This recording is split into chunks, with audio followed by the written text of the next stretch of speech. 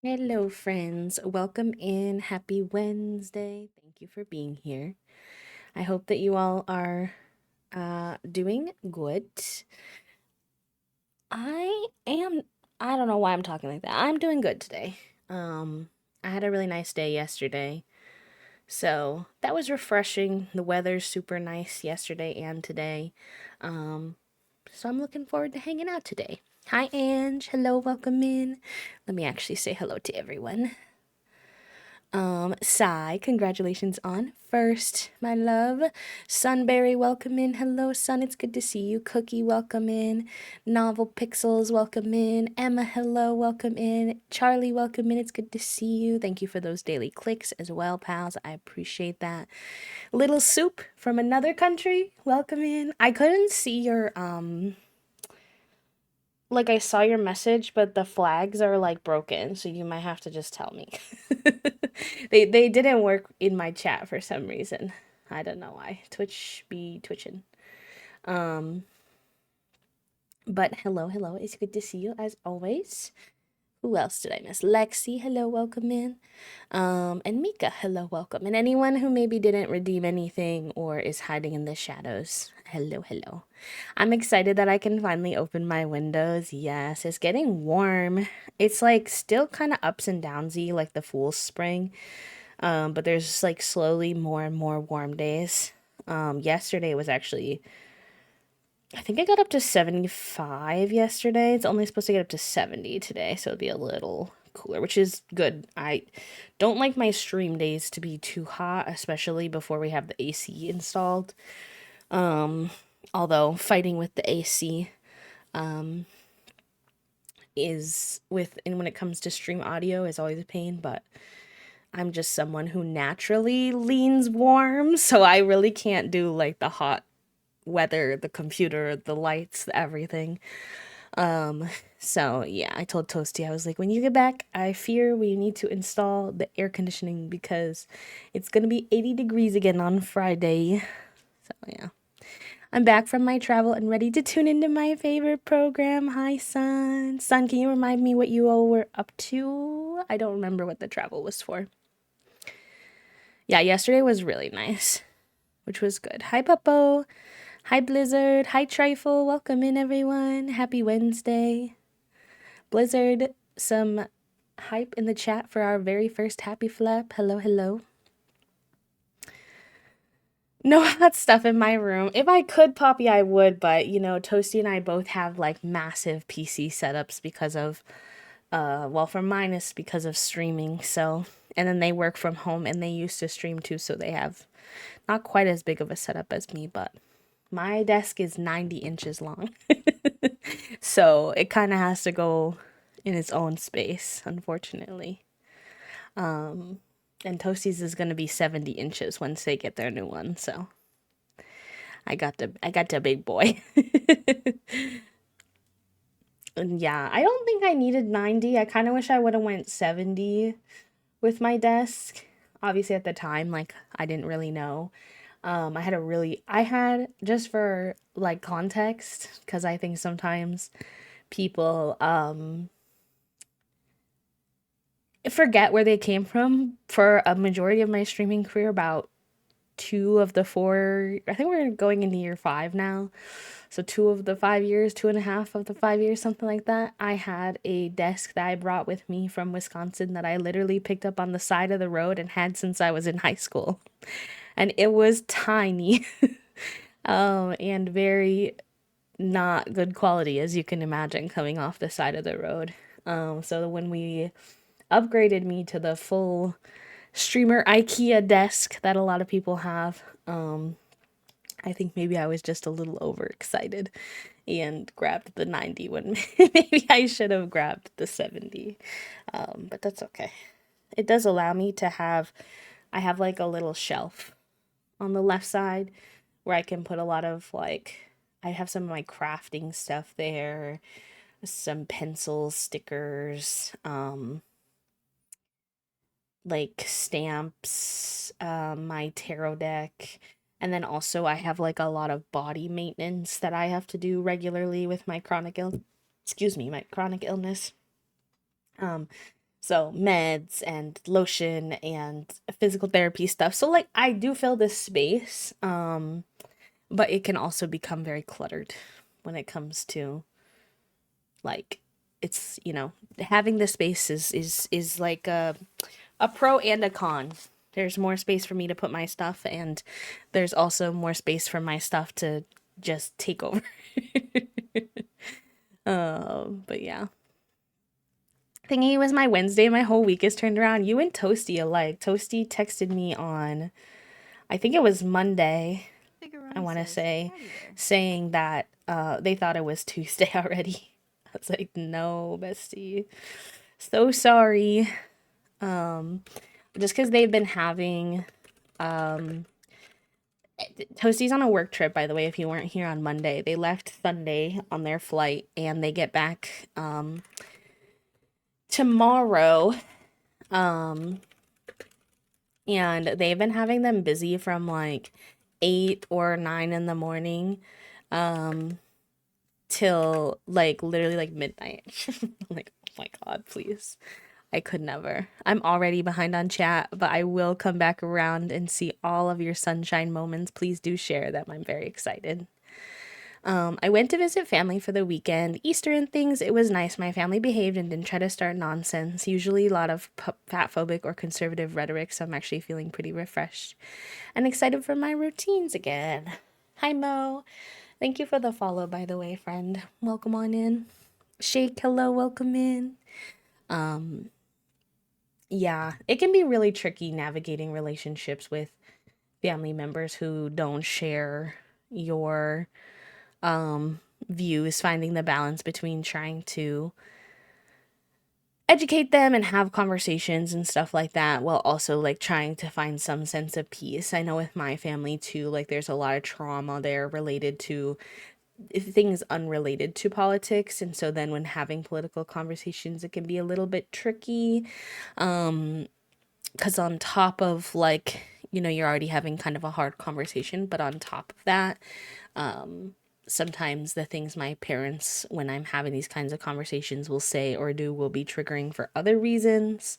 So when I'm with them, I kind of have to find that balance of like, I don't want to get them to get away with too much BS, right? If they say something, I want to make sure to push back on that, but also like keeping my peace to some extent to like kind of get by depending on the situation. I don't see them too often, so hasn't been something I've had to deal with in a while, but I'm sure many of you also deal with that during holiday seasons and things like that. When I was doing my whimsy hangout last night, we were doing like a crafting hangout and I was working on my diamond gem painting. That was one of the things that I was yapping about with one of our team members. So it's been on the brain cell. It was good to see my nephews. They love me, and that warms my little heart. Cute. My little guy's not cutting it anymore. Mine's maybe 50 inches. My issue is that my laptop and a notebook can't. Yeah, and you study a lot, so I feel like you do need a good amount of study space to be able to fit all the things that you like to have to do your work. So my regular computer desk is a good size, but my work desk is like a little IKEA table. It's like 46 inches, so I need to fix that with a quickness. Yes. I feel like today you can't have a computer desk that is older because they are meant for one screen, not 2 to 4 screens for streamers and gamers. It's true. My old desk, I did 2 screens, but I had to have one vertical to be able to fit the 2 monitors, plus I had my tower, plus I had a light at the time when I was on that smaller desk setup. So it's a little tricky when you're a streamer. Sunshine moment, feeling energized and enjoying the pleasant spring weather. My friends and I are planning a picnic in the park on Saturday. Oh, that'll be so nice. My neighbor and her little boy are so sweet. He was saying hi and I let them pet my pup. I love that. One of my neighbors recently, I think I told you all know I like to go see George, as I say. But actually we learned that he's not George. George is actually a girl orange, shockingly, and her name is Blondie. We got to meet the neighbor that owns the cats that we like to pet, which was sweet. I know it's because, like, I miss stream, and that's part of my Sunday routine. So Monday felt like Sunday, and then there was family in town, so I didn't have a lot of no work socialization. Go stand my gremlin hole. It just messed with my sense of time perception. That's real. It makes sense. The balance between choosing my battles versus not wanting to forsake my values is rough. I think the best way to do it when it comes to family and friends is learn how to formulate yourself and learn on the topics. The best thing you can do is trying to help them. Yeah. And one thing that I've learned as well is that I'm trying to work on the language that I use to speak about these topics with those particular family members needs to be brought down. I'm not trying to make it sound like I think I'm better than them or that they're not smart. I actually think especially my dad is very smart. But neither of my parents like got to go through a full 4 years of college, and so something that I've learned is like having the conversation with them and trying to meet them where they're at. Like you have to talk in a non-academic way, because otherwise there can be a lot of like shut down defensiveness of like, I don't know what that means and I'm not competent enough to ask, so I'm just going to like jab. And so that's something I've been working on too.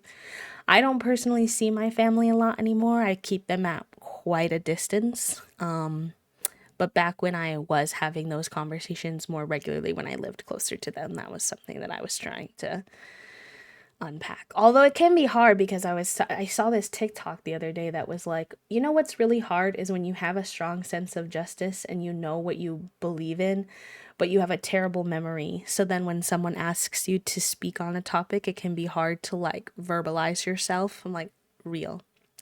Figuroni Real, says, real. hey there. Thank you for the follow, friend. Welcome in. Hello, hello.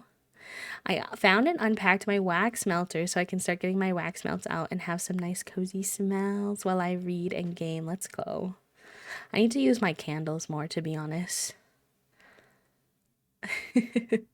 It's also definitely like a social anxiety thing too, because I grew up in a household where if I spoke about my opinions, especially when I got older and I had more formulated opinions and they were more left leaning, and my parents unfortunately had gone down a little bit of a conservative pipeline that they didn't really have when I was younger as Trump came into office.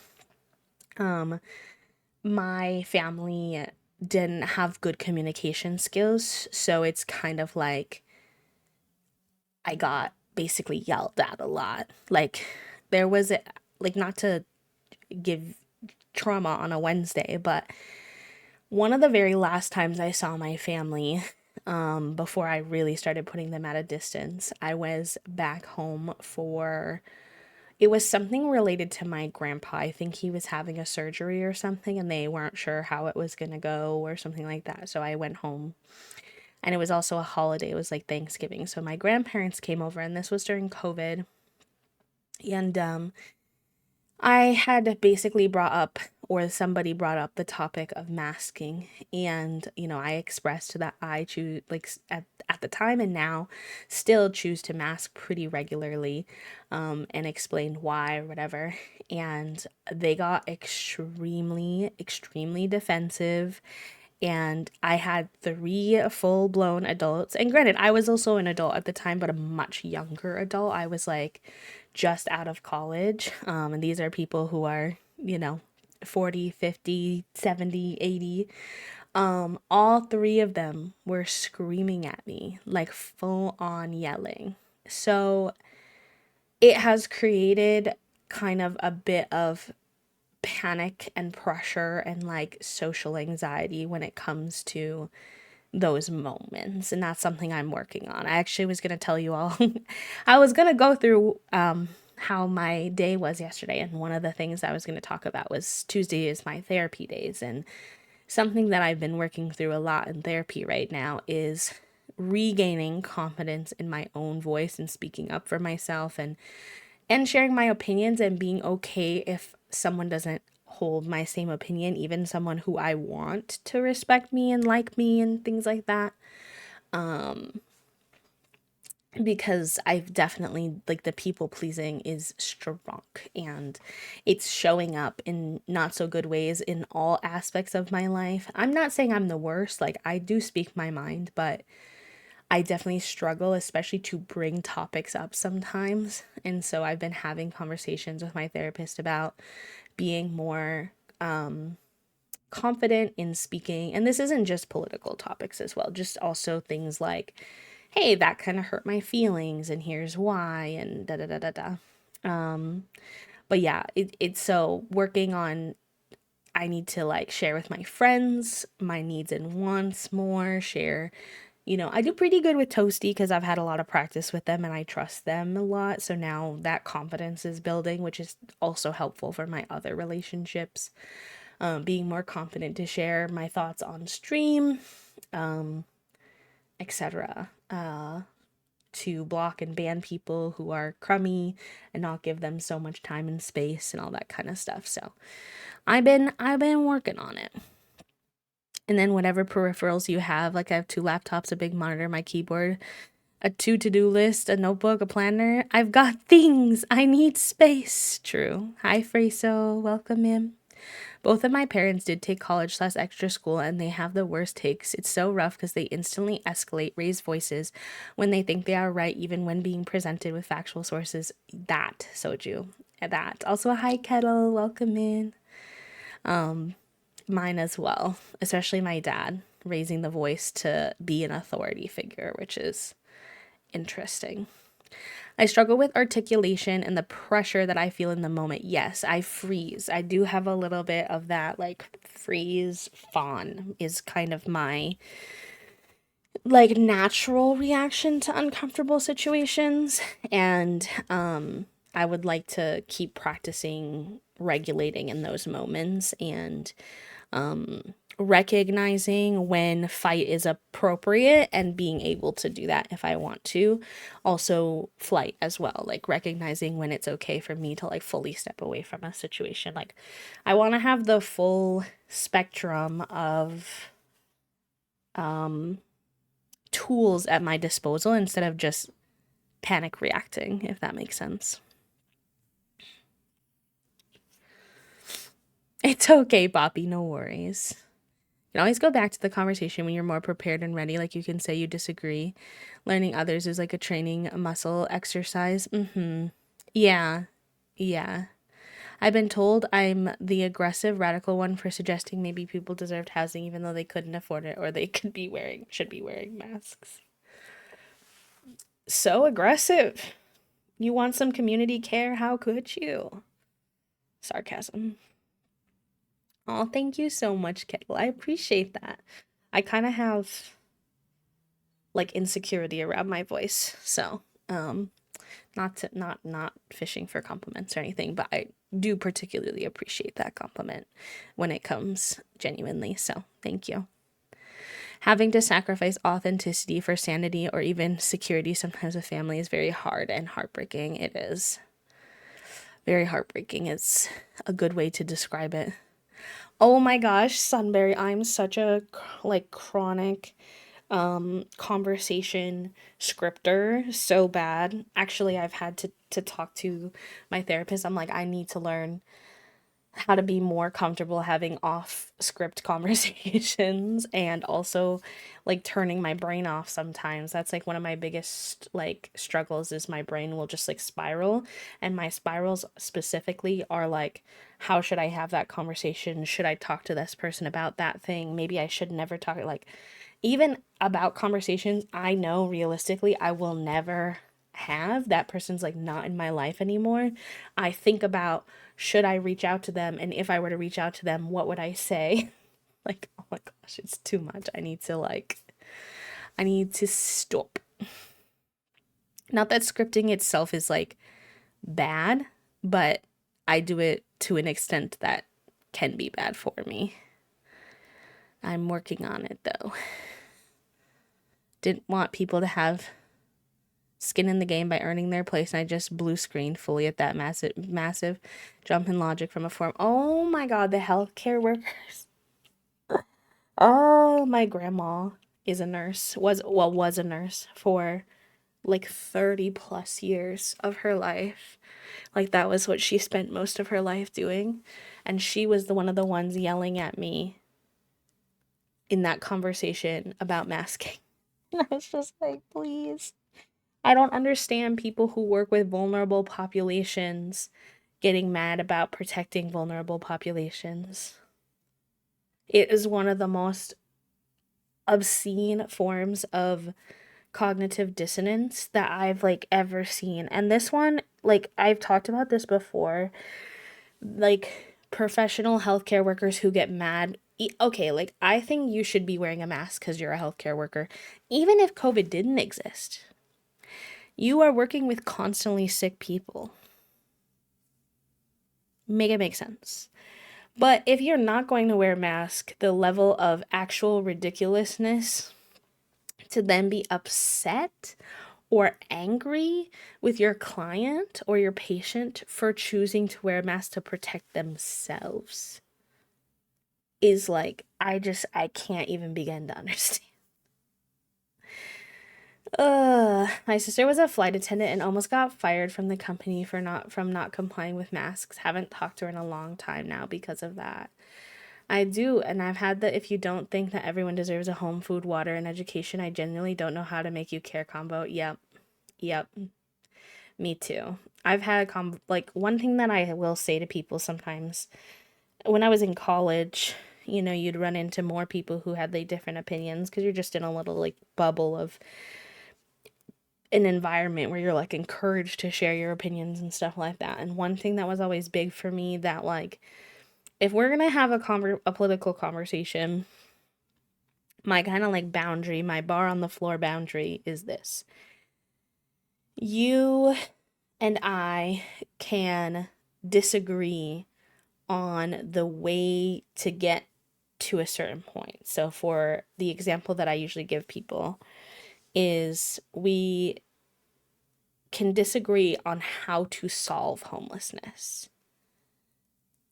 But I am not having a conversation with you about whether or not homeless people deserve rights and support and existence. Like basic human rights, decency, like humanization. Like I'm just not interested in having that conversation with you if you don't at least think that homeless people deserve or unhoused people deserve care, support, etc. But if we don't agree on exactly the details of how that's going to happen and you want to have a conversation about why you think it should be this way and why I think it should be that way, totally fine. In fact, we should have those conversations because those are the types of conversations involved with like imagining and having hope for what a better future could be. But I'm not interested in having a conversation where you debate whether or not people deserve access to very basic housing, food, water, healthcare, etc. Like, no, no, no, thank you. We're not gonna get anywhere if you don't at least think, like, care about people on a baseline. She was a nurse for underserved and impoverished communities, and it made her more bitter towards those folks rather than more sympathetic. She said getting yelled at every day made her so much less sympathetic, and it's like, I just don't understand. Oh, I think a lot of it speaks to a lack of education, proper education, when these people are going to school to do these care positions as well. So I worked in, if you didn't know, if you're new here or just have never heard me talk about it, my work before I was a full-time content creator, streamer, was in education. And when I was in university, um, I went to a university that, what is the phrase they use? Hold on.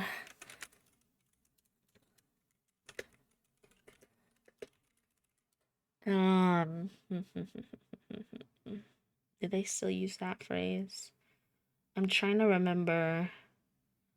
I went to Syracuse, by the way. It's not a secret. I've talked about it before.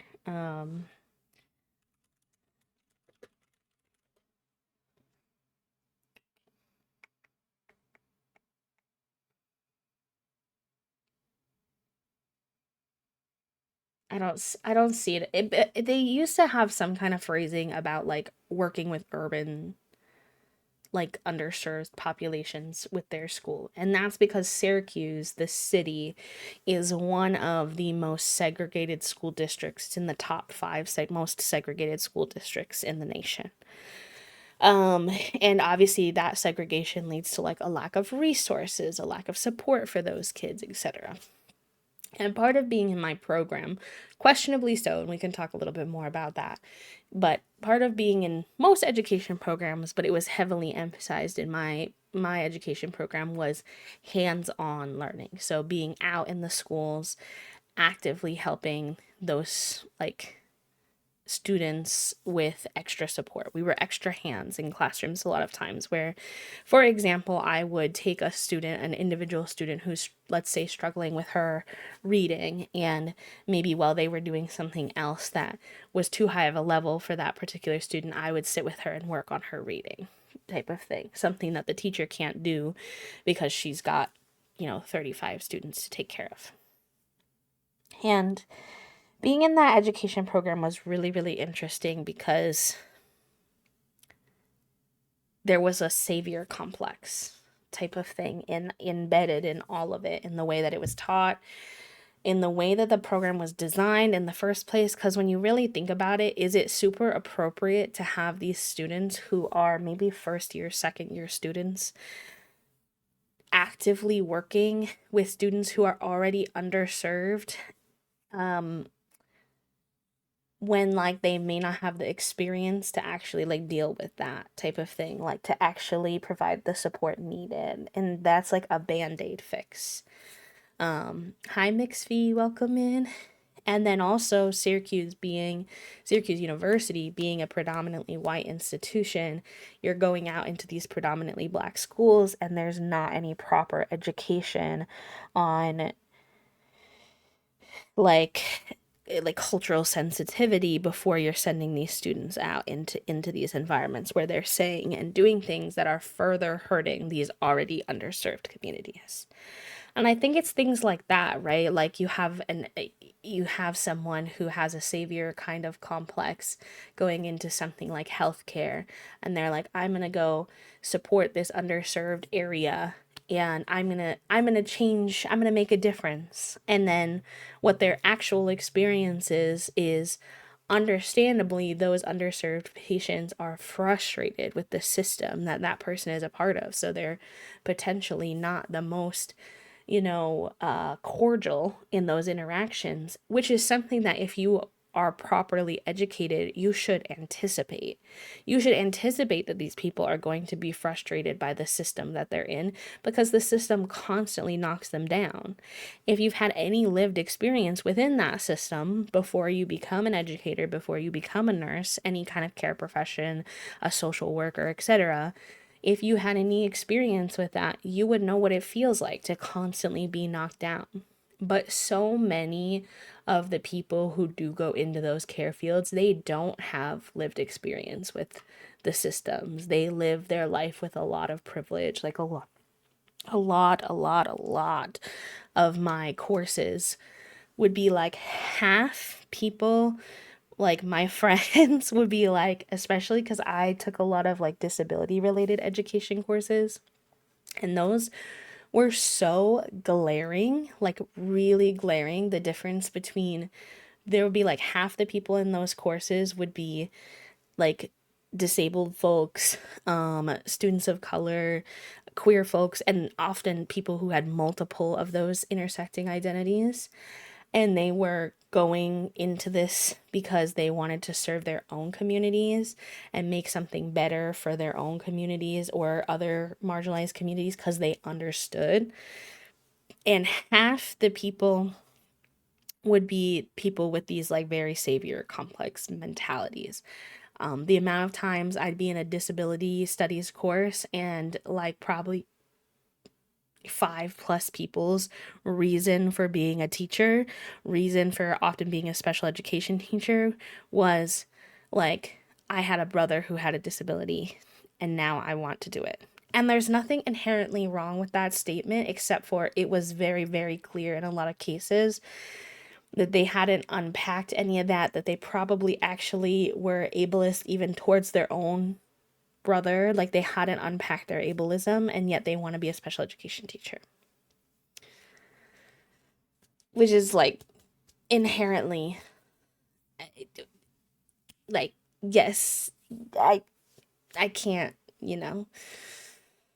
So it was a very interesting experience to see those divisions. A lot of like sorority girls who just were like, I just want to go into teaching because I want to help people. But like no understanding that helping people also includes understanding why those people might be frustrated, why those people might be angry with the systems that are knocking them down over and over and over and over again, and putting them in impossible situations over and over and over again. So it's just like, as much as I want to say I don't understand the cognitive dissonance, I sometimes in certain situations I do find it hard, but also I do, because it all comes down a lot to people not wanting to be uncomfortable, not wanting to do that self-reflection, and having mentalities that they're going to like save or fix the world or save or fix this certain population with zero understanding of how complicated that actually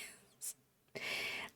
Zero understanding of the situations you're going to be put in. Because if you actually want to help students and patients, sometimes you're going to have to do things that you're not supposed to do.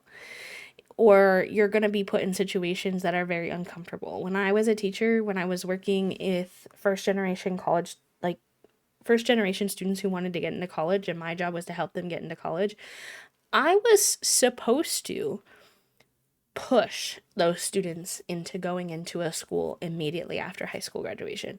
I was supposed to discourage any time they mentioned something about a gap year or wanting to do something different after school.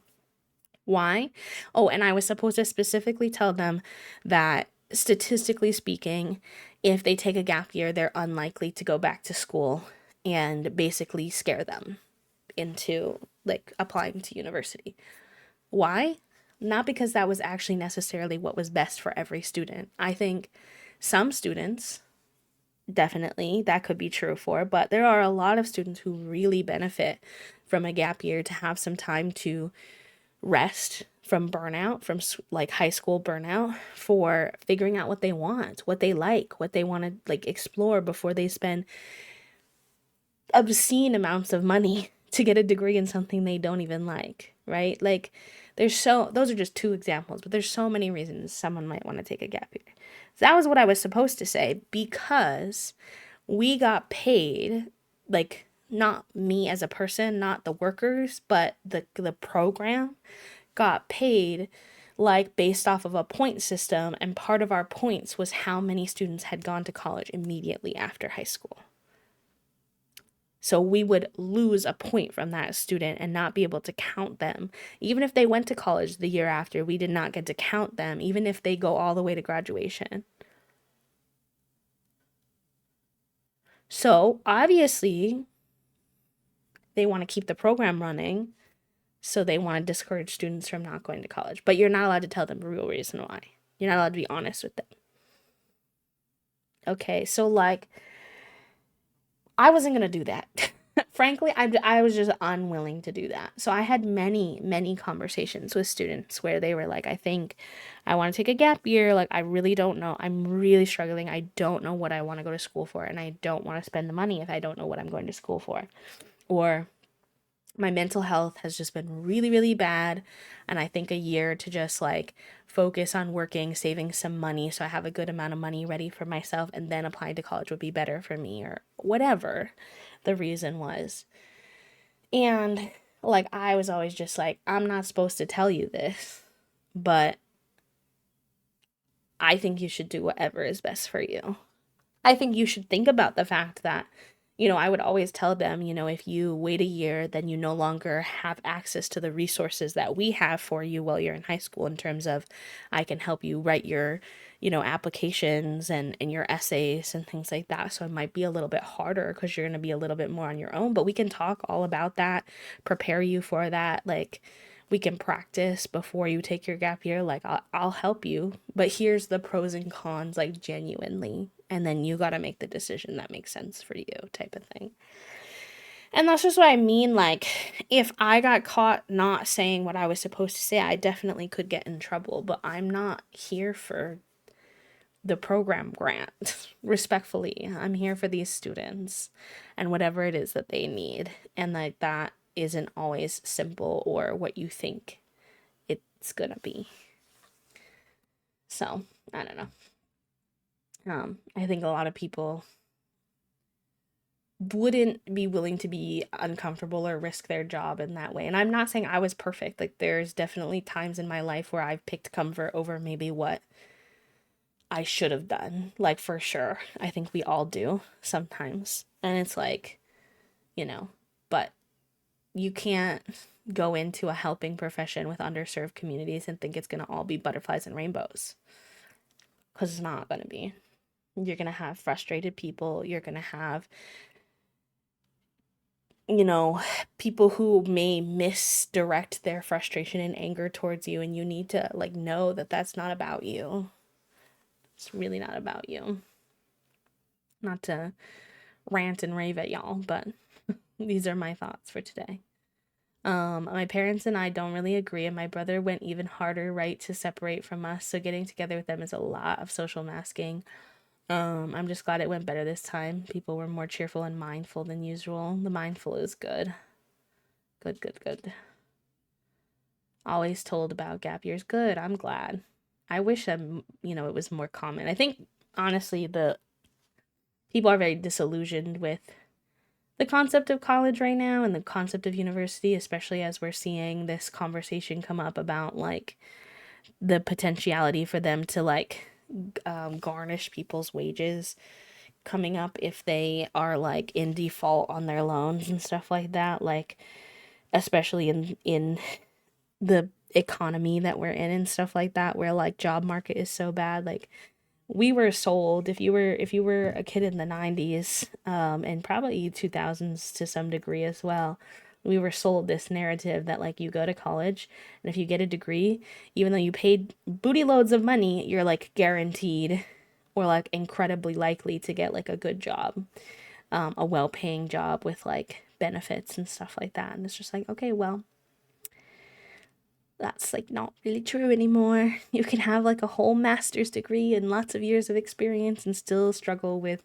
being unemployed for 6 months, a year, etc. in the current climate. So, hi Elise, good morning. Good time zone.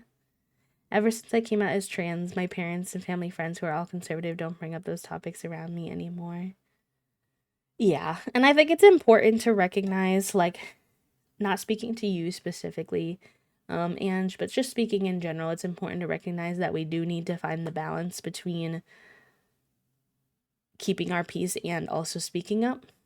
Like, I think we can't always avoid the topics, especially because as challenging and literally even sometimes traumatizing as it can be for us to have those conversations, especially if you're white, I would say too, especially around conversations about like racism and stuff like that. Like, your family is more likely to listen to you, even if it doesn't feel like it, even if it feels like they push back on everything you say, like you having a little bug in their ear is important. Um, it's just like it again, it's like finding the balance because you don't want to like re-traumatize yourself all the time. But I hear a lot of people say like, "Oh, we just don't talk about that." And I'm like, "Okay, yes, and you have to talk about it sometimes." You know what I mean? Um Sometimes helping others is by overcoming the temporary comfort. Does that make sense? Sometimes helping others is by overcoming the temporary comfort. Like being willing to be uncomfortable for a minute. Is that what you mean, Treyful? Also, Leo, happy 100, happy flaps. Let's go. Yep, that's really common, Elise. I'm not glad that your parents had those struggles. Um, at all, of course. But I'm happy that you had a sense of understanding, um, of what like college would actually provide you before you went into that decision. Because I think more people need that. I do. Um, But yeah, good combo. Thank you for sharing all your thoughts, chat room. I did want to ask you, we got deep fast today, which I don't mind at all. I love talking to you guys about these topics all the time. But I did want to ask you how your week is going. Normally we start there. We got a little sidetracked. We got a little sidetracked, but that's okay. And I did want to talk about how my week was going and stuff like that, like we usually do. So not dismissing the conversation at all, but if you want to switch gears with me a little bit, I would appreciate that. Just because I feel like we had a good amount of conversation about it so far. Sorry, Toasty's also texting me as well. About random things. But yeah, I'm doing good this week. It's been weird not having Toasty here. I won't lie. I think I talked a little bit about this on Monday. Hi, Tuck. Welcome in. Good time zone, pal. Good time zone.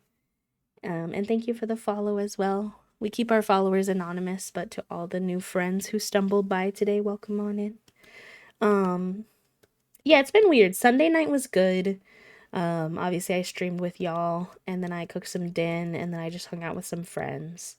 Monday I struggled a little bit, which then I was like also kind of embarrassed to be struggling because Toasty had been gone for a day. So and then I was like beating myself up over it, and my therapist was like, "Babe, it's just like something different and something new. Like it's okay to like just feel weird about a transition." And I was like, "Okay, fine." Real and true. Also brains are just weird sometimes. I think cuz also like Monday me was like Toasty was super busy. Oh, Poppy, we're gonna talk a little bit about that in a little bit, but give me a second. Monday was what was I saying? Uh, Monday was a little bit weird because Toasty was really busy, like extremely busy all day long, so we didn't really get to talk about anything. And so I didn't really know, like I got a couple of like very vague text updates. But you know, not much, and so I just felt a little bit, and I'm not blaming them. They, they're busy, it's fine. I just felt lonely and I missed them. And then Tuesday, and then I was like, oh no, is this how my whole week was going to be? And I was being so over dramatic, and it was actually fine. Tuesday, I woke up and the sun was shining, and I got to do some self care and productivity things. I watched some couple of Goofs vlogs and went outside and took some pictures for my ad. Thank you, by the way, for everyone who reposted and commented. Y'all had some very funny comments, which I always appreciate. Work has been good, busy after the tail end of last week. That was a whirlwind. We're still speeding some chaos this week. Yeah, I feel like post like holiday breaks, which a lot of jobs had, obviously, like even if you don't celebrate Easter, a lot of times you get some time off. There's like a lot of chaos after. It's like great. I appreciated the day off, but also yeah. But yeah, it was good. I did the pictures outside and then cleaned the house a little bit, made some lunch.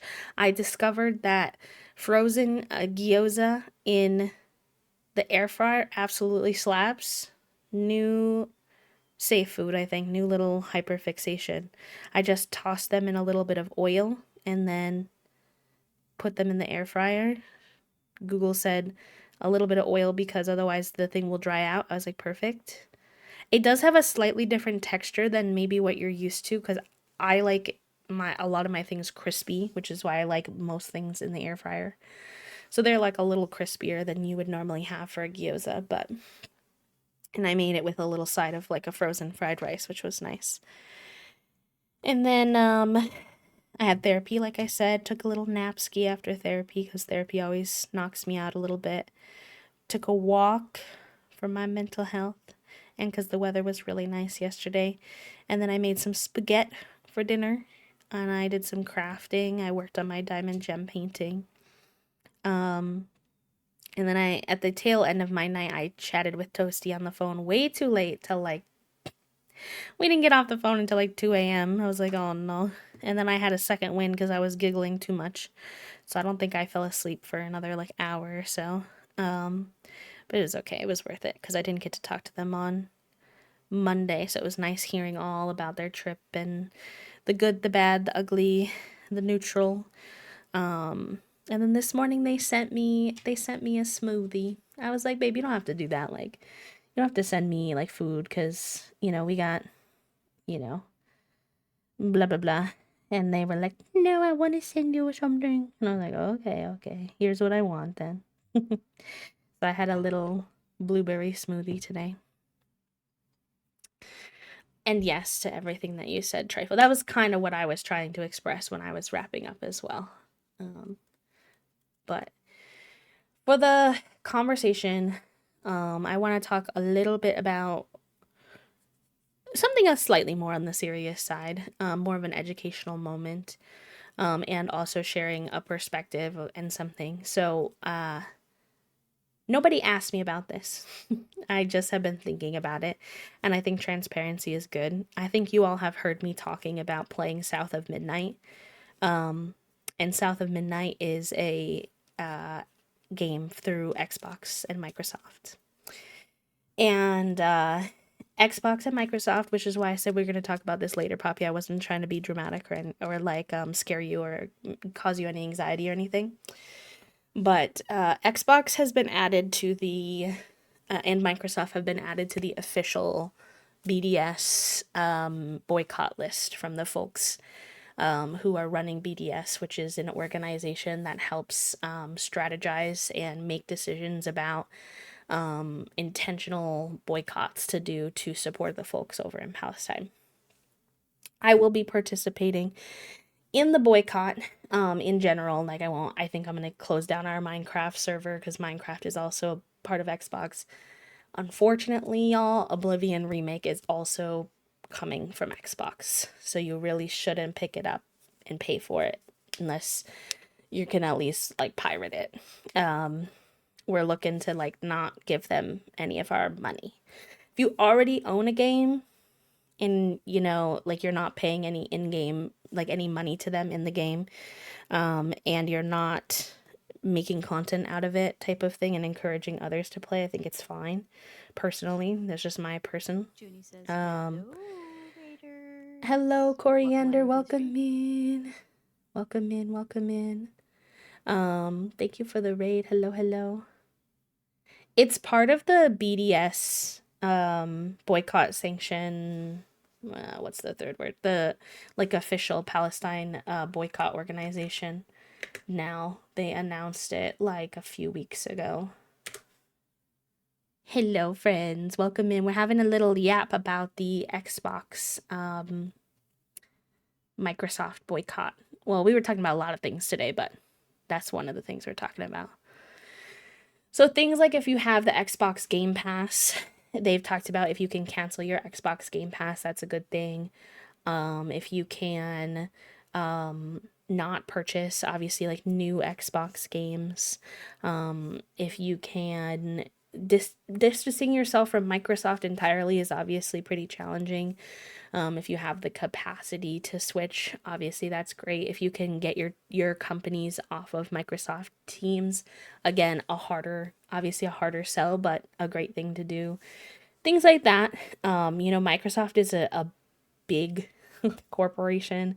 It's I don't know, we're not talking like Disney size, but it's chunky.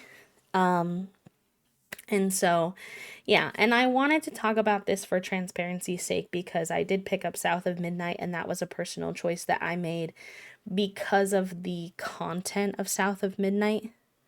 If you don't know, South of Midnight is a game with a black protagonist that like heavily features the culture of black folks in the South. And it received a lot of hate when it was being made and announced and everything, obviously from the right wing gamers who exist and freak out anytime a game that they think is like DEI type of thing is made. So I had already planned to support this game due to how much backlash they had faced and how many like fake negative reviews and things like that that they were getting. And so I personally still chose to pursue it. It's okay if you don't agree with that decision. It's completely fine. It was a personal decision. I am like, participating in every other aspect of BDS to the best of my ability, and like a lot of community based boycotts as well. This was just one that I didn't really feel good about harming that developer who was working really hard to put out a really important sense of representation into the world. I also won't like make content out of it because I don't want to accidentally encourage someone to purchase it without them having the full understanding of the situation and making like an intentional choice of their own. But yeah, I think these things are complicated as, a streamer and in the streaming realm. I have friends who like streaming as their full-time income.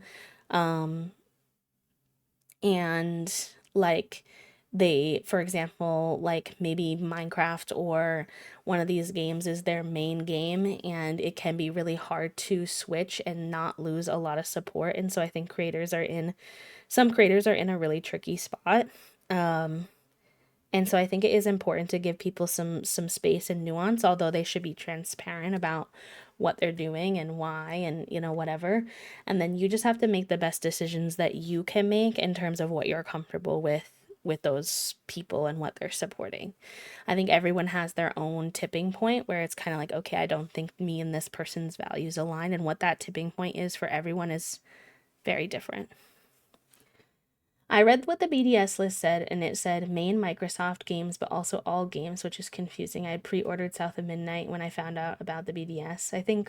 I also think that people chose to buy the game. I won't fault them personally, but they are also an indie company. Some tipping points. Yes, and not everybody knew about it before they purchased the game. Part of why I wanted to talk about it is just a lack of knowledge, right? Like, not everybody even knows that it's been added to the list too. So it takes time for the information to spread. Oh, it sounds good, Corey. Thank you so much for the raid. I'm sorry you came in. We were having a big deep chat, but I appreciate you. And have a good lurk. Have fun with your kitty cat. Outside kitty cat time sounds good. I probably won't have it talked about in here personally, Poppy, just because like that's, I don't want to accidentally encourage people to engage with it when they probably shouldn't be. But what you choose to do in your own personal time, like I can't. When we have these conversations, I want it to be very clear that I'm not in the business of controlling any of you. Outside of the boundaries that I set for this space, like I can't tell you what to do. It's more so just giving you the information, and based on your own personal values, you kind of got to decide what makes sense for you. Indie dev company versus problematic distributor is exactly what I was reading about. I don't think I saved the article, which is unfortunate, but I could probably find it again. But yeah, I was reading an article because I was doing some research before I purchased the game, and they were just talking about how these types of situations are really tricky because at times you could be accidentally punishing someone in the crossfires of boycotts, and that is really tricky to navigate. And in most cases, I'm not really empathetic towards companies, even if they are like more on the indie side. It's still a company, it is what it is. But in terms of South of Midnight, I personally want to see more games out in the world that look like that provide that kind of representation, and they don't continue to get made if they're hit with constant harassment and then people aren't ordering them. They don't get the numbers type of thing. So that was my personal choice. And again, you're totally okay if you don't agree. That's fine. Like I want to make space for the fact that we're not always going to agree on everything. I know this was like a nuance decision. But if you hear me talking about it, that's why. That was my personal, reflection and choice. And I encourage you to participate in as many of the if you can't participate in general in all of the community-based boycotts, because I know it's very tricky. There's you have to like go to the BDS website, y'all, and like try to stay up to date with what they're specifically asking for. Because on the internet, there's a lot of community based boycotts, which I don't discourage you from participating in. I'm participating in a bunch of them, like Starbucks, McDonald's, Domino's, Pizza Hut, Target, all of that is like community based. Like, we as a people have decided that we don't like how these companies are handling either Palestine, the issue of Palestine, or other issues like union busting, etc. That's fine, but I do think trying your best to support the specific boycotts that the folks at the BDS movement have asked us to is of the top priority. You know, the reason, if you're curious, that they're including Xbox and Microsoft's the main target, and Xbox is under Microsoft, is my understanding. Correct me if I'm wrong, but is that they're supplying a heavy amount of surveillance technology that they use to continue the genocide in Gaza. And so that's not good. And we want Microsoft to feel a little bit of heat into not providing those technologies anymore. So we'll see how it goes. But yeah, hopefully that all makes sense to everyone. I don't consider myself an expert, especially right now. There's a lot going on, and I would be lying if I said I could keep up 100% with every single thing that's happening. So I appreciate when you all bring in your knowledge, your expertise, your articles, etc. We're all growing and learning together, but I hope that the best thing that I can offer is consistently having these conversations. And the one thing that I ask of all of you is you continue to be open to having these conversations and try not to let your defensiveness get in the way of us making good choices as a community, or choices that support underrepresented communities.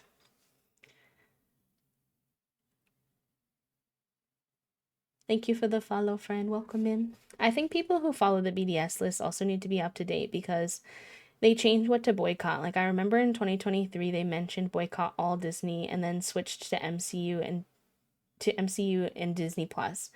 I wonder if BDS will update anything on the Microsoft front. I think it was actually, I mean, I could be wrong, Trifle, so don't like, just let me know if you have like somewhere I can read about it or something like that. But like I think it was always Disney Plus and MCU, but people like took it and were like, we're boycotting all of Disney. Like, they didn't read it thoroughly. And that kind of confused things. But I think it was always supposed to be Disney Plus, because Disney is like virtually impossible to boycott on, you know, the whole. Hello, friend. Thank you so much. No worries. I always get caught late in raids, so I understand. Welcome on in. Yeah, at the moment it's new as well. And now it's just SodaStream. Interesting. Okay. That's good to know as well. I follow them on Blue Sky, so that's where I get a lot of my updates from them.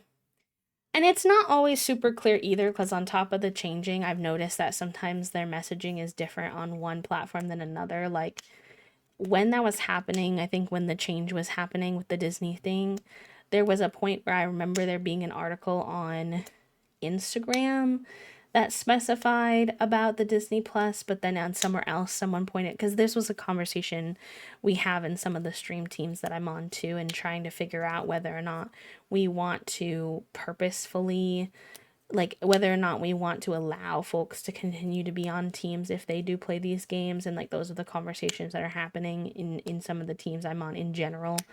And I remember us like struggling because there were like different instructions in different places. And so they're just people too, y'all. They're very educated people. They're people who are good about this kind of thing, but you know, they're just people too, and they're trying to figure out, you know, the best choices. So I want to say, make sure you give people grace, but like grace with accountability. Like there's a balancing act there of like under not coming at people with like an assumption that they know everything. And that's not to say that people shouldn't keep themselves educated, but these things are constantly fluctuating and there's a lot of things happening right now in flux to communities that a lot of us are a part of, to the trans communities, to immigrant communities, to disabled communities. There's like a lot of different things that we're all trying to manage at the same time. And I think it's important that we're not like,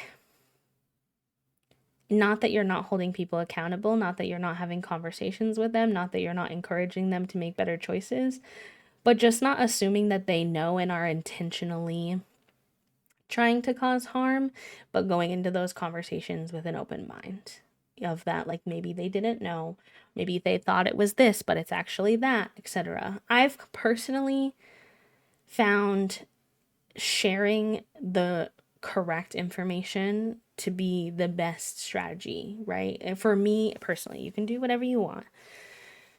But what was the ski I saw that resonated with me? They said this was about streaming in specific, but I think it is also true in a larger sense. This person said, the most disheartening thing that you'll find out about this space, they meant streaming, is that for a lot of people, the bag, TM, money, supersedes any sort of moral obligation to society given the state of our world. It shouldn't really be all that surprising, but because you believe better of people, it will be. And they said, I've stopped correcting and calling it out because the messenger is often the devil and the soul grows weary. Folks are going to do what they want at the end of the day, but you've got to choose what distance to keep them at and what boundaries you want to set. I added the boundaries part, but I think that that's applicable here. And like, I try to think about what was the most effective towards me when like I didn't know about something, and I will point to a friend. Hopefully they're okay with me pointing to them. I think they would be Cafe. A lot of you all know Cafe.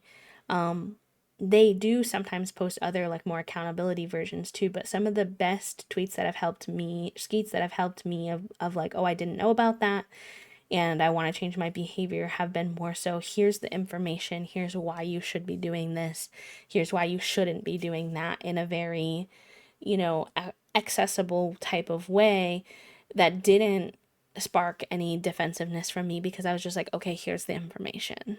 And so that's kind of what I try to emulate most of the time. Is just like, here's the information. I know a lot of you care about the same things I care about. You care about people, underrepresented people, you care about the environment, you care about, the folks in Palestine and other communities that are struggling, etc. And like, you want to make decisions with those things in mind, so here's the information that I have, type of thing. You boycott Amazon. Yeah, we've been trying to do as little Amazon ordering as we can as well when there's like other options. It's a little tricky being COVID safe, and as someone who doesn't drive, we haven't been able to like cut Amazon completely out of our life, but whenever we can order it from somewhere else, we do try to.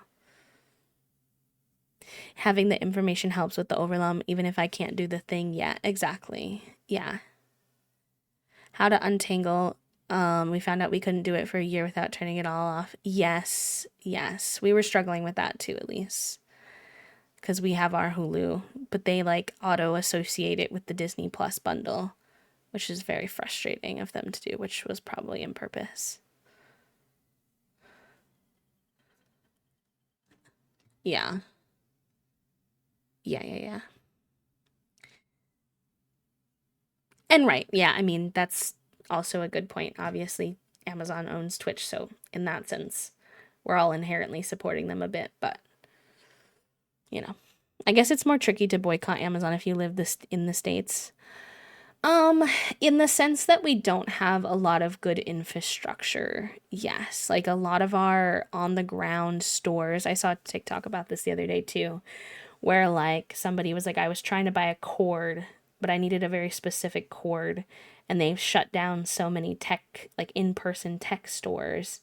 And I tried like all the basic places I had next to me, like Best Buy, like Walmart, etc. And they don't have that specific cord, so then I'm like forced to buy on Amazon. It's like, yeah, the stores carry very general items now, unless specialty shops exist anymore. Exactly, Dana. You described that very well. Like they closed down a lot of things like Radio Shack and things like that, and that's just a very specific example.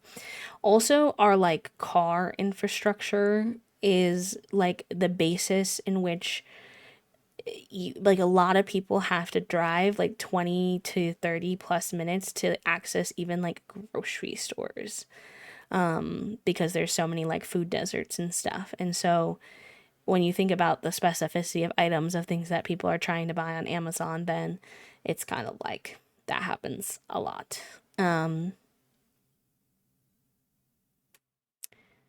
Because we don't have, like, I think in a lot of other countries, not in all countries obviously, but in a lot of other countries there's more walkable access to stores, grocery stores, uh, markets, etc. Also, Amazon sells a lot of things at a like financial loss, basically, which they then make up. So this is true with books, for example. Thank you for the hydrate, Soju. This is true with like books, for example. Amazon sells books at a rate that basically they lose money. But because Amazon is so big and so many people buy things off of Amazon so frequently, it doesn't really matter. That loss is outweighed to them, like as a corporation. I'm not saying it doesn't matter. You know what I'm trying to say. So because so many people order off of Amazon, that loss is kind of like smaller than the gain they get from encouraging more people to buy from them, because nobody has any money right now. Like the economy is really bad.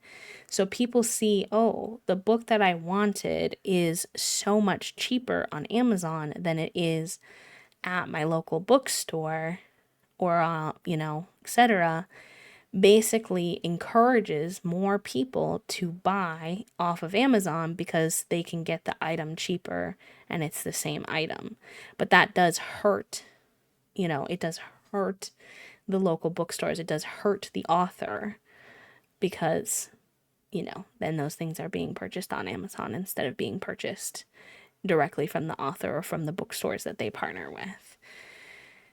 So it's like, yeah, it's definitely tricky to avoid Amazon in the States. Not impossible. And I think another thing, if we're talking grace with accountability as like a little motto, another thing is like, I don't know if this is a misappropriation of this phrase, so forgive me if like I'm not sure if we shouldn't use this phrase in other circumstances other than addiction, but like harm reduction when it comes to these types of things. Like I think, or maybe a better example would be an example that is a little bit less specific to a community would be like veganism, vegetarianism.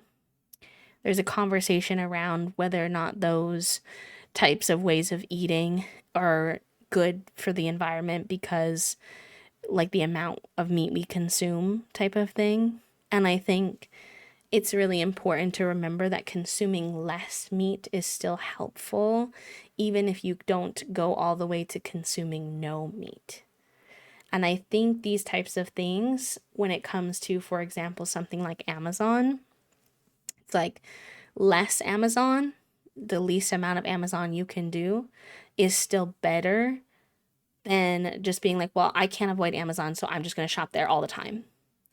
Like I'm not saying that's y'all, but like I do see that mentality a lot from people. Or like I was having a conversation with someone about AI and they were like, or they were telling me a story about how they had a conversation with someone with AI and they were like, well, I mean, like it's like I don't really like it, but like it's going to be here anyway, so I might as well use it.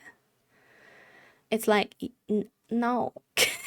Like That's the equivalent to the concept of like complying in advance, right? Like because they say that this is going to be standard, we're just going to like make it easier for them to do it. And it's like, no. We think about how many of us there are compared to them. The more of us who make a certain thing difficult for them, the more pushback that we give them, the more resistance that we give them. Also, it's a supply and demand thing, y'all. If everybody uses AI and we don't push back on it at all, they are making money off of it. They're saving money off of it. So they already have that motivation. And then if we're all just doing it, they're like, okay, well, a lot of people want this.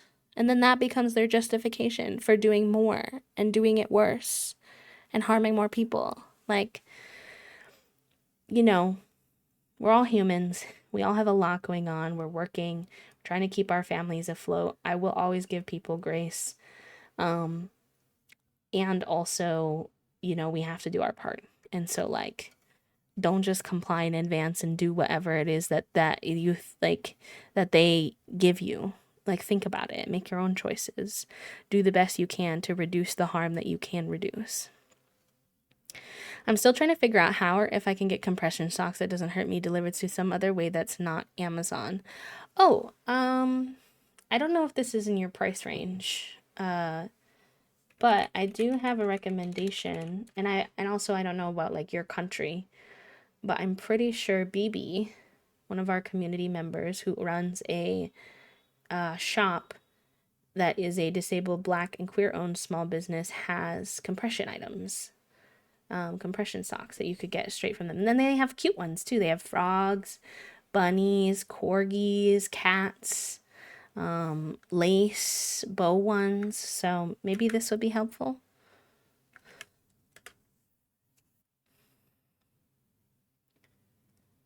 What Amazon is doing to books/bookstore specifically drives me up the walls. The way I refuse to put our books/comics on Kindle and Comixology has been intense. Luckily, so far, everyone is on the team is like, ew, gross. Yes, yes. Mm-hmm. Yeah, at least, exactly. I didn't know they did it in grocery stores too, but that makes sense.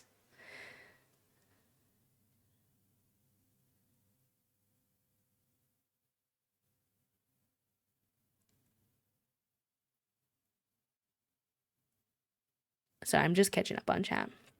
That's what my dad said when I tried telling him it was bad about the Gen slop. Yep. The very 100% or nothing. Yeah, I think sometimes people, I don't know. I think, okay, I'm just gonna say what I was thinking. I guess I stopped because like I think sometimes people on the left contribute to that too. I don't think we're like the worst main cause of it. Um, but there is like a perfectionism that I think sometimes our community pushes that discourages people. So I think about like masking, for example. I I think personally that everyone should mask everywhere that they go? Yes. Do I encourage people to do that? Yes. Would I prefer someone to mask in all of the essential places so that disabled people can more safely go around places like hospitals, grocery stores, public transportation over not masking at all? Also, yes. Like if that is what is possible from someone and it's that where they're gonna not mask at all anywhere. Like, and the reason I mention this is because, and why I associated it specifically with masking is because I recall back to a time where a streamer acquaintance of mine, a lot of you might know her, maybe you don't, it's okay.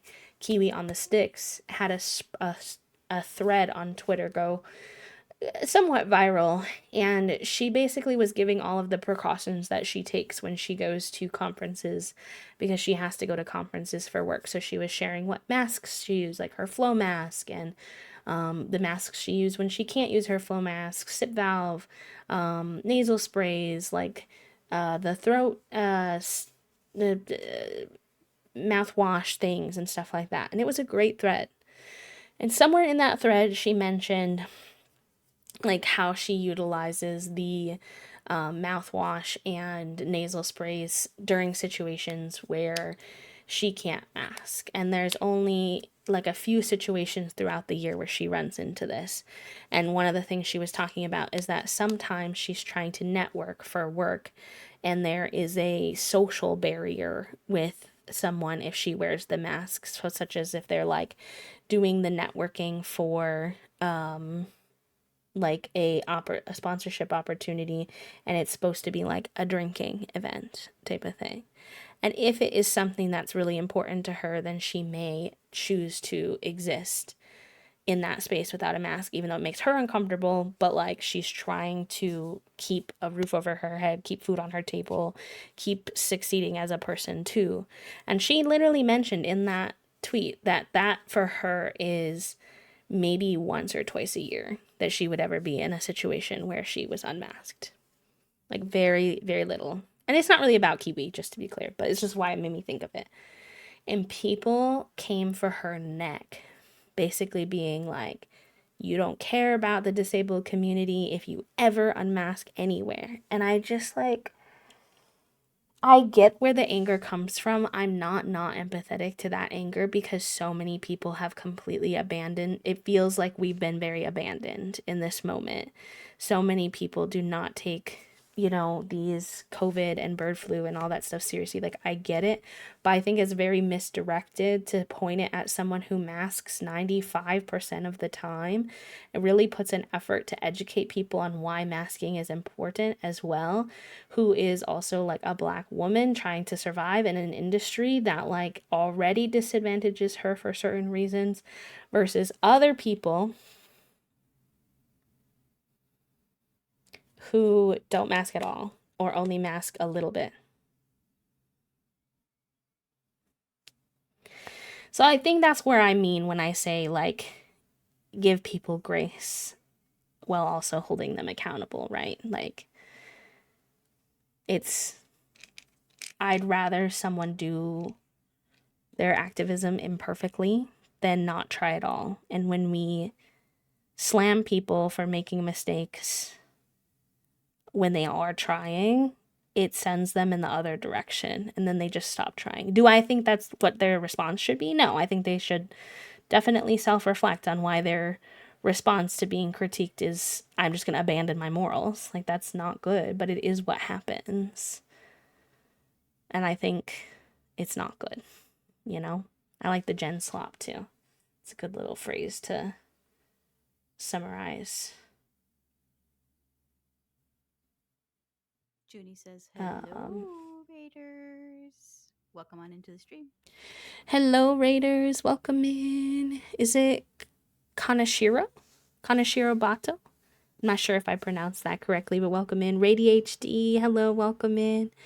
Roboto. Wait, Kanashi Roboto? I see that there's little robots now, so maybe that's how you say. Hi, Renroth. Hello, friends. How was your stream, lovely? What were y'all getting up to today? I think you're lurking and outside now, but I'm sorry that I didn't get a chance to say a proper hello to our Coriander Raiders too. And if any of you are still here and want to share, like how your stream went too, that's totally fine. But hello.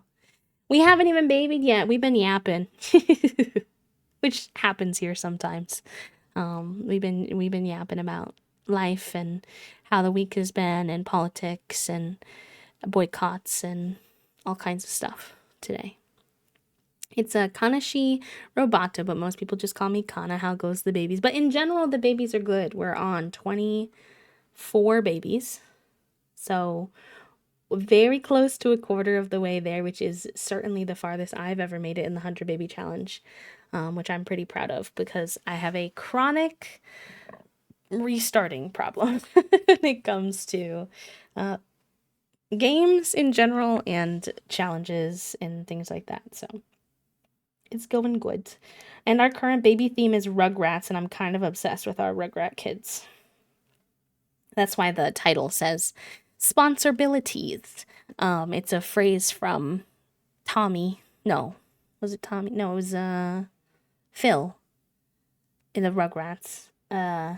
He's trying to say responsibilities, but he can't say it, so he says sponsorabilities or sponsorbilities. Excuse me. I was looking at common Rugrats phrases. I don't know why that didn't come to my brain. And the main one was "You Dumb Babies" from Angelica, but I didn't want to put that one because of the dumb, the ableist word. But used to love the Rugrats. I was a big Rugrats fan myself. I had 3 older brothers, and an older sister, who when I was a baby, I was the I think Phil is like the baby. That was me, but my siblings were 2 and 3 and 2 and 3 when my parents met. So there were 2 2-year-olds and 2 3-year-olds and a baby at some points in my life. So we were very Rugrats. Okay, wait, no. It's not Phil. Is it mm, I don't know. It was one of the children. Sponsor Billaries.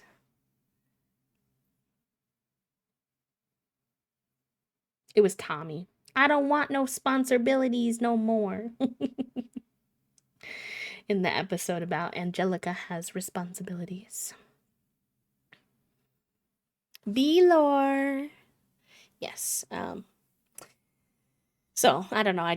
I related to the Rugrats and the chaos. There's a story my parents. There's a couple stories of, and maybe we should get into our Sims while we're yapping about it. But go over here. See if I can hold a conversation and deal with 2 toddlers and 2 infants at the same time. It's probably a highly questionable decision, but we really were like the Rugrats sometimes. There's 2 stories that come to mind. One where, so when I was a baby, we lived in Minneapolis, which if you aren't familiar, that's a bigger city in Minnesota. I think I'm not actually sure if this is scientifically accurate.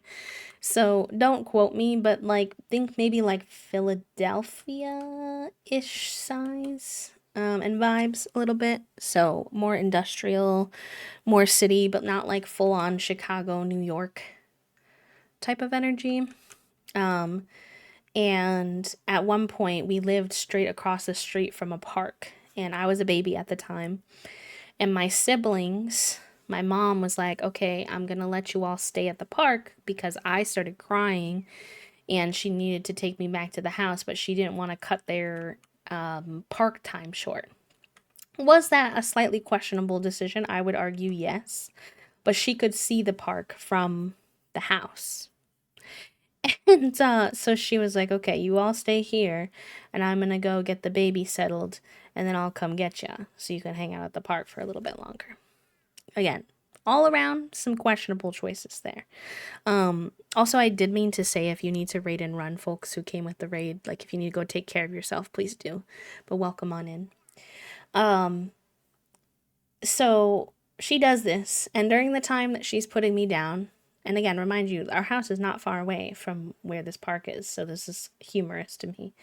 One of my older brothers, he decides to convince all of my other siblings, and again, these are young, like toddler kids, that he knows how to get home. And so he's gonna take them home. Except he does not know how to get home. And he leads them down random streets in Minneapolis, which is a big enough city that you should not be maneuvering around random streets by yourself. Thank God my sister, of course, my one sister has the sensibility at one point to, because she's the only one that's like proper aware that she's like, we're lost, aren't we?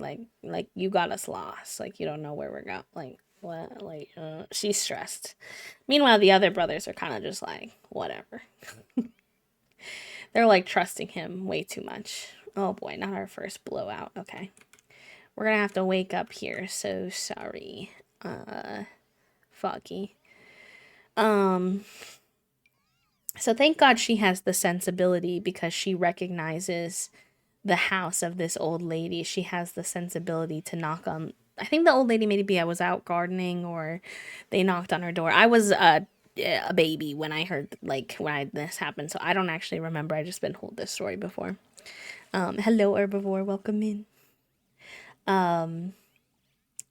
She has the wherewithal to indicate to this older woman whether, and I don't know, she was in her yard or what, like, hey, we're lost. Even though my brother's like, no, we're not lost. Like, I know where I'm going, except he's totally not going in the right direction at all. So he definitely doesn't know where he's going. And thank God that woman, like, was a good person and someone that they knew and was able to, like, get them home. But this is my Rugrat family when they were all together. Another one was my siblings decided one morning that they were going to make breakfast while my parents were still sleeping. And let's just say you would have thought the scene was from a movie for sure because they tried to like crack open eggs. They had put things in the microwave. They had spilt milk from the milk container. Like an actual disaster. Having two sets of 2-year-olds and two sets of 3-year-olds was a highly questionable decision. But to be fair, in my mom's defense, when my dad started pursuing her initially, like saying that he was interested in her and found her attractive and wanted to date her, whatever, my mom did initially say no. Not because she didn't like my dad, but because of that exact reason. She was like, we both have a 2-year-old and a 3-year-old. We're both quite young. Like, I can't see us getting together because this is just going to be absolute mayhem. But my dad was incredibly persistent and kept just being like, no, it'll be fine. And to be fair, they have been together for over 20 years now. Should they be together? Probably not. Probably not, but they have been together for over 20 years, so I guess his persistence worked, and depending on what your definition of working is.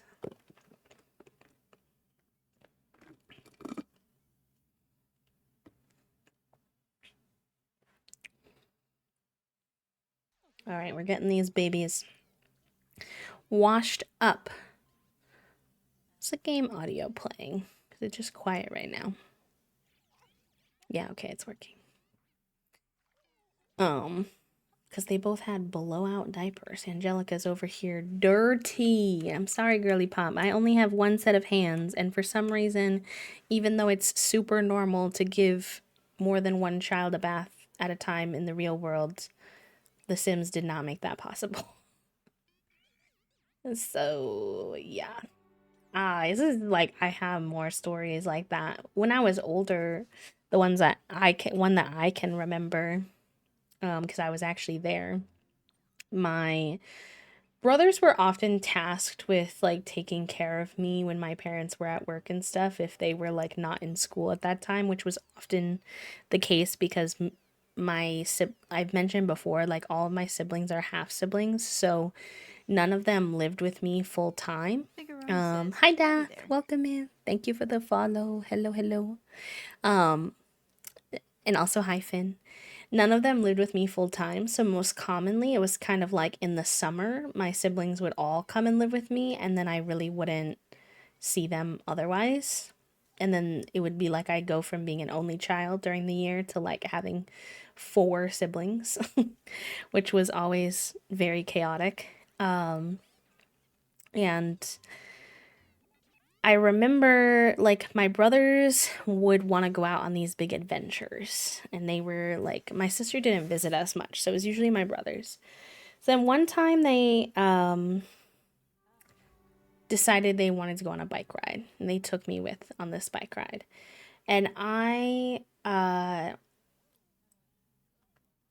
was small. I only had like a small bike. It didn't have like the little front brakes. It was not a bike that was really in a position to be going anywhere adventurous. It was a little kid's bike. Okay. And my siblings, my brothers, for some reason, decided, oh, why did that happen?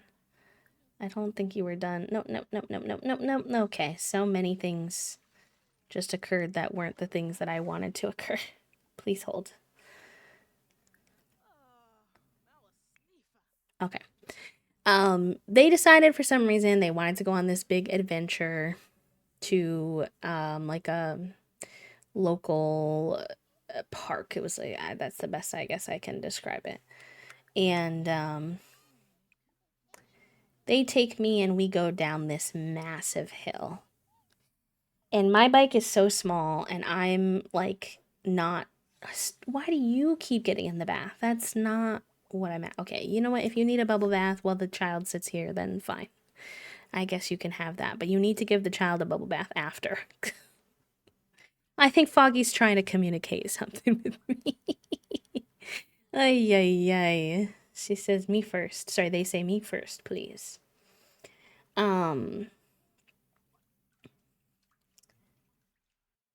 Well, anyways, I'm severely underprepared to go down this massive hill. And so my bike spins out. Like the handlebars, they start flying around. And I have like no control over my bike at this point. And I crash and burn. Thank God somehow I crash and like fall off the bike and I don't go into any of the cars that were at the bottom of the hill or the boats. There was like boats on the back of some of these cars. Foggy, why won't you give her a bath? I don't understand. Please? Por favor? Thank you. But I have like road rash, like all the way down my arms, like all up and down my forearms, my elbow, like pretty bad. So I'm screaming and crying and like whatever.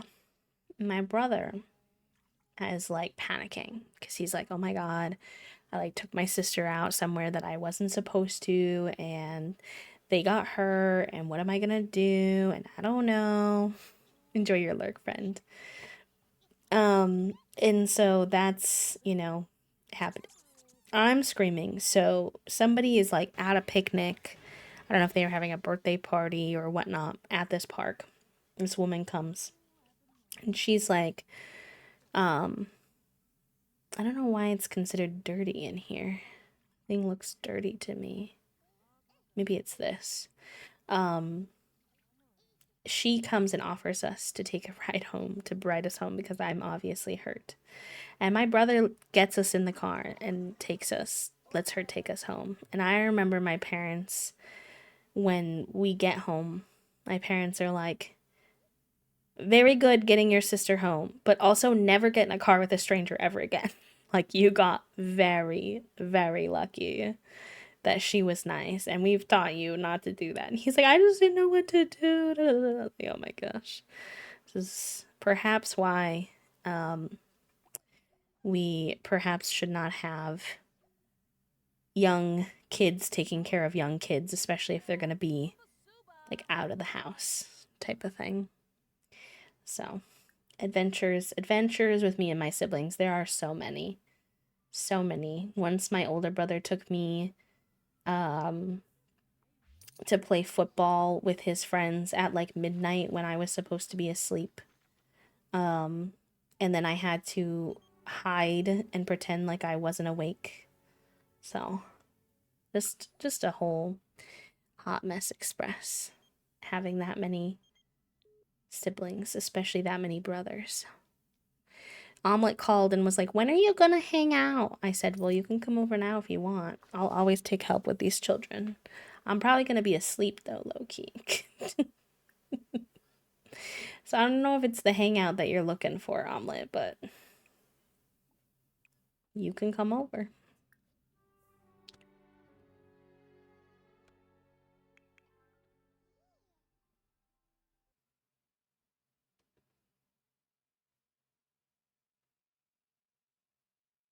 Okay, you're hungry. Should grab a quick meal from here. I think this is my picky eater, so we'll see if she eats it.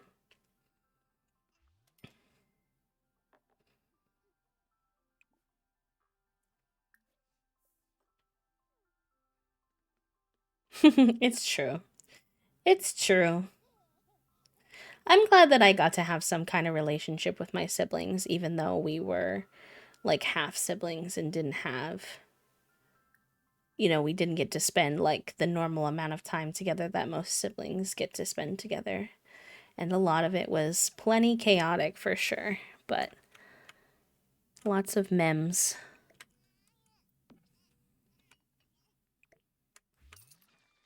Oh my god, so many dirty plates, please.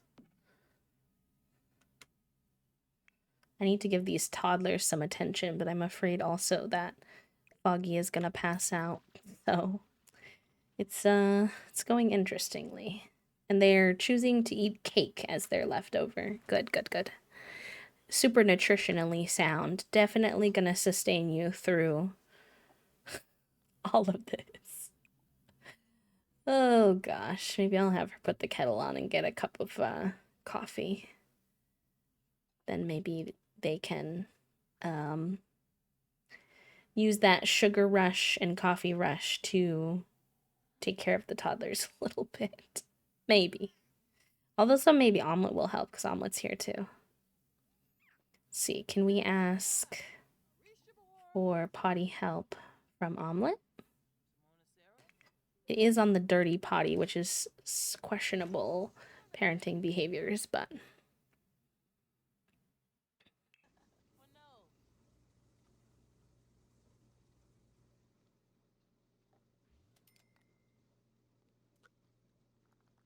look at their little pour over.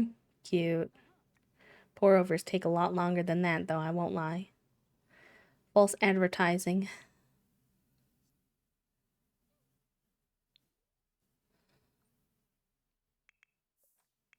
Oh, shoot.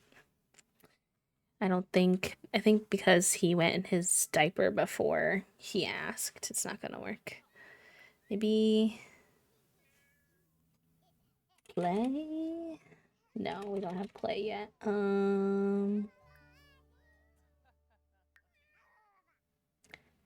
Friendly activities, book up? Oh, he is gonna try to do the potty anyways. Okay, that works. Oh yeah, Socks always has the zoomies. Socks is a mover and a shaker. Honestly. Half the time I can't even manage to pet him because he won't stop moving for long enough. Okay, is Susie tired too? Yes, so maybe we can read her to sleep for some attention.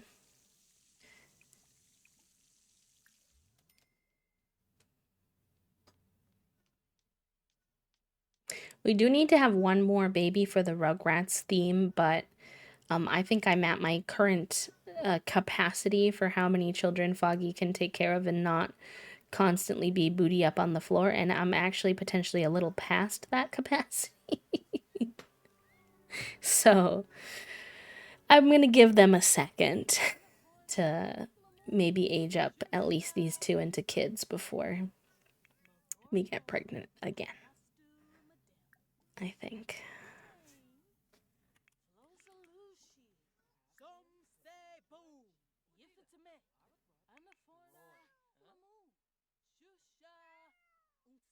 And then maybe we can get Omelet to give him a bath. Is Nia here?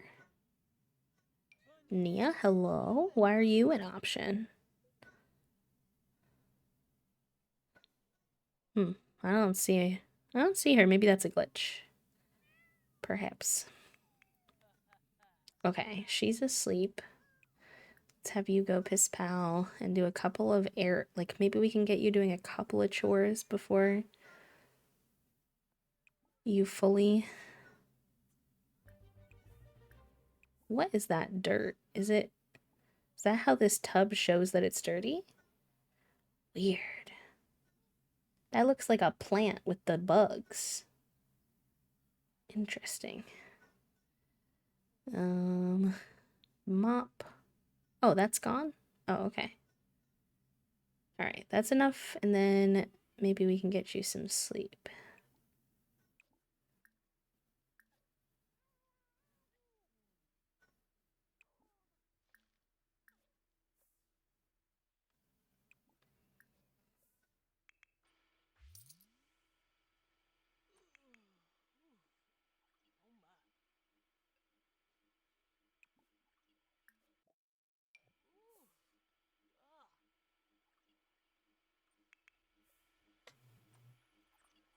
Okay, you cleaned it. Why is it still... What's going on? Why are there still bugs? Is there like a plate hiding in here somewhere? I don't see anything. Y'all, that's gonna drive me bonkers. Why is my tub emitting bugs? Oh. That would be why. I didn't even know the diapers could get so stinky that they would emit bugs. I'm not gonna lie, I thought that was limited to when the plants get bugs in the gardening. So that's interesting.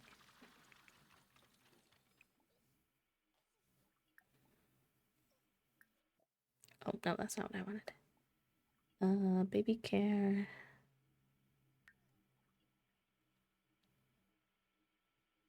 Oh, you can't do get fed by? Weird. The hidden diaper. I guess so if you leave them long enough. We all learned something new. Yeah, that's probably why Foggy was saying it was stinky in there. No, it wasn't the tub. Because I cleaned the tub as well. It was, the diaper was, like, underneath the tub.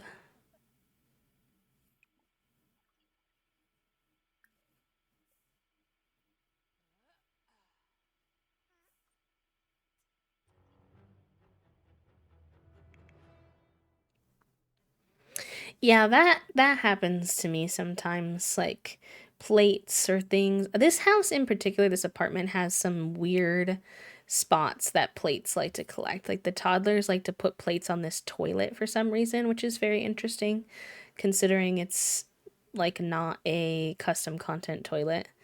And then down here, this is custom content, so that's probably why, but these little counter slots, not these dishes, because I put these in here for decor, but they'll put dirty dishes up here sometimes. And then I'll be like, why is Foggy saying it's dirty? Like, I've cleaned everything. And then there'll be like a plate up here.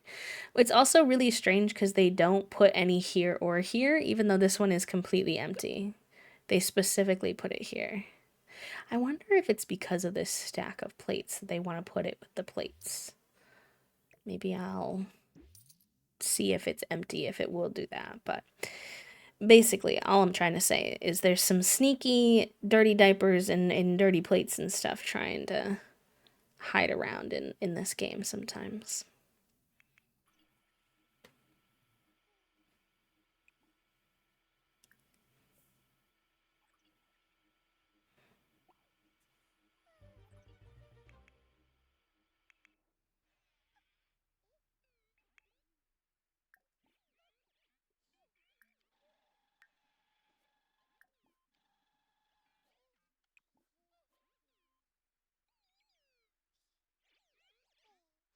Underneath the tub do the clipping though. But I like that have headcanon that Foggy just forgot about a diaper under the bathtub. I feel like if it was under something that had like an opening like a bed or something, it would make more sense. But yes. It is humorous for sure. Maybe do they need to meet before he can ask for Omelette to feed him? Yeah. Yeah. Could you feed me, please? I hungry. Foggy has 4 kids and pets. I know, y'all. I have to tell you a sad truth. And that is that I got rid of Not Fluffy. Sorry. Oh my gosh, our first toddler has figured out the stairs. Oh no. She's figured out how to go up and down the stairs. She has the the strength for that now. I fear my future. I knew it would come one day. Oops, that's not what I wanted. What was I saying though? I forgot. Oh, yeah, I got rid of Not Fluffy because between the cat and the children, I had enough chaos going on. I didn't have the mental bandwidth. It kept being like, Fluffy's gonna die if you don't feed them right now. And I was like, I can't, no.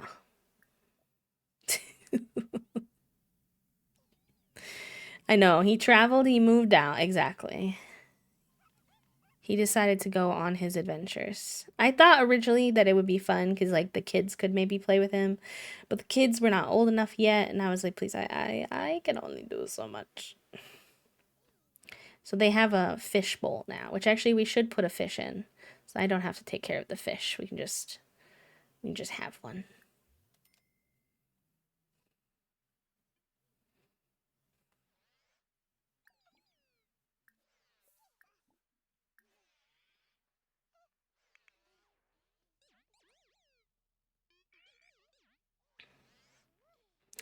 Ooh, okay. It is ad time, y'all. So I'm gonna go ahead and take this time to get my lunch and get the cat's lunch because surprisingly it's 2 p.m. and I haven't been harassed by Junie for lunch yet. So I'm gonna go feed her before she gets cranky. So I will grab some words on stream for y'all for some enrichment, and then we will come back to our Sims in just a little bit. So BRB. Little lunch break. This is a good time also for you to check in with yourself, see if you need to take any meds, hydrate, stretch, all the good things, if you need some food or a fresh water or something. And I'll be back in a few minutes. Thank you for the follow, by the way. Welcome on in. BRB.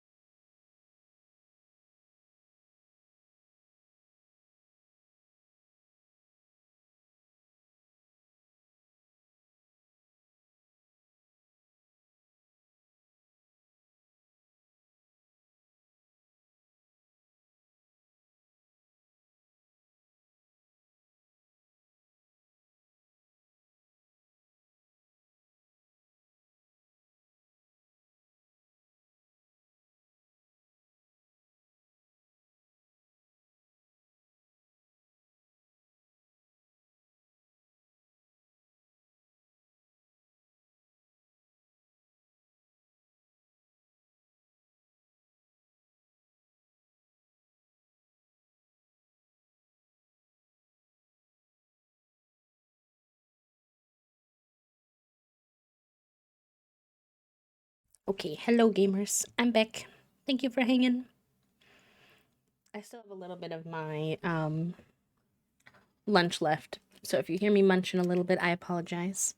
It'll just be a little bit here and there. I made something really simple. I just made a PB&J and some Cheez-Its.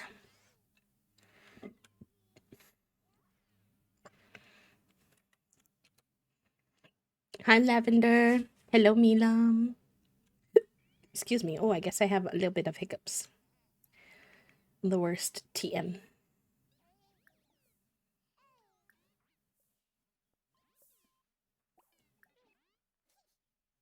Oh, are you gonna feed her? I hope so. I'm the same way, son, honestly. Y'all should have seen me walking around on my break. I was like a chicken with my head cut off. I'm like, wait, okay, I need to feed the cats. And I turn around and I'd be like, okay, hold on. I gotta grab my ice pack and put it back in the freezer. Hold on, I need to click the button to continue the words on stream. Okay, now what was I doing? Okay, I need to feed the cats. Let me go feed the cats. Okay, I should make my lunch now, but hold on, I really need to pee. So let me go pee really quick. Oh, hello, why are you yelling? That was a loud yell.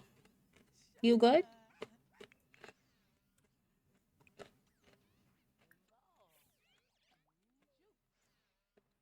Hello for reals. What'd you get for food, my friend? Happy Survivor Day, Gabby.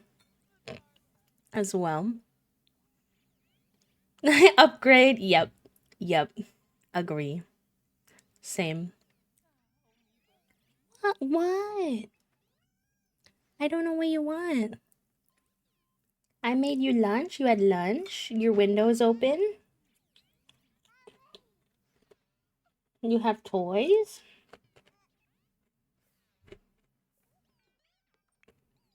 I guess we just get Figuroni in the background.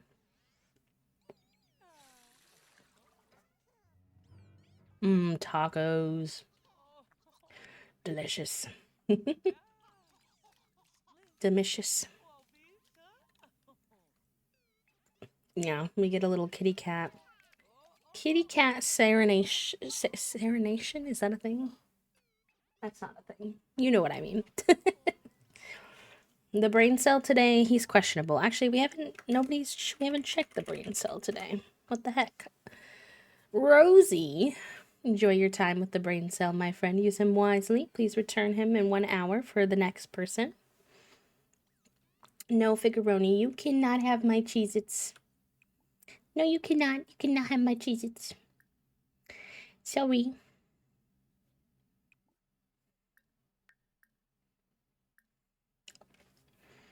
I don't know what I'm gonna have for dinner tonight. I could either make some fresh spaghetti noodles and use my leftover spaghetti.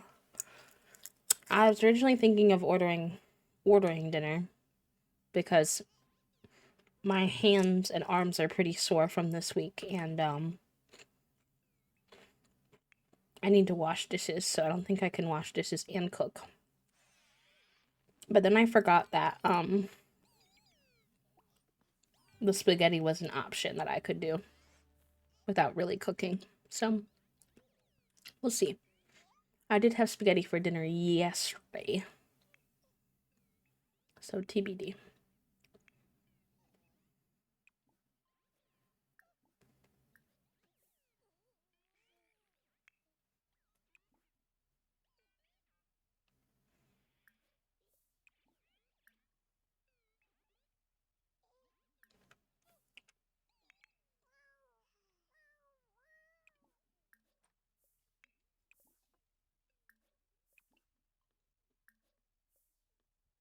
All right, at least we've got Foggy, because Omelet came over. We got Foggy a full night's sleep. They need to eat, but that's pretty good, I would say, over here for Foggy needs. So we can hopefully finally give these toddlers some love and attention. Both of the cats are staring out the back window, so I wonder if there's a squirrel out there or something that they are getting themselves fascinated with.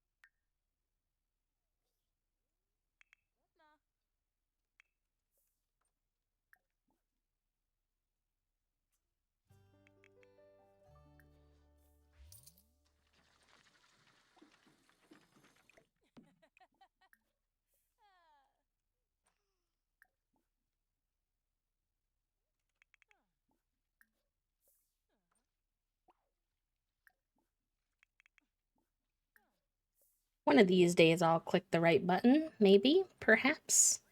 Hello, mouse. Welcome in. Hello, hello.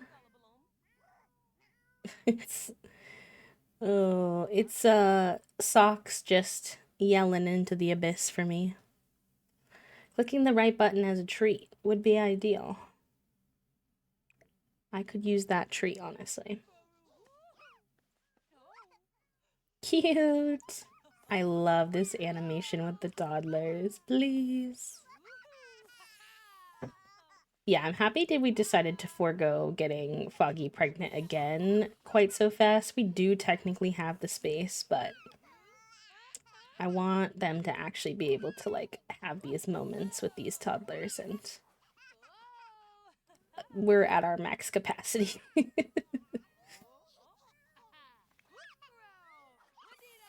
And play is such a, this animation, like telling them to play, is such a good way to get the toddlers' attention up. It goes so quick. I'm like, amazing. Dill's doing pretty good. You're sleeping. Like, actually, everyone's doing pretty good. Shockingly. Can't say it wasn't without help, considering Omelet did come over and salvage us to be able to get some sleep, but... Wait, you were supposed to read her to bed. Hold on. You can do that first. I know you're hungry, but you'll be alright. I don't like, something that never used to happen to me in my Sims game before, but happens... Can I help you, sir? Why are we yelling? Do you want that window open? Is that why? Are you not satisfied with the window that I gave you? Hold on. Let me see if I open his other window. His preferred window, if he'll stop yelling at us.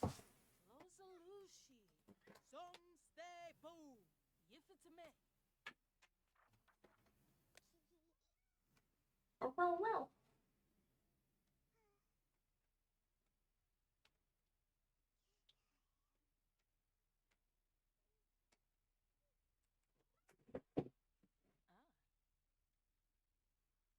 Is that what you need?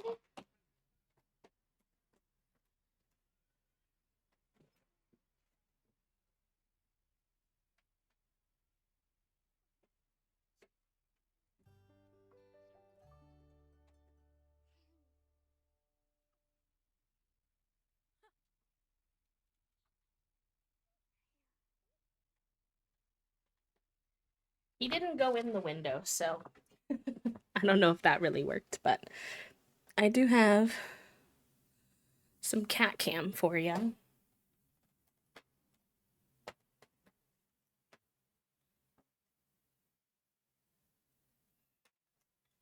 At least for however long she decides to stay. I don't know if she'll stay in that spot for that long, but...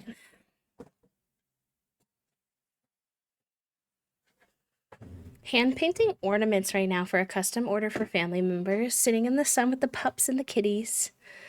Aww. Herbivore, that's so sweet. Thank you, friend. Oh, we're in the window now. So, I think that he could hear.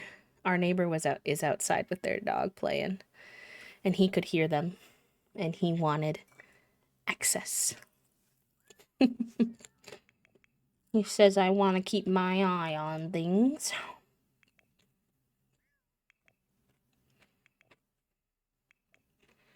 It does sound really lovely. Honestly. Maybe tonight, if the timing is right with, like, the temperature and stuff, maybe I will eat outside.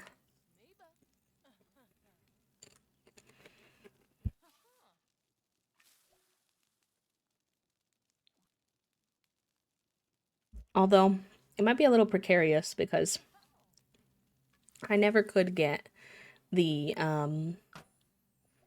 table fully, like, resorted after it fell over in the wind on Monday. It's like, how do I explain it? Is this even vegetarian safe? Yeah, okay.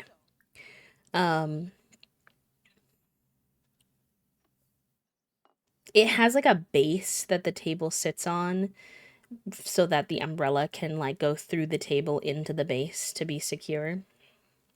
And I got the table like picked back up, but it's not like on its base because it's very heavy. So I wasn't able to quite do that.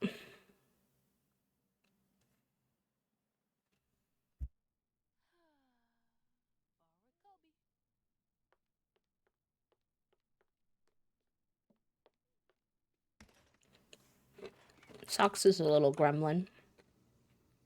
A gremlin who I love, but a gremlin nonetheless. Enjoy your lurk, pal. I'm honored to be comfy enough with my streams to fit that vibe, because that vibe seems chef's kiss.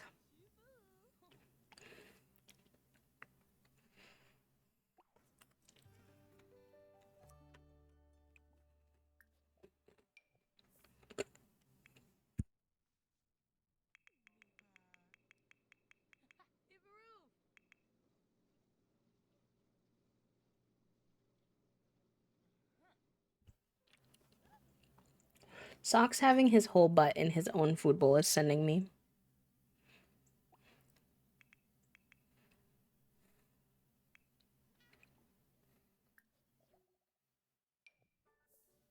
Yeah, exactly. Exactly what I was trying to say, Took. Like, what is going on over here?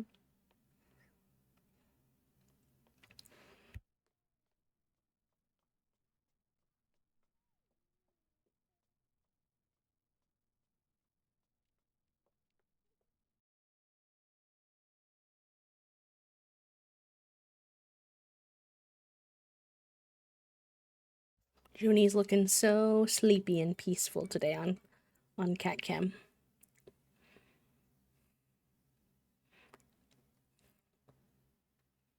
Let's see if I can zoom in on her a little bit. There we go. His whole naked butt in his food. Yeah, he's a little naked mole rat. But I love him.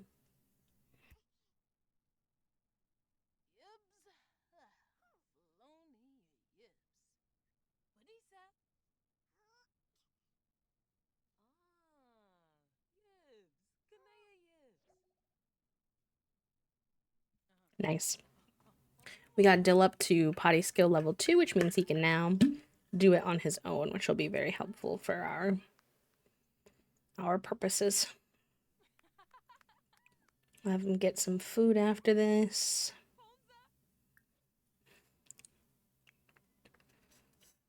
And then maybe have her be potty trained too.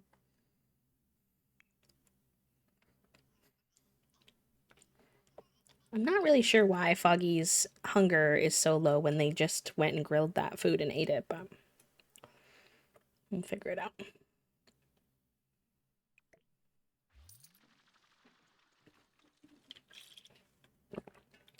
It's Friday too, so maybe if all the kids are in an okay spot, maybe I should open the tattoo parlor. Maybe I'll feed the infant kids first. Let's see. Baby care, feed, bottle feed. We'll do a little tummy time with you. And then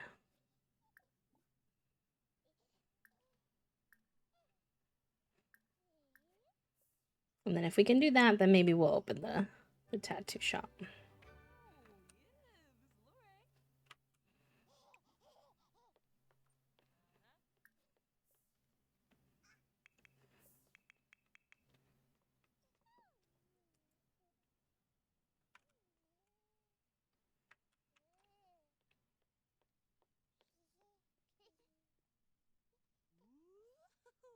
Little baby Chucky.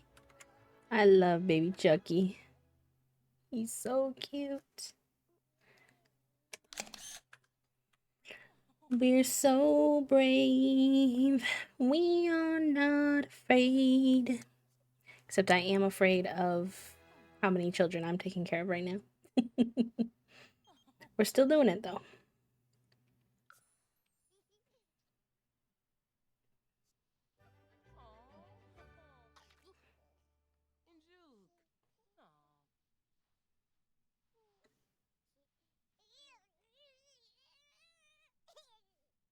Why are we crying and kicking our feet? Why are those little toesies a flailing?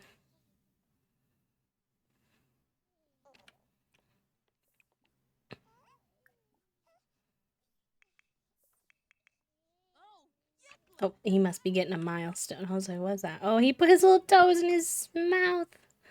Buddy, that is cute, except for that you're doing it with your shoe on. You're chewing on your shoe. Oh, now he stopped doing it. Do it again. He's so cute. I need to put little glasses on more little toddlers, honestly, or newborns. Excuse me. I think I usually don't because I don't think there's very cute ones with the toddlers, but the infant ones are fresh. Let's go, Angelica. Let's go. Tummy time. I never realized until, honestly, I kind of learned how important tummy time is to babies' developments through The Sims, and then I've seen more about it on social media since then. I'm like, oh, interesting. I did not know this.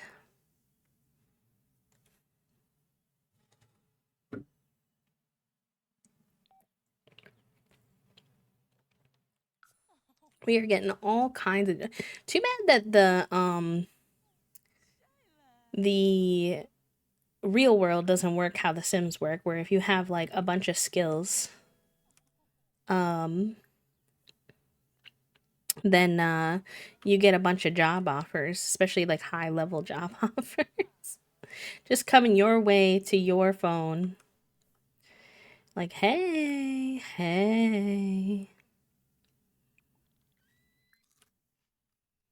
Yes, Took, I know. It's like, okay, well, I got the skills, so you come to me.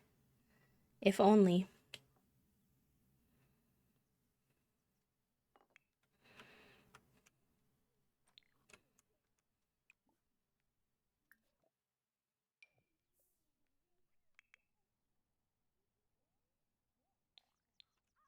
See, my toddlers keep putting their dishes on this toilet, on this like weird back part.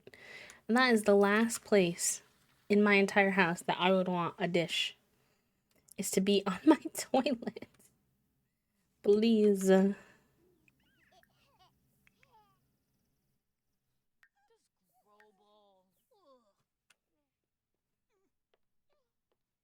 It's true, we get to have you for a little bit longer during the day while you're working on things.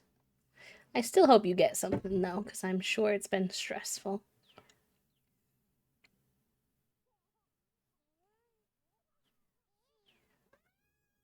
Figavoni, what?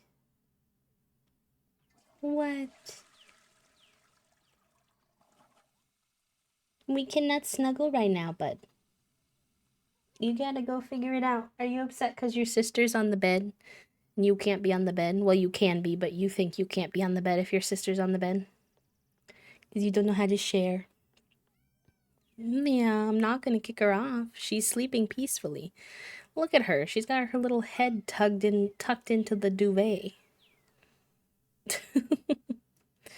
You've got plenty of nice places that you could go lay your little butt down if you wanted.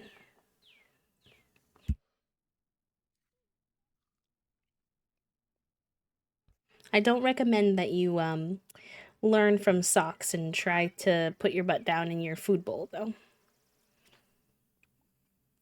No, no, buddy. No.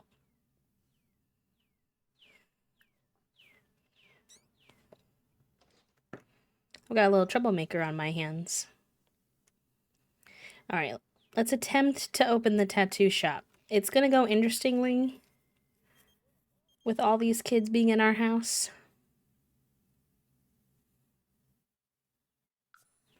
But We gotta make some money, unfortunately. It's gotta happen. Gotta keep a roof over our head. Alright, you get some sleep. You come play. No, wait. Let's do... There we go. You just need to go to bed. Try go night-night. And you too. Try go night-night. Alright. Enthuse over repeat business.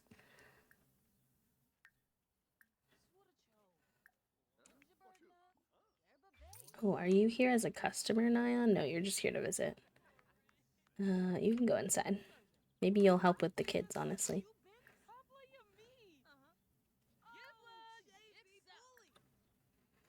One thing that I will say that's like a little bit weird when it comes to the small business stuff is that I'm running a tattoo shop, so you wouldn't really get like that many returning customers, I feel like. Like you certainly get some returning customers as a tattoo artist, but they come back like every time I open. And I'm like, how many tattoos do these individual people want? I am unsure.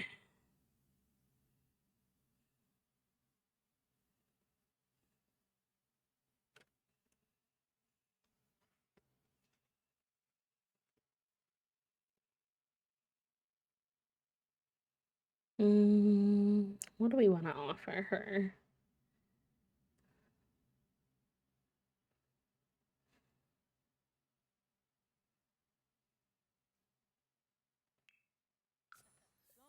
He does. He wants to be involved. He always wants to be involved. Silly boy. I think usually when like I'm not available to pet him, he's used to being able to then he likes to do like a back and forth between me and Toasty. Like he goes upstairs to go spend time with Toasty and then he comes down here and he bugs me and then he goes upstairs. And right now, obviously, you know, it's just me. And so when I'm busy, he's like, I don't know, I don't know what to do with myself. I'm like, buddy, I believe in you. Oh, why didn't she get tattooed?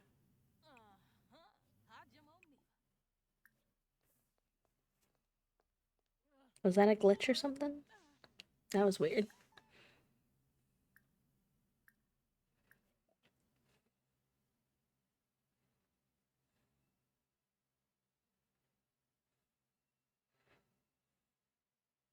It would be fun if they added like a randomize option too, of like offer a tattoo and then I could just click like random.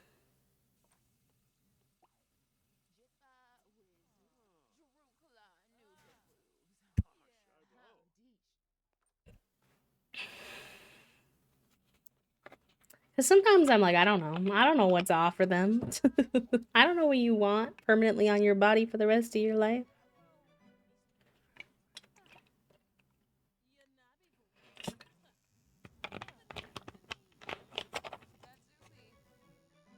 Okay, this one's working, so must have just been like a little glitch or something.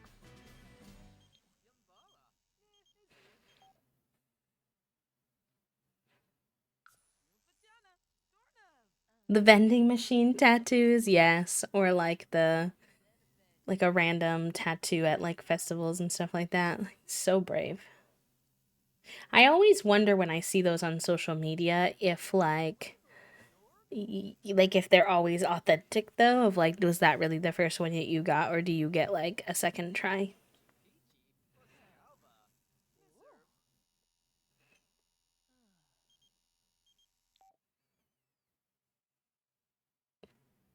Oh, I so wish that the shop was not actively open because our grandma just asked if we could come over to meet her new adopted cat, which is so cute. But we're literally in the middle of tattooing someone's body, so I fear that we cannot just abandon ship, unfortunately. Fig's making biscuits on the bed now. I've been told that it varies per shop, but most will let you reroll at least once before you pay again. And if they really if you really hate it, they won't make. Yeah, I figured like in most cases, because like obviously consent, especially for something permanent like a tattoo, is important to a lot of tattoo artists. I figured that if you really didn't like it, they'd never force you to like get it done, but you might just still have to pay for it, type of thing.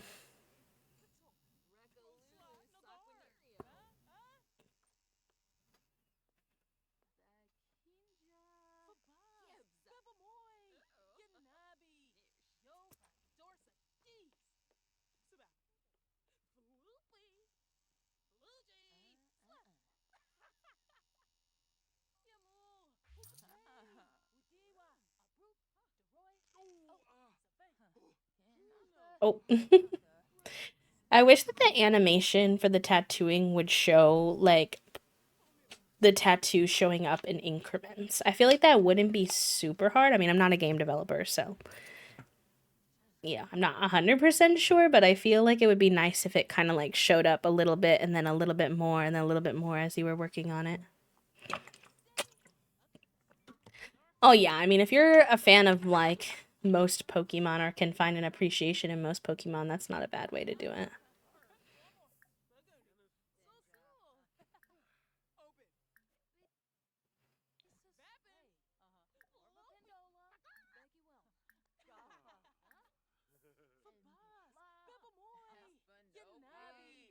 Mood.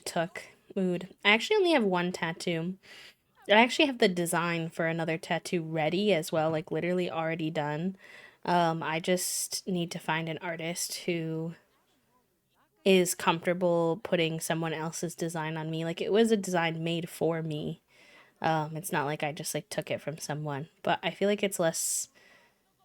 I didn't know at the time when I like commissioned the tattoo design that typically artists want to do their own or their own rendition of things rather than like taking a design that you had made.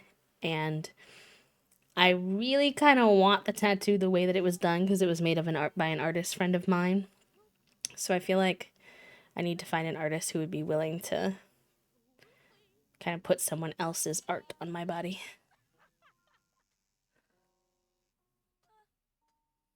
Yeah. Yeah. And I just haven't really, I don't know, had the motivation to call around and figure it out. Plus, too, they're just, I mean, I love them. They're beautiful pieces of art and they're worth every penny, but haven't like been able to find a moment in the last few years where like it would be a priority enough to financially invest in getting a tattoo done.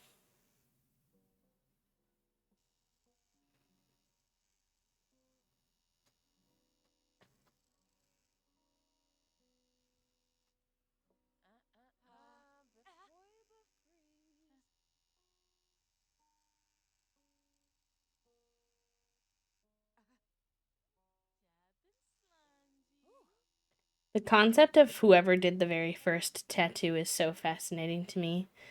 Like, who was brave enough to be like, you know, what if we needled ink into our own skin and they didn't like probably know that it would stay forever either. Like, oh my gosh. Cannot even imagine.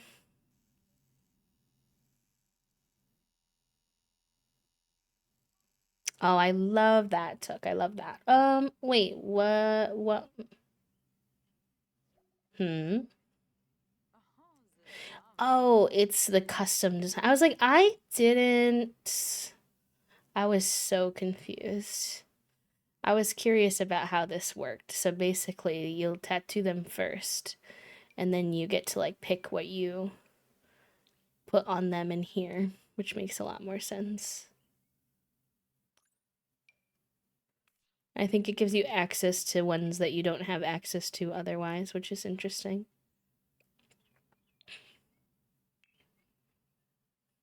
It's kind of nifty.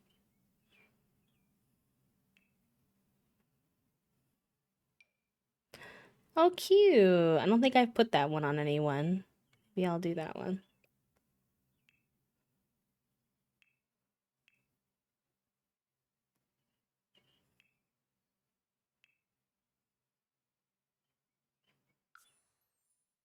Hi, Jazz. Enjoy your lurk, friend. I feel like getting a tattoo of my favorite gummy candy would be real cute. Some gummy worms. Obsessed. Obsessed, actually. I bet a gummy tattoo could be real cool. There's a technique that I see people in the coloring community use to make certain characters look like they're like little gummies, and it's so cool. I've never tried it myself, but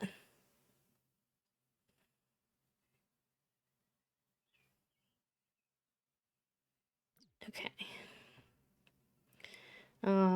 Foggy is pretty tired. Also, the babies are definitely struggling a little bit now, so maybe that's it for the moment. Not the most money made on opening the shop, but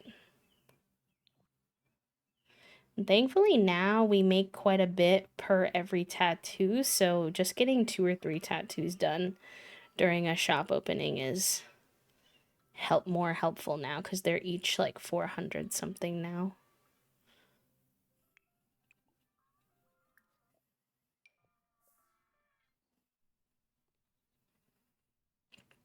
Would you love me if I was a worm? And there's just a little pile of sour gummy worms. Cute. Very cute. I love me a good silly tattoo like that.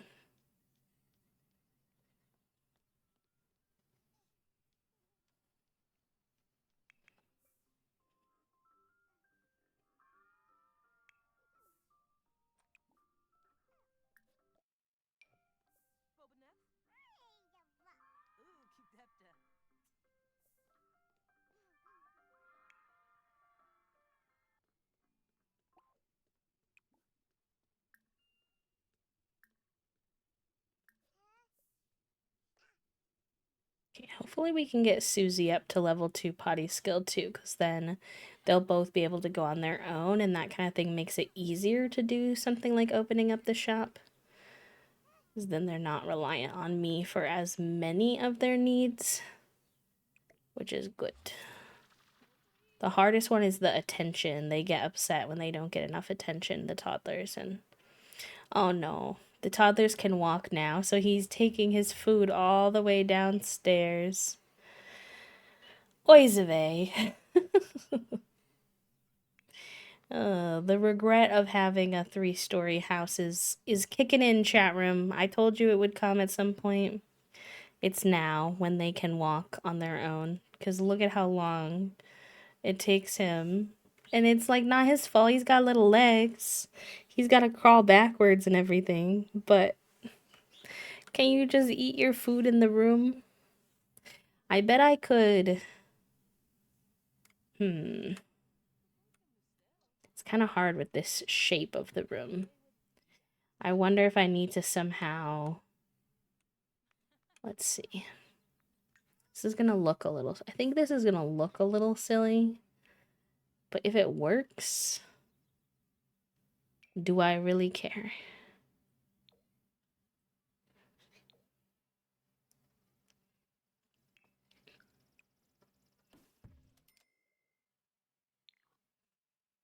Why didn't that actually show up, though? Huh?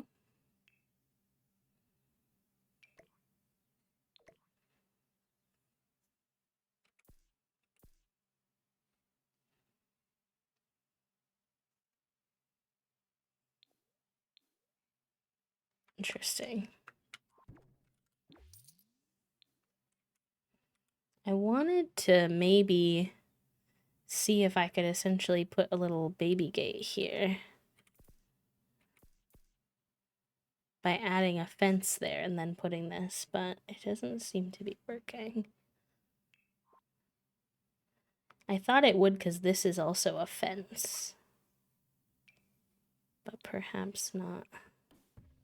Because when I put it down, it acts like it worked, but it doesn't. Does a different type of fence show up? No. It just goes invisible. What if I put it here? Again, it's gonna look a little funny, but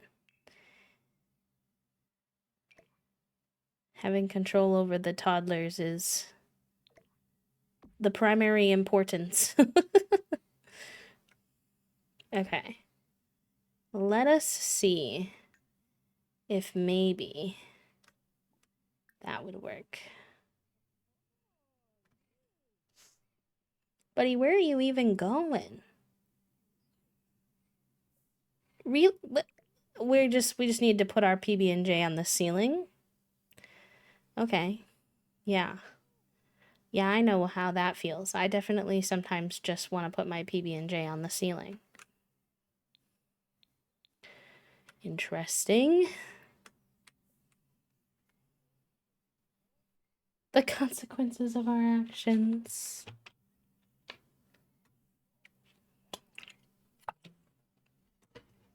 Okay.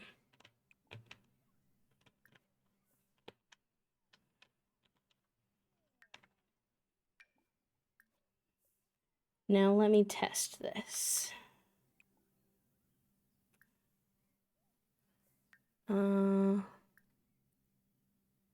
Apply baby proofing. So can she go here?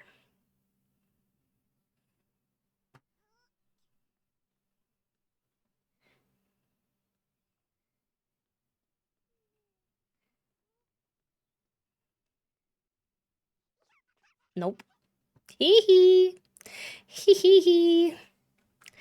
I did it. I twapped the toddlers. You can't get anywhere now without my help.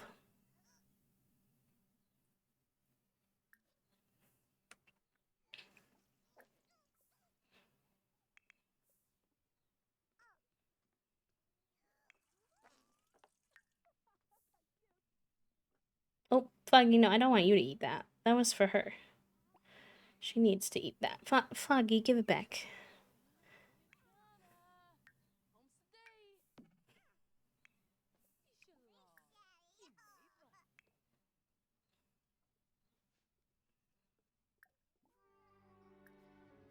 Oh my gosh, I think Foggy's gonna pass out. Oh, Dill already passed out. Okay, it's going really well. It's going super good.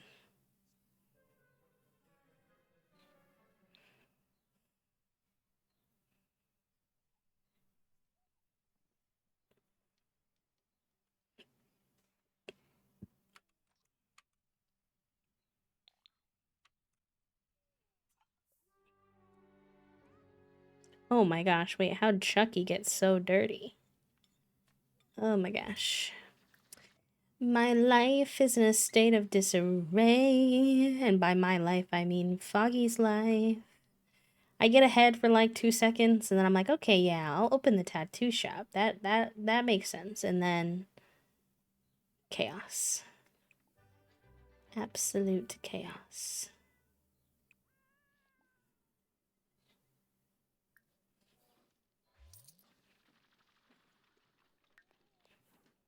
Also, hi, Nicole. Welcome in. Thank you for the happy flap. Oh, and she's passed out too. Golly gee. Golly gee, all my children are passing out.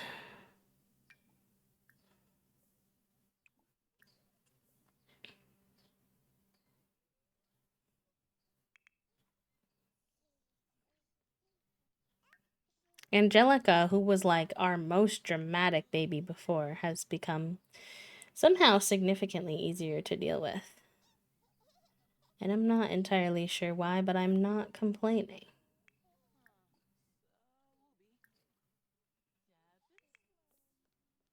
Why are you taking the toddler downstairs? No! That was the whole point of the fence, Foggy. What didn't you understand about keeping the toddlers in? That was part of my whole goal. Oy vey. Because now, what am I going to have to do is just take this toddler and teleport him back up here because he was never supposed to go downstairs. Just eat your peanut butter and jelly, bud, and go to bed. That's really all I'm asking of you at this point in time.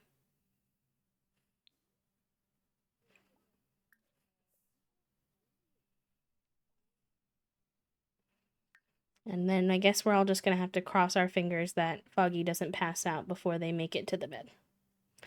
Because it's looking highly questionable at this time.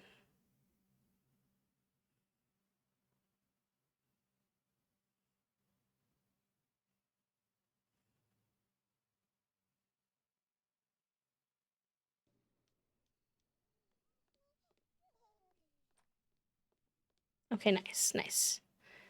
They made it. Probably just barely, but they made it. Oh, I thought Omelette was feeding him before they left. No. What if he asks before they actually leave? Will you come back?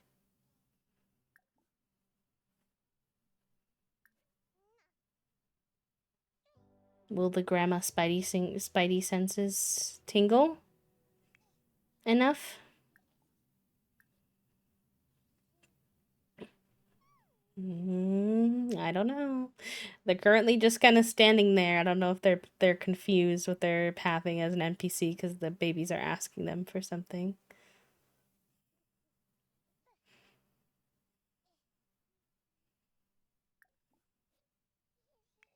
All right, you two might just have to wait for a second then because Foggy is way too sleepy to get up yet. Let them get a little sleep and then.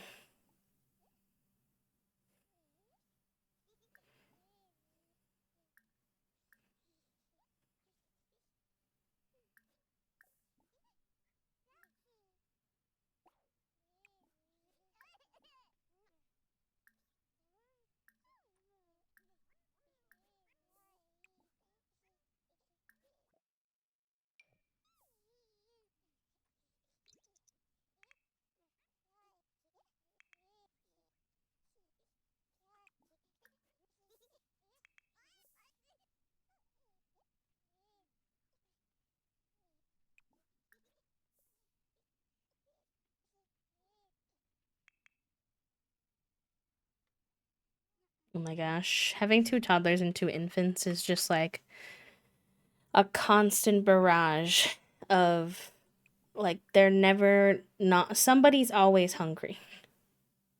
Somebody's always dirty. Everybody needs something all of the time. And I'm like, I'm just a guy. I can't keep up with all of this. Okay. I think that's good. Foggy's not at a full bar of sleep, but they're in the green. So.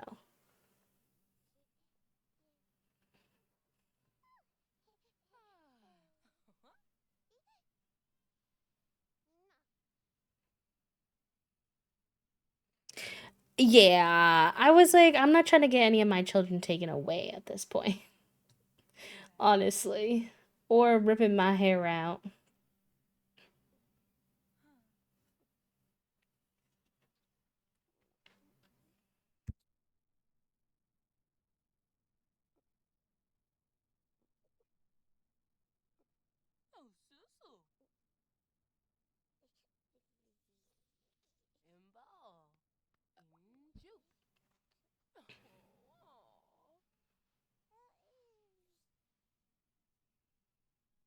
Okay, you're gonna give her a bath? Nice. Perfect. And then we'll have Foggy go piss pal. And then we shall rinse, wash, repeat with Chucky.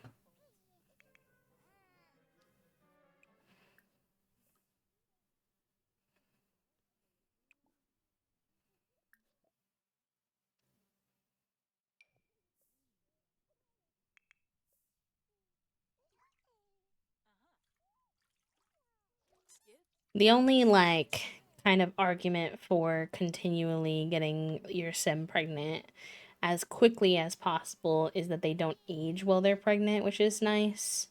But Foggy's already had 4 of the 10 kids they have, so I'm feeling fine because they're a young adult, not like an adult, so there's a whole nother lifespan they could go through if need be. So Foggy's like, oh my god, I gotta go set this baby down because I need to go biz pal right now. Let's see. It's a good question actually.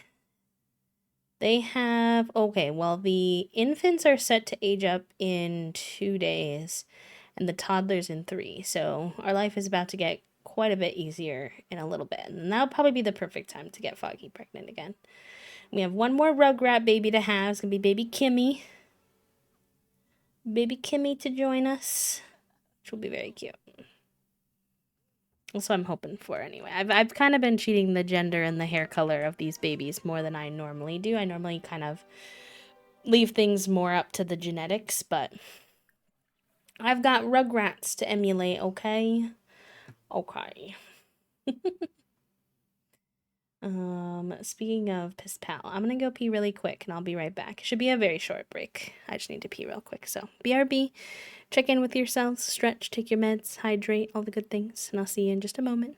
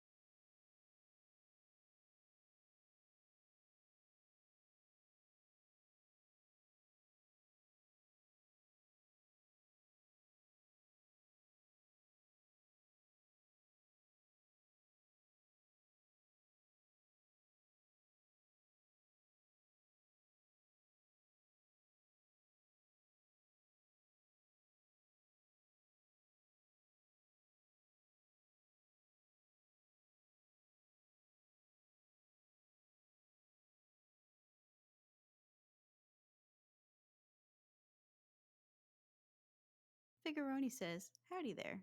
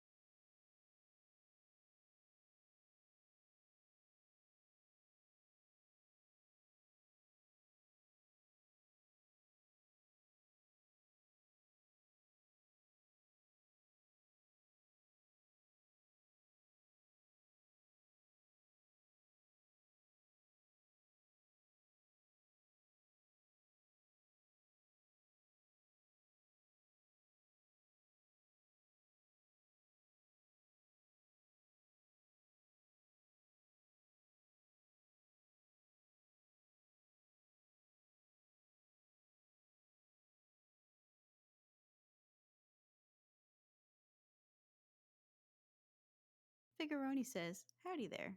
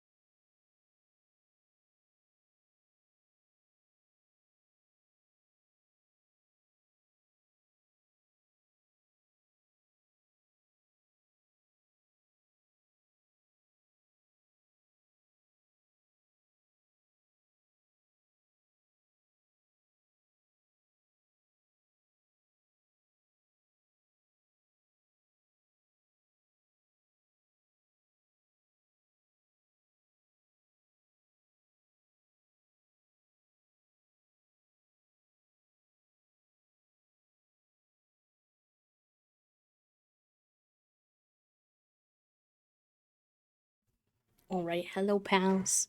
Sorry, I should have made sure cat cam was on for y'all. Boop. Although, wrong place.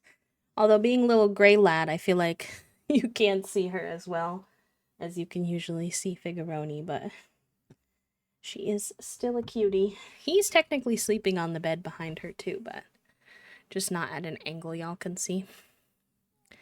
Hi, Boo. Thank you for doing your daily clicks, y'all. And Crafty, hello, welcome in.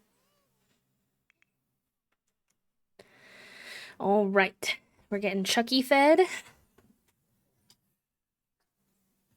Ever since one of you mentioned that Chucky makes you think of the horror movie Chucky, because he also has red hair, I can't, like, unsee it. I'm like, no, wait, I'm talking about the Rugrats Chucky, I promise. Excuse me. Hiccup's attacking me a little bit today. Ooh, okay. Let's get some food in Foggy. Probably need to make something. I've not had any time. Silly gummy bear pancakes. Amazing. Absolutely. Easiest yes. I hope you're having a good Wednesday, Boo. I hope everyone's having a good Wednesday. Thank you for those who followed while I was on break, by the way. I appreciate it. Welcome on in. We're about to make silly gummy bear pancakes, y'all. What a way to start your Saturday. I mean, in-game. Today is Wednesday, IRL. Not to confuse anybody. Nice work on the laundry, son. Listen, as long as you get it done, that's all that matters. Little delay never hurt anybody.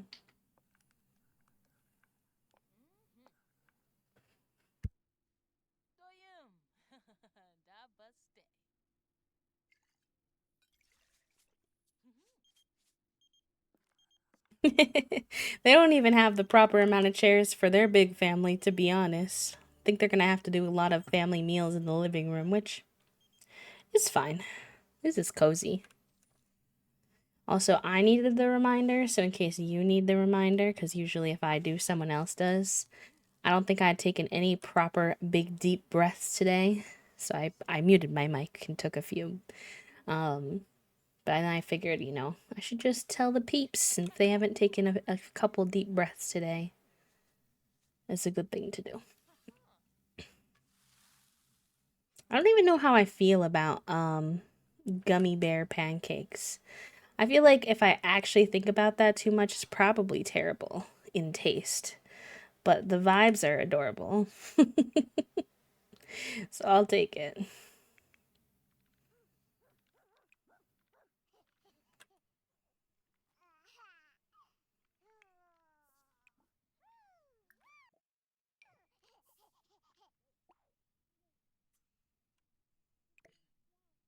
We got the babble milestone. Angelica starting to communicate her feelings. Socializing with more Sims and even stuffed animals will help shape those syllables into full words, and she got her grab milestone as well. Cute. Yeah, they get some milestones when they play on this mat, so I try to rotate which baby is probably very chewy, yeah. Yeah, I agree. It's one of those things where I'm happy for my pixels because it sounds cute, but if it were actually to happen IRL, I think I would be suffering. Be like, nor. Nor, thank you.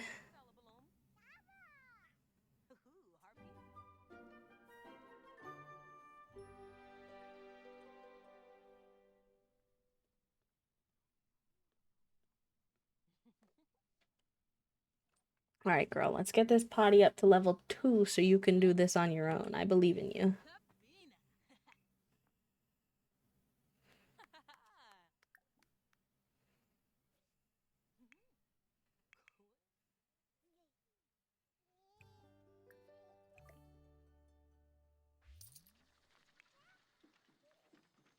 I've been like removing that sad moodlet just because I feel like um it's like a bug where my like infants keep getting sad because they like haven't slept but they're like not tired. And I'm like, I don't know what you want me to do about that. Don't really understand. I was also thinking, I kind of said yes to it earlier, so this is ironic for me to say now, but I forget who I was watching. I think I was watching Egg Babe do Odd Money. And she was like, I always say no when they offer for my parent to have a strict relationship with their kid just because they do something like potty train them or put them in the tub. Like, how is that strict? Like, I don't understand. I was like, honestly, you're very real for that. That's a fair question.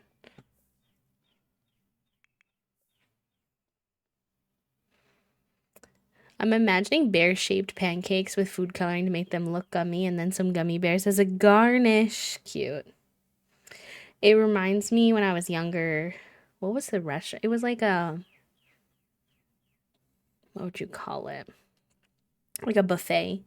There was a buffet style restaurant we would go to sometimes. I forget what the buffet was, but they had an ice cream section, and one of the ice cream toppings was gummy bears.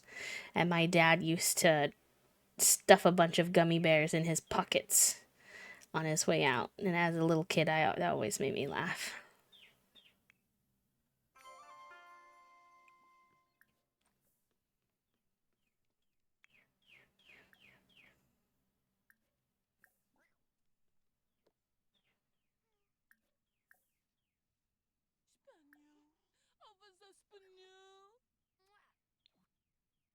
No, it wasn't a bonanza. I think it was, I don't know if it was local or not. It was predominantly an Asian buffet. And then it had like, no, it had an Asian section, but it also had, I don't remember. I know we went there on holidays sometimes. It was such a long time ago. Brain is mush.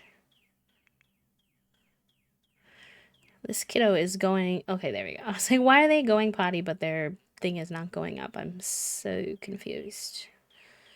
That makes a lot more sense. The birds are birding outside today, y'all. I don't know if you can hear them, but. Oh, wait.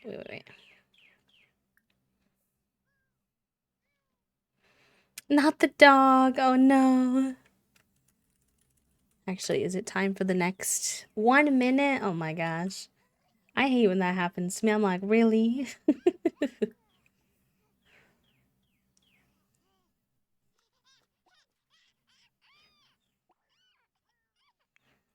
This girly is throwing a temper tantrum.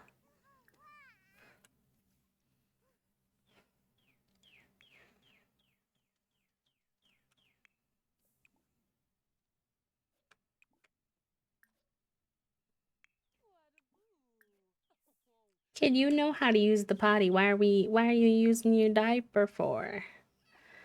Oy vey.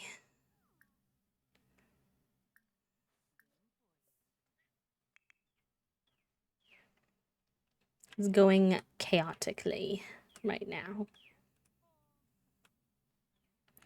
All right, we've got Susie in bed. She's kind of hungry, so I don't know how well that's gonna work, but we'll see. Get you some food. Let's get this going. Maybe I'll do a chore or two and then come back up and see how they're doing. These are dirty. Somehow. You can put those on the clothesline. Spoiled I have been to have a dishwasher now that ours is broken and the repair folks can't come till the first. Yes, that was one of our biggest losses when we moved from Chicago to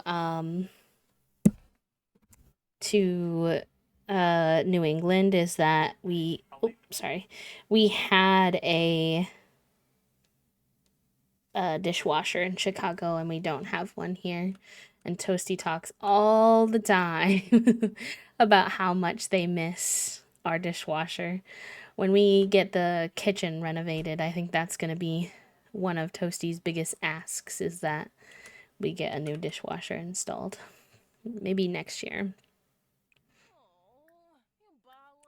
Hi, Sleepy Beauty. Welcome in. Thank you. Such a cute little emote, too. I hope you're having a good day. Welcome on in. Let's get those washing. And then we'll do a little play.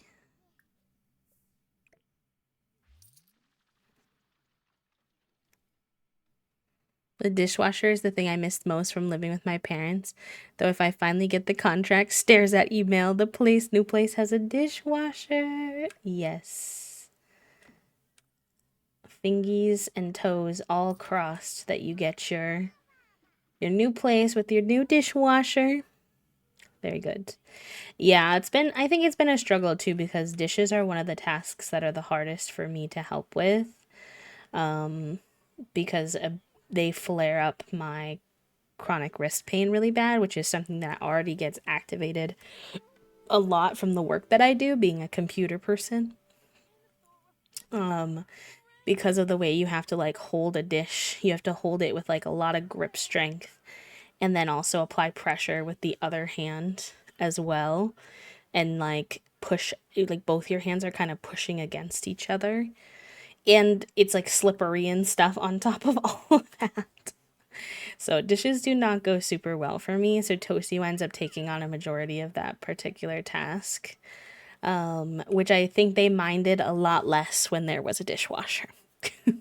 Now that there is no dishwasher, I think that, not that they're mad at me or anything like that, but I think that they find it a lot harder being the main person with the task at the moment. So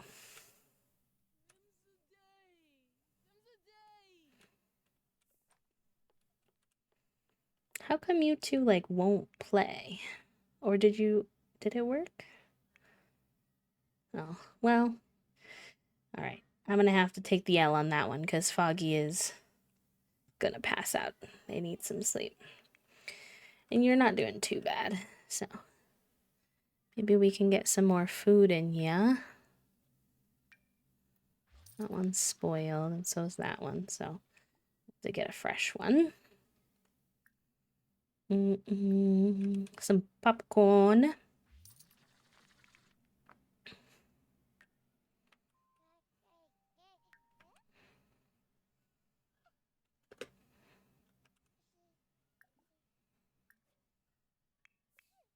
The neighborhood dog is yapping today. Sounds like a little yappy dog. I've never had a dishwasher. I wonder what other stuff I could do if I didn't have to keep up on the dishes. It's like still a chore to some degree for sure, but it's just like makes the whole process a lot easier because you're just putting things in and out of the dishwasher rather than spending all that time scrubbing. It makes it more like a task like laundry, like how laundry you can toss a load in and then like go do other things and then come back to it instead of like an active task where you have to sit and do it the whole time.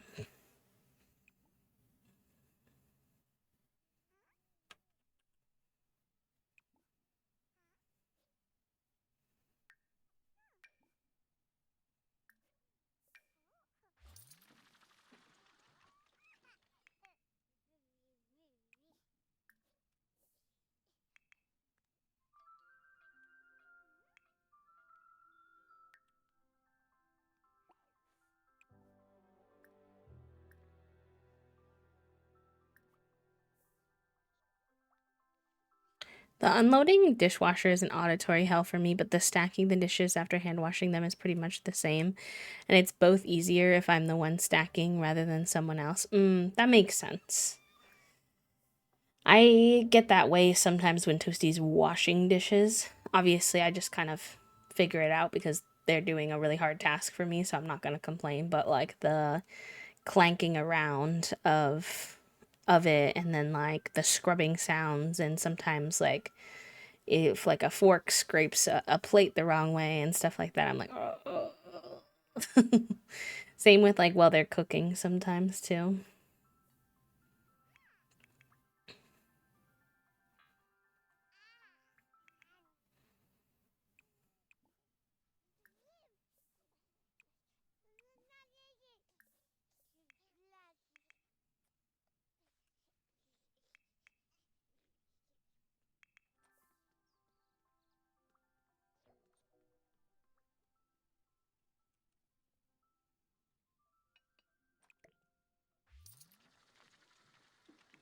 Nice. Angelica got the toe and mouth.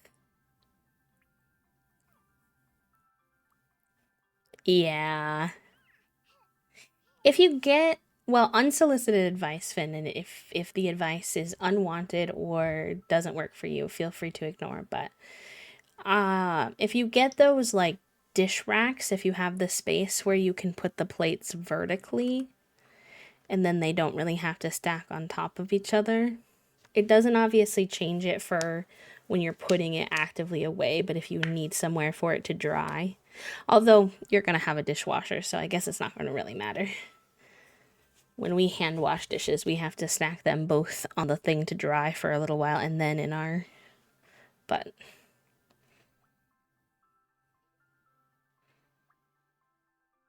Still prep and process the dishes into and out of the machine like laundry, if that makes sense. It's just not scrubbing them with dishcloths, not like scrubbing laundry on a washboard. Yeah, exactly. Well, I've heard that actually your dishes will get cleaner in the dishwasher if you don't like pre-rinse them, which is very interesting to me.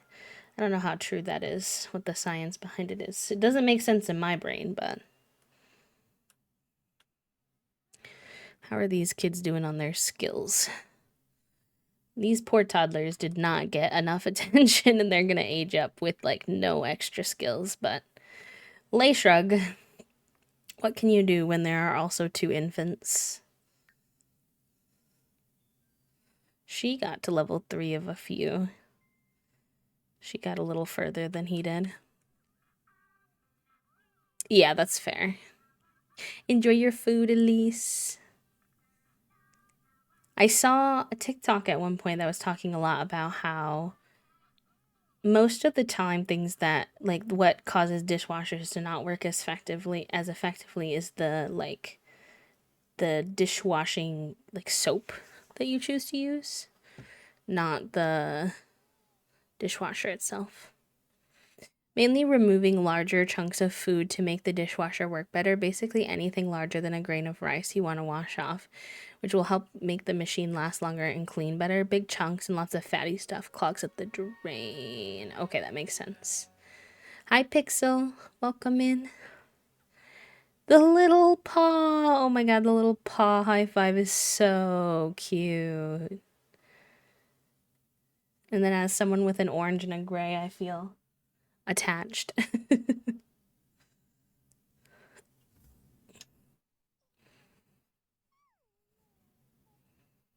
Alright, let's see how we're doing on these birthdays then.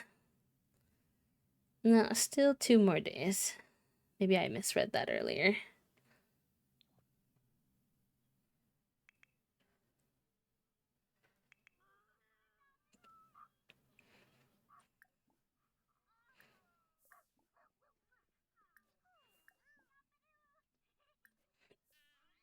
I wish that well, I guess they get a little bit. Actually, that's good. I was like, I wish they could get attention from talking to each other. That would be helpful, but it looks like they do actually, which is good to know. All right, gotta have them all in twin sets now. Can't have them without a fellow toddler they can yap with, honestly.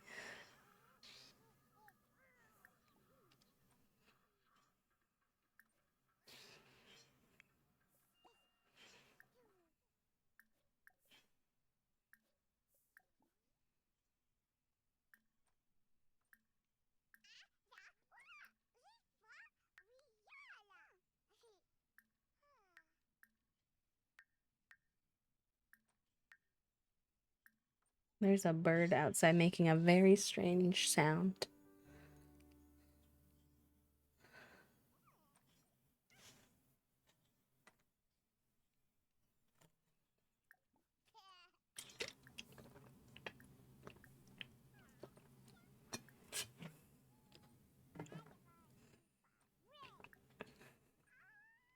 Not the hit. No, please don't hit your sibling.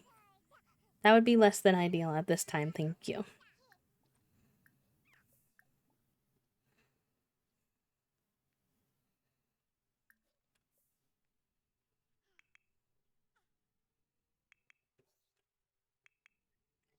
Okay, both of these guys are getting pretty hungry. So let's play with Angelica and then feed her and then probably put her in here. Give Chucky an opportunity on the playpad to keep working on his milestones.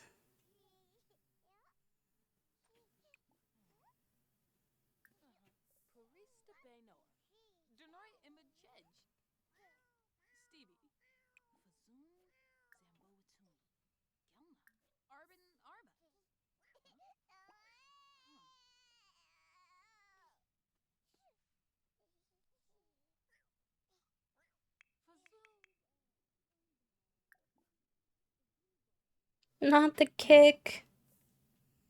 Oh no, she's gonna throw a tantrum and kick him. Oh, she missed, but he's still crying. What? Whoa.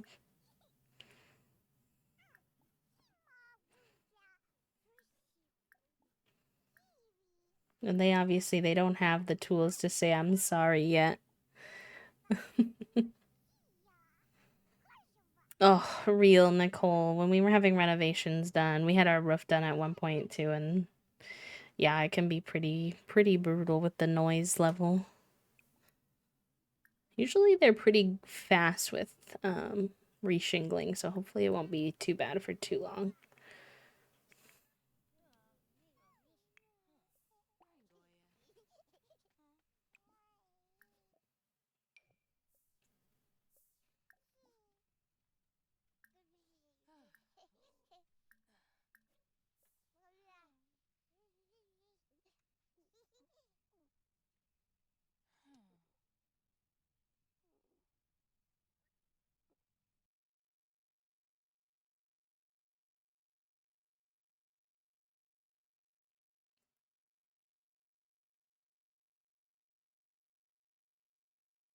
Oh, yeah, that's nice because then it's not adding to the already overstimulation.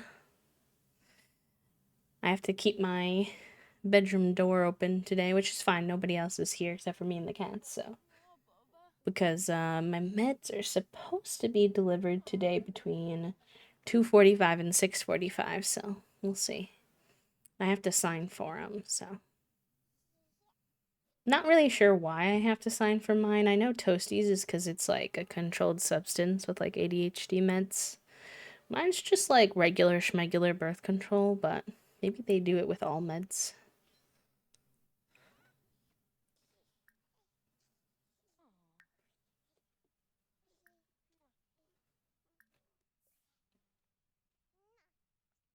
I was beefing with my pharmacy over my meds this time because last time they said that I like called and requested the refill like too early. So this time I waited a little longer than I meant to be fair.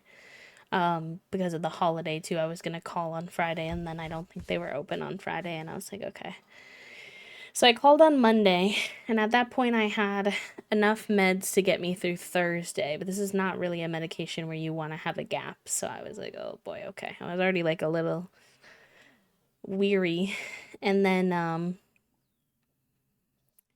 I called the pharmacy, and they're usually really good about this kind of stuff, to be honest. So I'm not really sure what happened, but they were like, oh, you're gonna need a um your doctor to like request um this medication refill. And I don't know why still to this point. I guess like she had only approved for so long cuz I've been on these for like 6 months. And they send them to me in like 3-month increments. So I don't know, for some reason they said that I needed like a reapproval from my doctor. But I am pretty new to this particular doctor who prescribed this med, so it's not like I have like very quick access to talk to her. So I had to call the place, which is like a big hospital place, and thankfully it went pretty smoothly for the most part. They called me back the next day and they were like, "We put that in for you." And then I called the pharmacy and they're like, "Yep, we got it." And I was like, "Okay." I was just mostly nervous because sometimes doctors are really busy, understandably. Um, and so, like, sometimes they take a really long time to do things like paperwork and stuff.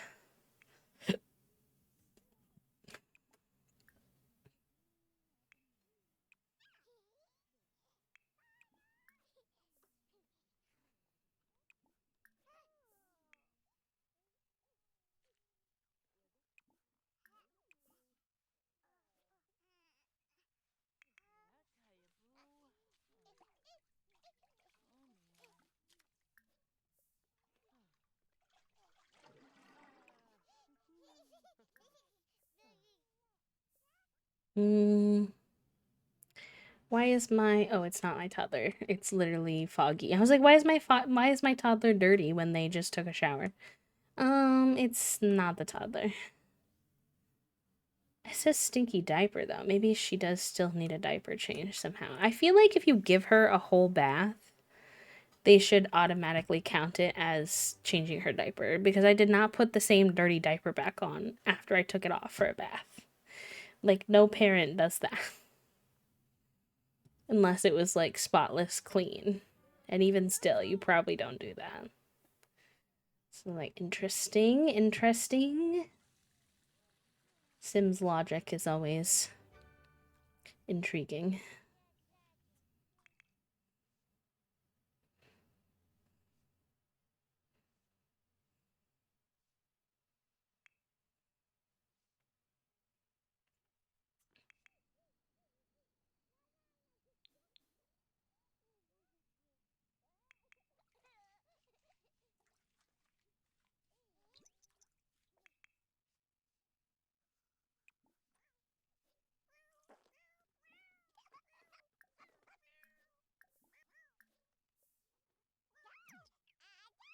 Oh, she can give the cat a hug.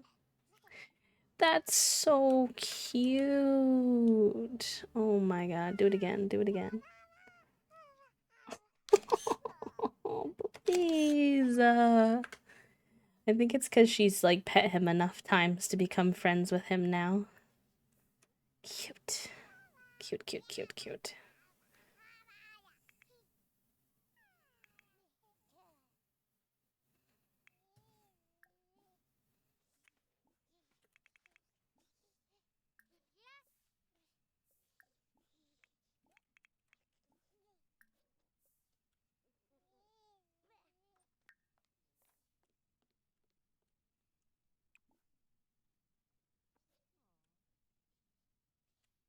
I knew that was possible with the dogs, but I don't think I've ever seen that interaction with the cats, which is quite fresh. Makes sense there. The toddlers are more cat size. All right, we're gonna do a little quick tummy time with Chucky before we get some food into Foggy while we're here.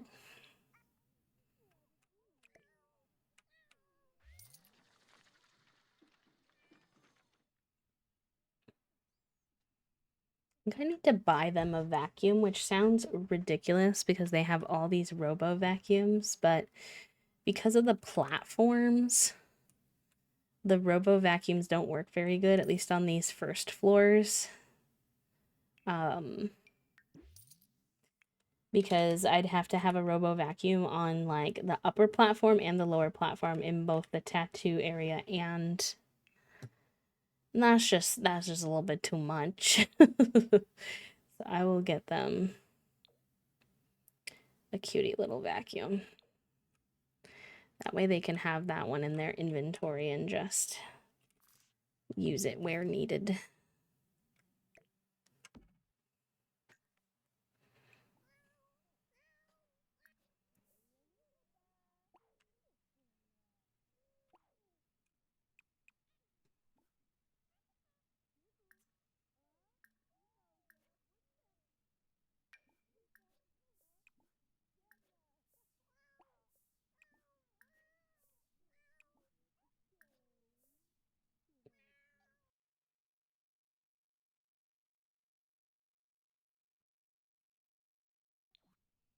Nice. Okay, Chucky got his lift head milestone. Very good, very good. What's that over there? Chucky just lifted his head for the first time. There's so much to look at. Have caregivers practice tummy time together to unlock more new milestones that'll help Chucky see the world in more ways than he can imagine. Cute.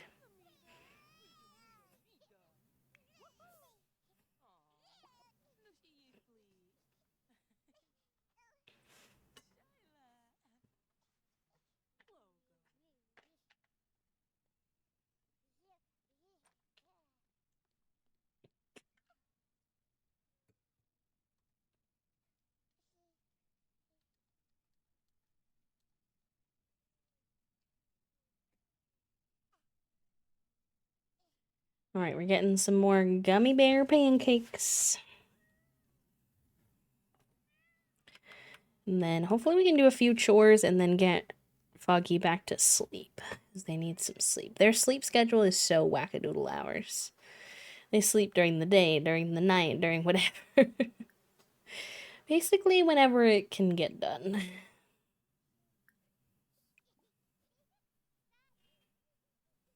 Or when they're gonna pass out, and I don't really have a choice but to figure it out.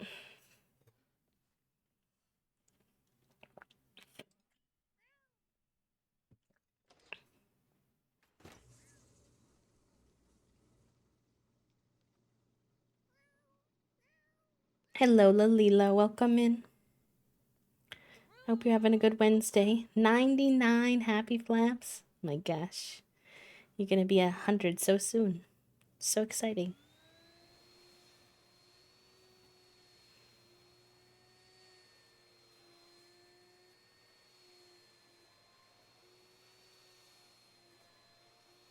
I got 99 happy flaps.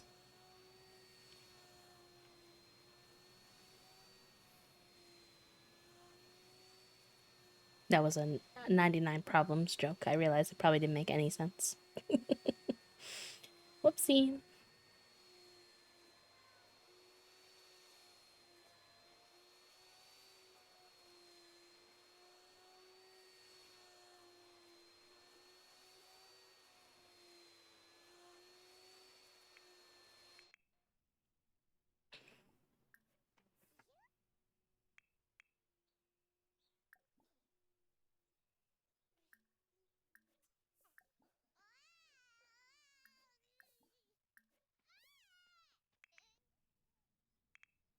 We'll have to give the toddlers a bath in a little bit. But hopefully we can get Foggy some sleep first.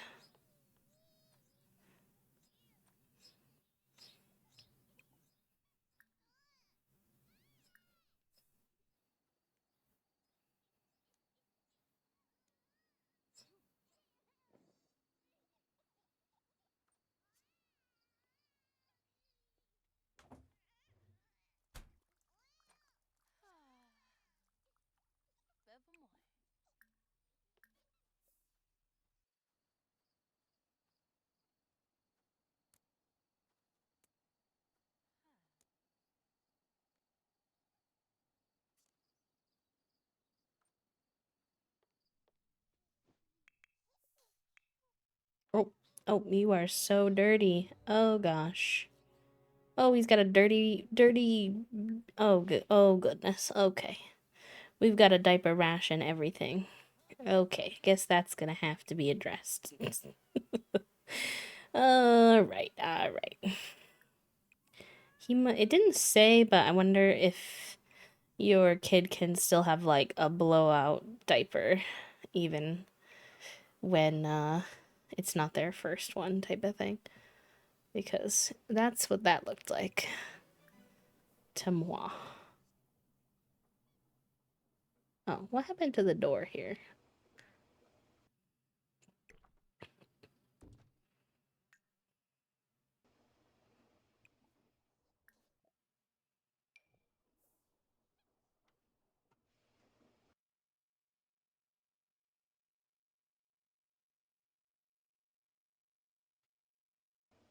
Are you good? Why, Foggy, why are you not doing what I asked you to do?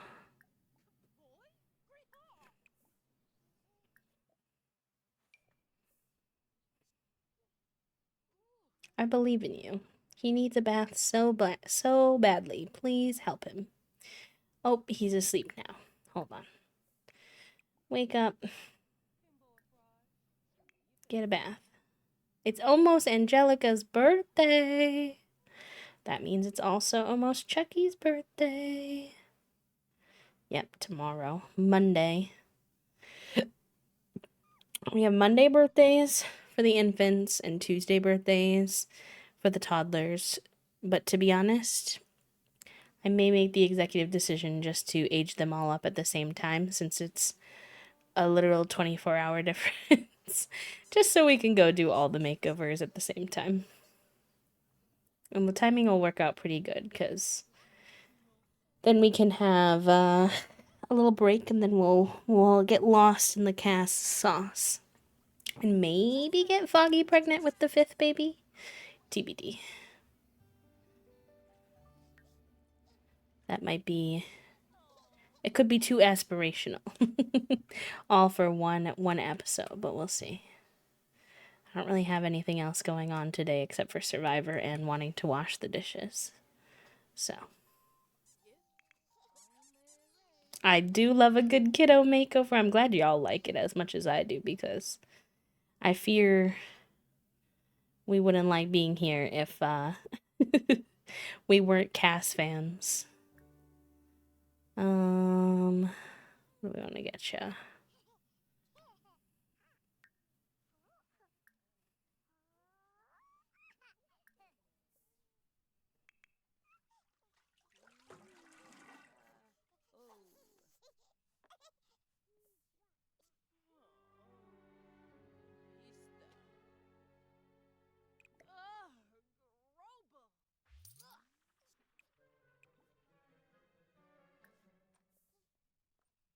Alright, we will put Chucky down there, and then for real, get you some sleep before the toddlers throw a tantrum, honestly.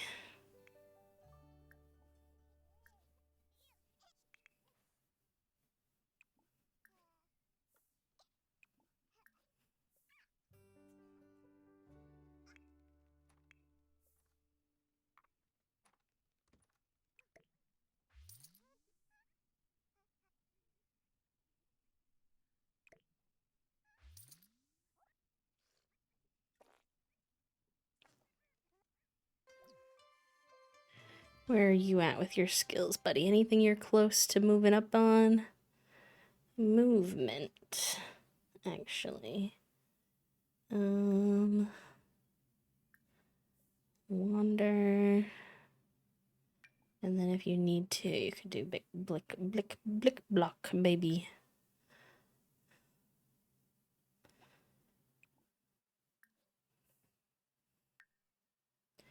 And then how about you? Communication and movement. You're almost. Babble.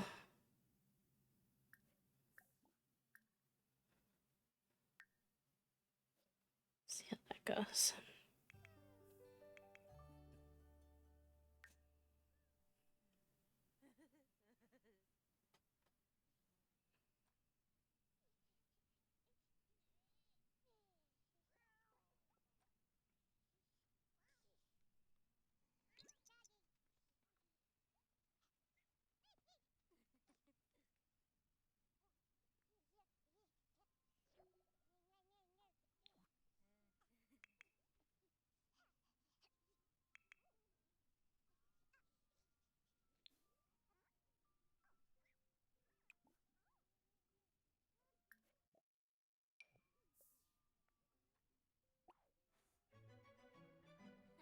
All right, we got more baths to give. Okay, nice. Dill got up to level 3 in his movement. That's what we like to see.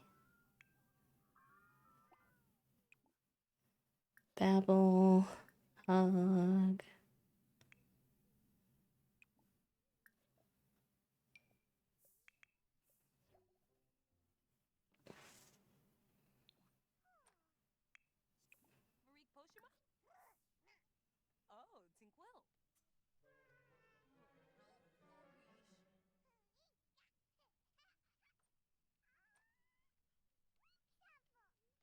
Socks. When is Socks honestly not doing little zoomy circles? Because I feel like the answer is like literally never. Oh.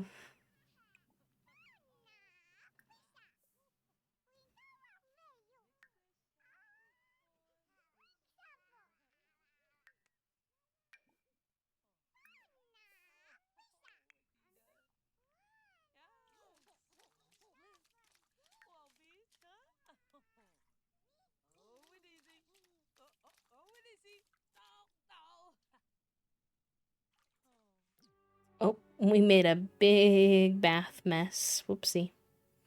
Okay, gamers. We've got a little ad coming up, so I'm going to take this opportunity for a little stretch break. I'll probably do my little walk for the day, because it's pretty nice out. And then that way we can really settle in and get cozy to do the cast makeovers when I get back. Says, well, once the day haters. ends, because their birthday isn't until Welcome on into the tomorrow.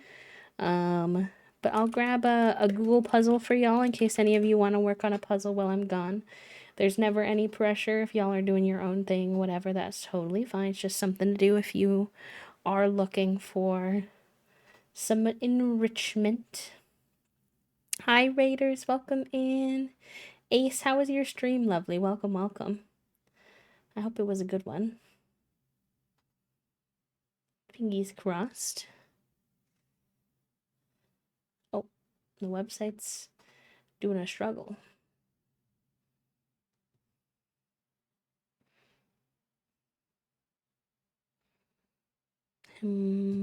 I believe in you, buddy. You can do this. There we go. That could be a fun one. Okay, I'll get the multiplayer link. And then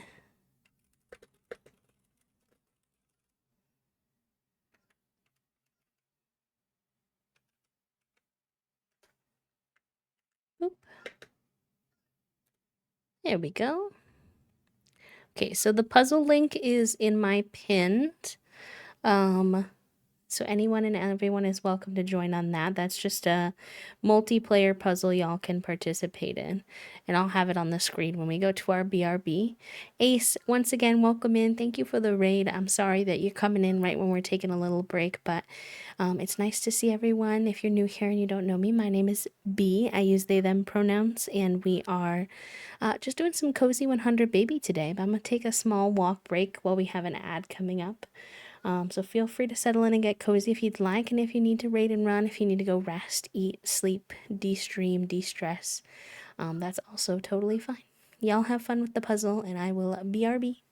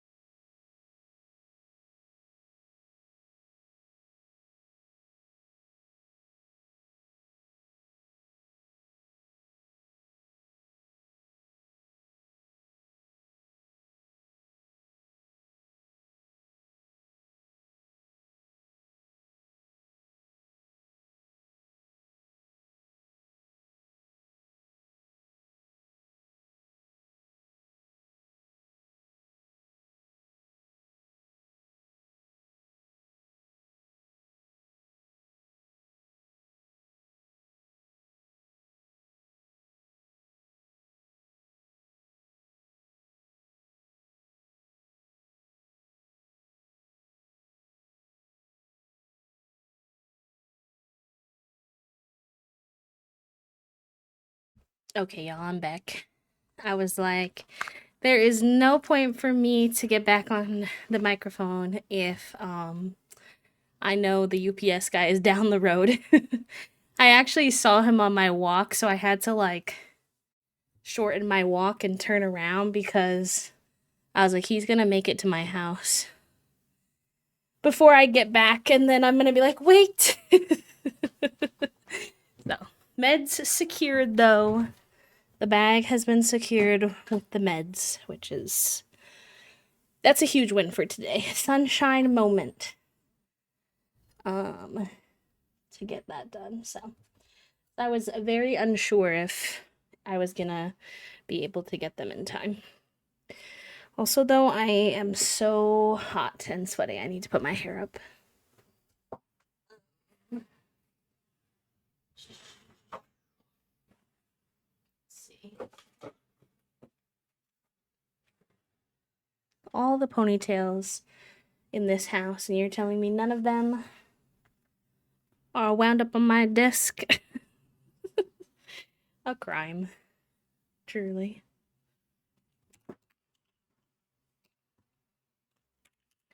But yeah, it's good because my meds are now all good for 3 whole months. GG's. I think Roni. The children abandoned ship the second that the doorbell rang. They are afraid of the doorbell, I find.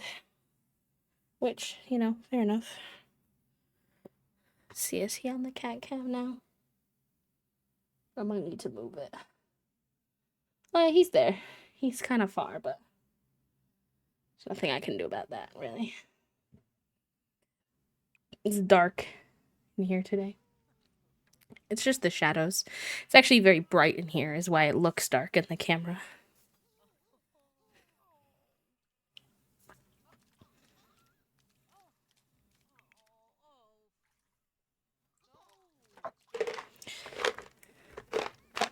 Hi, Junie.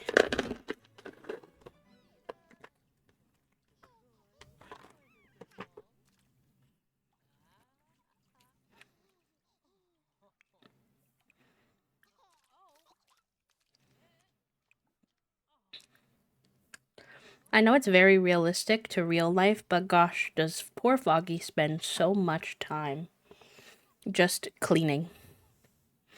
Cleaning, cleaning, cleaning. Oh, hi, Junie feet. You got Junie feet in the cat cam right now. Junie, are you gonna knock over the cat cam? Because I would prefer you didn't. But you're looking at it like you're gonna. She might swat it down. You know how cats see things on a table and they're like smack? She's definitely thinking about it.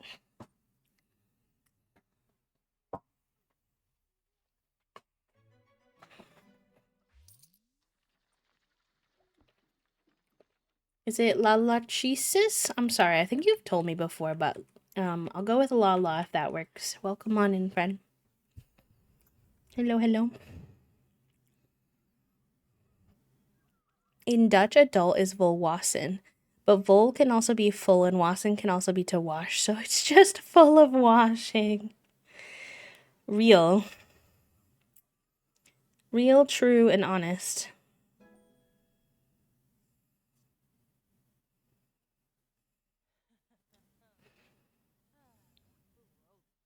Lala Kazis.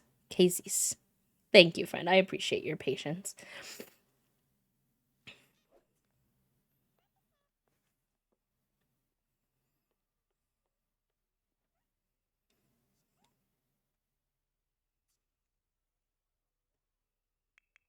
I can't wait to give these guys makeovers. They're gonna be such cute little kiddos. I'm like not emotionally prepared for how cute she's gonna be. Oh. I forget that the children, if you don't monitor them and their iPad time, they will just iPad time their whole life away, even if they're like dying. It's like they can't understand that there's like a tipping point where they need to stop and take care of themselves. Actually, while you're here, let me have you vacuum that real quick. And then you can go upstairs. Oh, I'm so glad we thought of the idea of the little toddler gate, y'all. That's gonna make my chaotic choice of having my toddlers on the 3rd story so much more manageable. I was scared. Alright, while you're waiting, why don't you get some food too?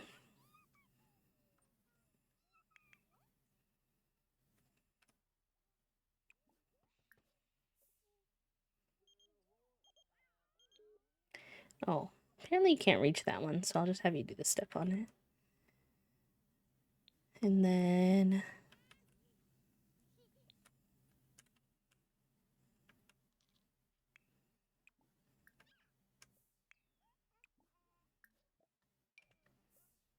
we'll give Dill a bubble bath. She's doing great, though. What skill can we have you work on before you age up? You're pretty close with communication, so let's steal the iPad from your brother and have you work on that.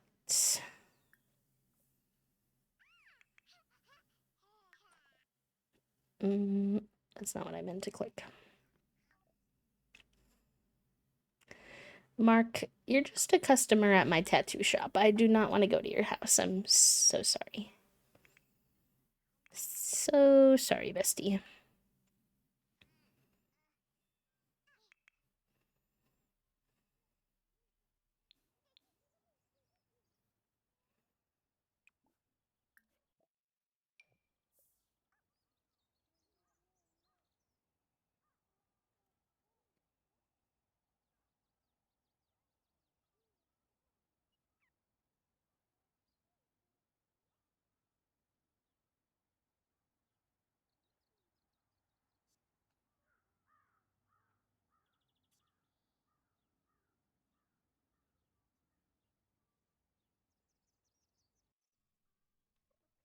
Okay, one eternity later, we are actually going to give Dill a bubble bath.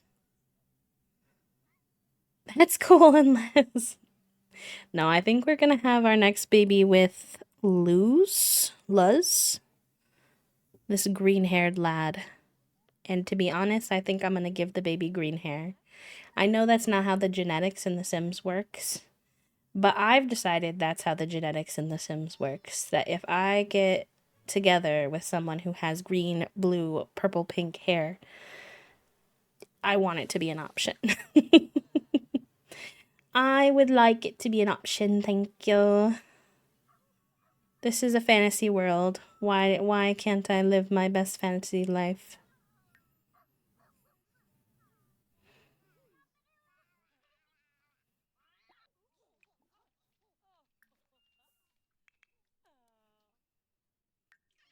Okay, you're getting your hygiene and your attention up, which is perfect.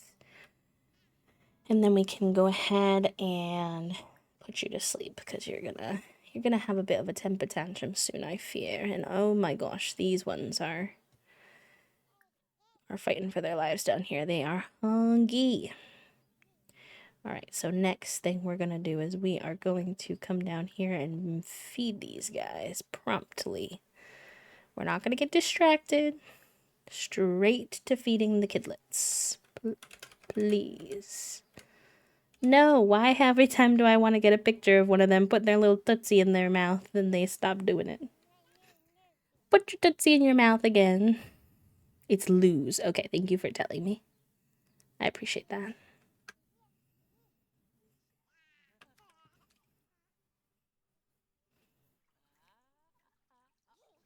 Oh my god, the children are kind of like laying near each other, chat room. Let me see if I can get a better camera angle for you.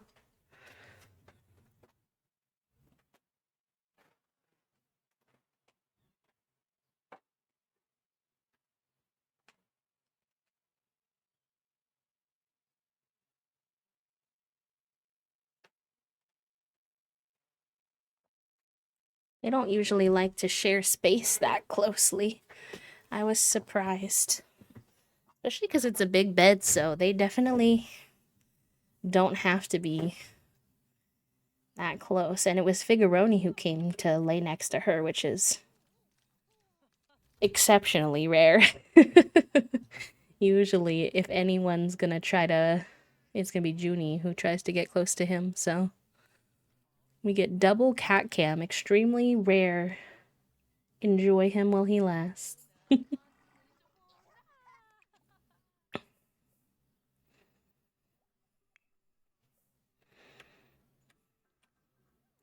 Oh, whoopsie. Baby Dill's gonna pass out.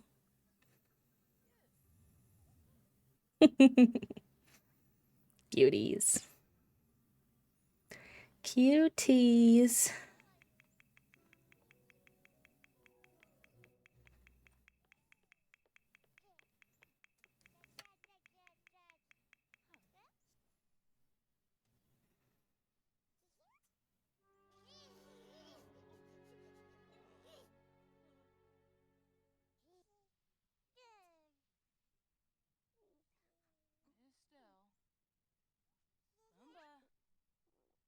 Oh gosh, I didn't realize how rough Foggy was doing. Oh my gosh, wait, you can talk? No, oh wait, that's Dill. I was on Chucky. I was like, excuse me? That makes a lot more sense. I was like, do I have a prodigy on my hands? Like, what? Oh gosh, hopefully Foggy doesn't go piss pal in their pants because I don't want the children to get taken away, but also I did not realize that they were in disaster mode.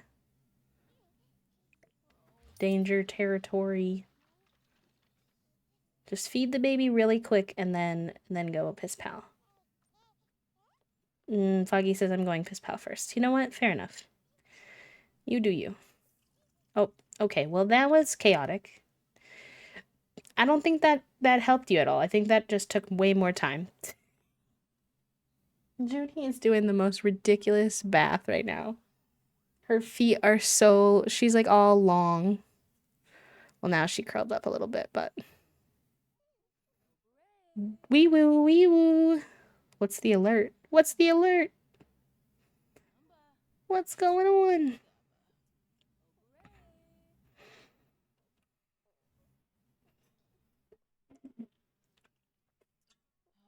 Yeah, she is a noodle. They're both noodles sometimes. Oh, the alert for the piss pal. Yes. Yes, yes, yes. Okay, put the toddler down. Put the baby down and go as quickly as you can.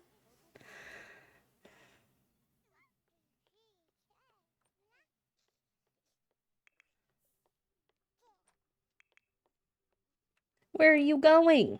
Why are you putting him? Okay, you know what? I don't have time to argue with you at this point in time. Just go piss pal. Go piss pal, and then we'll go get the child and bring him back inside. Oh gosh. Okay. We prevented. I do not know.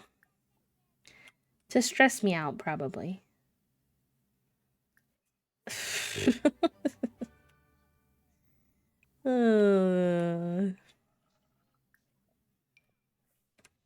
The Sims is a very silly place.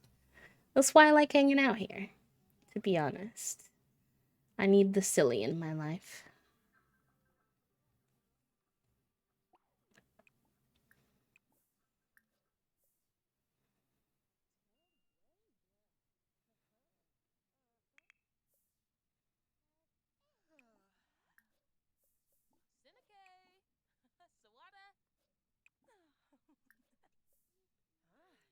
Okay. Now you need some food, because you are very hungry.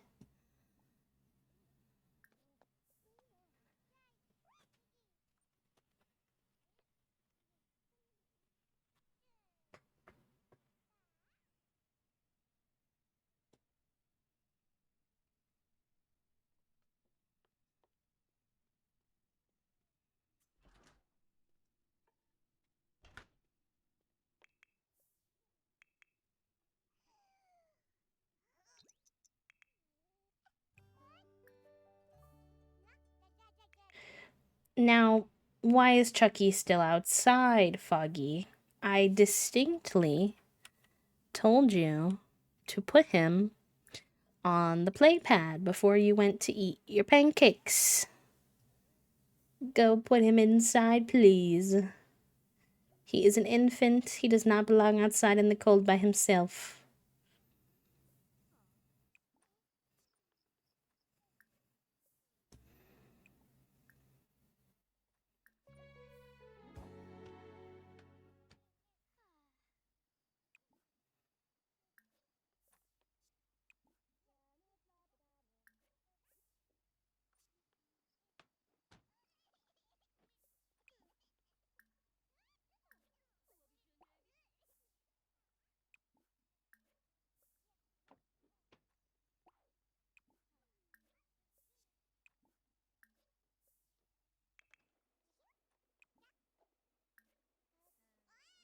Unrelated, but I decided to look for a bike recently because shipping my bike across multiple states is just as much as buying a new one. And I found a really cute mint green bike with brown seat and brown basket. Yes! I had a bike like that when I was a teenager and I was obsessed with it. And it was also the first time that I had a bike that had one of those really wide seats. And that was the first time I discovered that if you, I don't know what the experience is like if you're AMAB, but if you're AFAB, the regular bicycle seats are like not made for us at all. Get yourself one of those wide, comfy bicycle seats, and all of a sudden, bicycling will be fun in a way that it was not before. At least if you're anything like me. I know, it's very chaotic, Pixel, and then we also have to vacuum, and it's too much. All right, it's Monday. That means we can officially age up all 4 of these kids. Amazing. Amazing.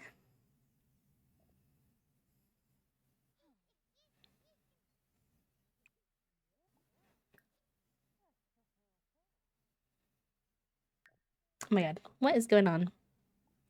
Cook.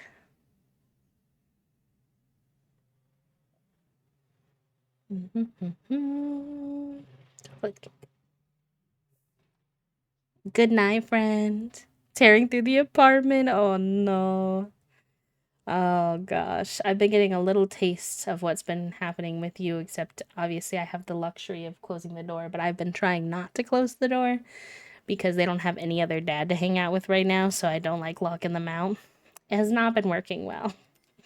I usually let them stay in my room for when I go to bed and it's okay, and then by like 4 in the morning, there's tussling occurring and I have to kick them out.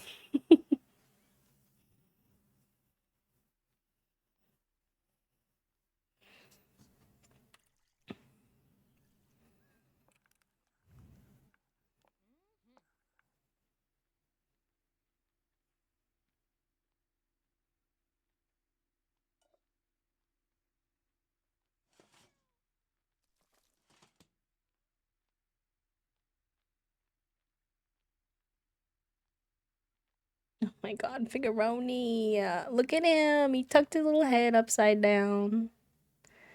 The double cat is killing me. So cute.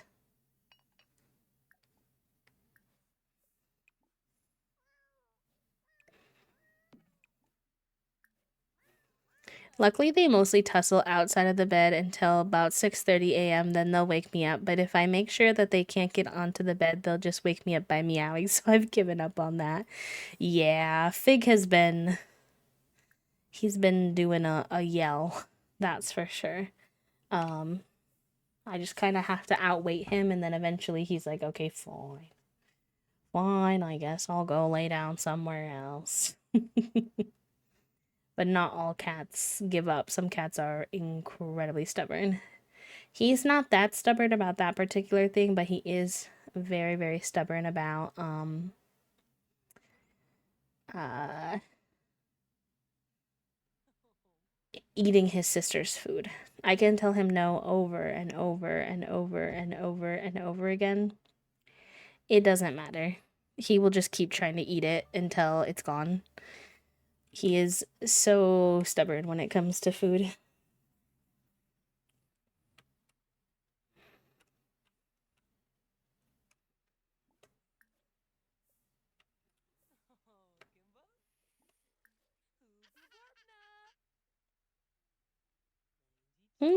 Where's my child?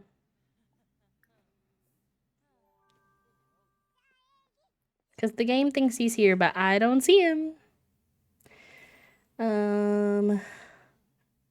Susie. I don't know a lot about the characters in terms of their personalities to really be able to emulate the character's personality.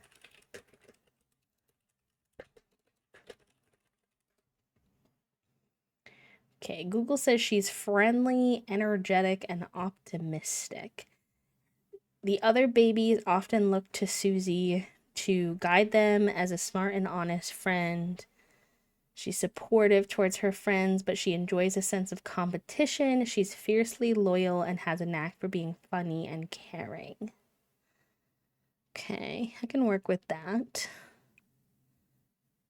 I know loyal is an option, but I don't think it's an option when she's this young.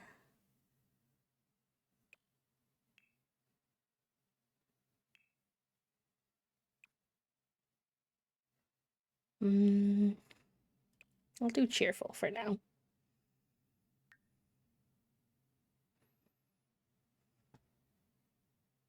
It also says she loves to dance.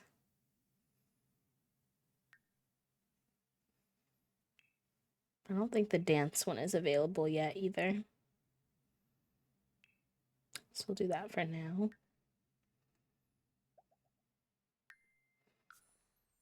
The stair railing with the light is from the Businesses and Hobbies pack.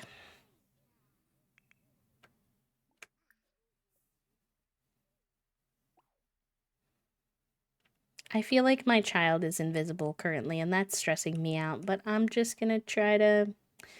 Let's see what happens if I do this.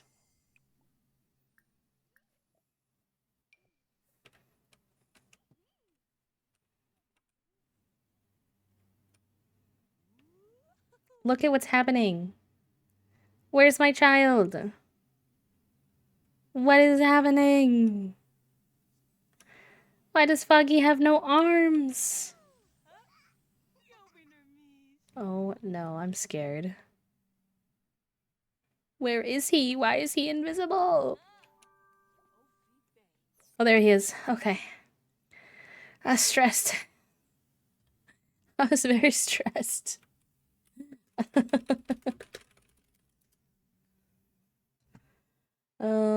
Okay.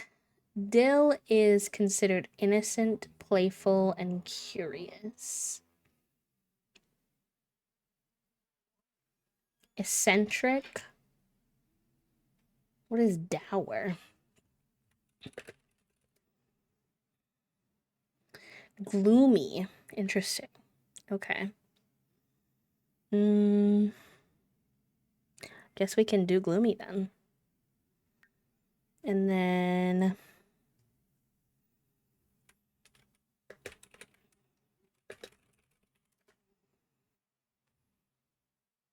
let's say mental, probably.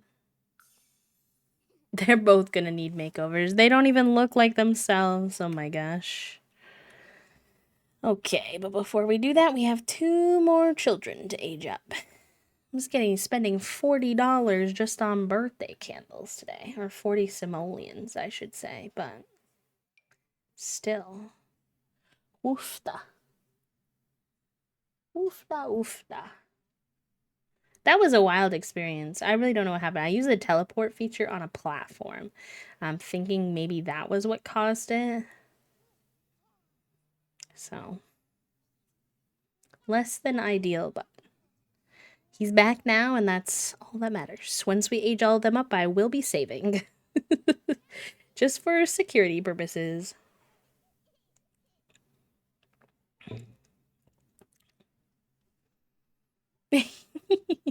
Socks is excited about everything at all times, to be honest. Wait, I want to get one last picture of these two. The children in the background are not ideal, but that's okay. Look at how happy he looks. He's so cute.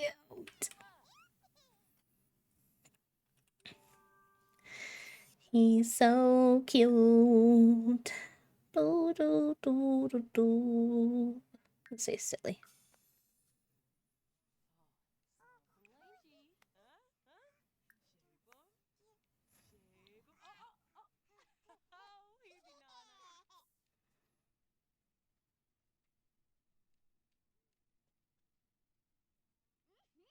Where are you going with this toddler? Okay, I thought Foggy was gonna take the toddler outside for a second, and I was like, please no.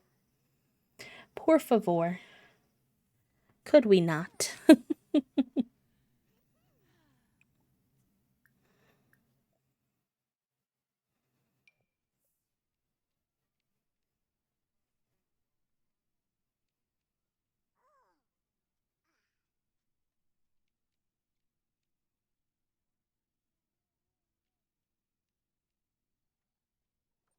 Leaving the birthday cake with these other like older kids here with the potential that they could steal a slice of cake stress me out. Like, don't touch it.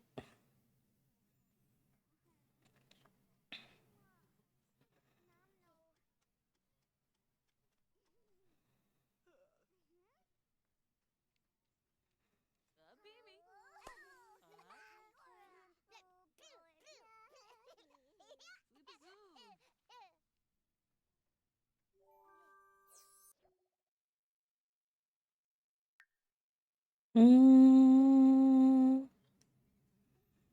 I think Angelica would be very independent. Oh, the hair they gave her is cute.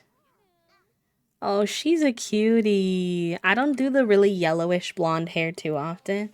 And I feel like in most cases, I don't think it works, but I feel like it really does work for her.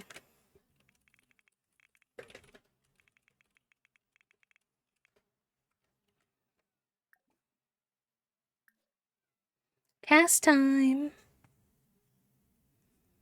Yes, I heard about that too, Dancer. They're cutting a lot of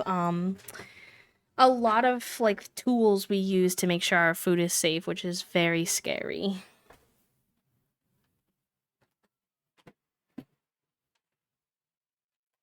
It's very scary.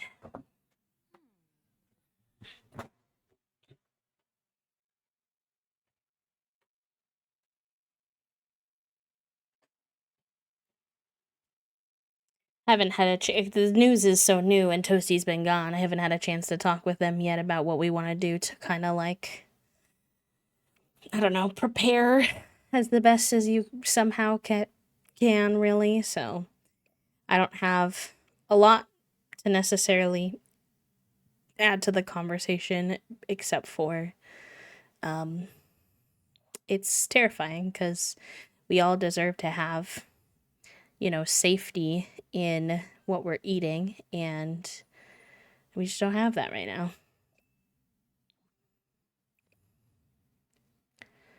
Um, it looks like she's wearing eyeliner, but she's not. I think it's just one of those eye shapes. Let me look up a picture of Susie.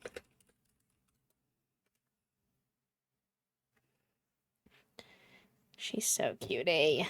She's so cutie. So she's most commonly seen in her triple braid hairstyle, but she also has a couple other hairstyles too, so it can be flexible. And then she's most commonly seen in her little yellow and purple dress. But, you know, we'll see what we can kind of. They even have an all grown up version we can imitate a little bit when it's a spin off, when they get to be teens, which is fun. Alright, let's see. Oh, wait, I kind of liked that one without the clip. That's cute, and I've never used that on anybody, so that could be an option. That one's always cutie.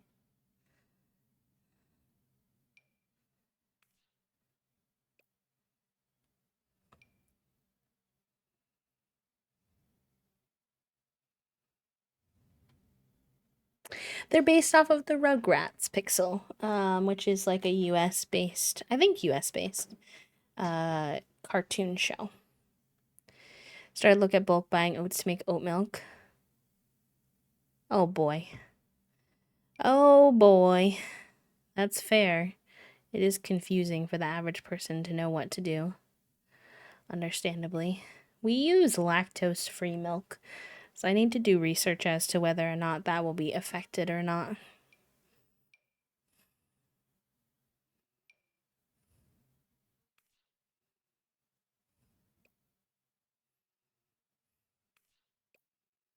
That one's pretty. I like the little clip. Oh, and that one has like a little like dye to it. That's interesting.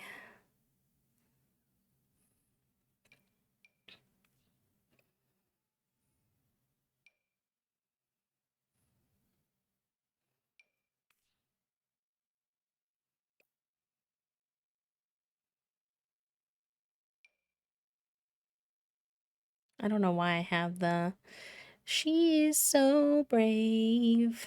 She is not afraid" stuck in my head today. That one's probably the closest to her actual hairstyle, so definitely a strong contender. That one's cute too.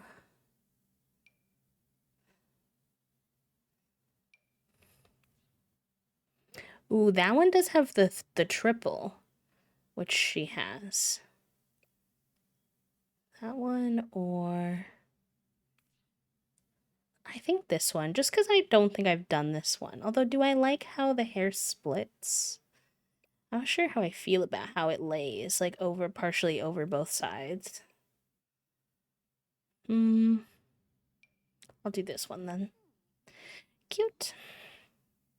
Oh, I did the thing where I did all of that on her sleepwear again. Nor. Okay, hold on. Hold the phone. Hold your butt cheeks. Gotta fix it.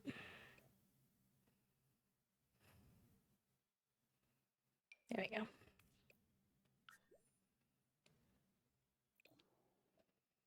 Okay.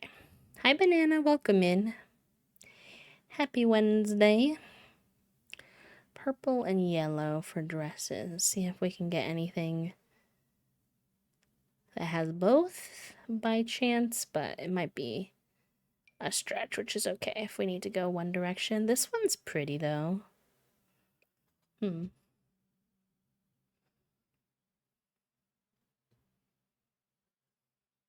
There's also a version I see here where someone did her in like a little cropped t-shirt and purple pants, so that could be an option too. I do like that inspiration of her. Maybe that's more the vibe. It's kind of a take on her, even though it's not her everyday wear on the show. Let's go purple and yellow and see what we got.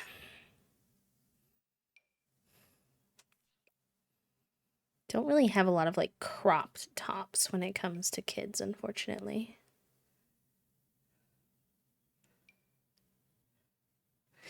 We're doing as well as we can be, all things considered. How are you, Banana? It's good to see you.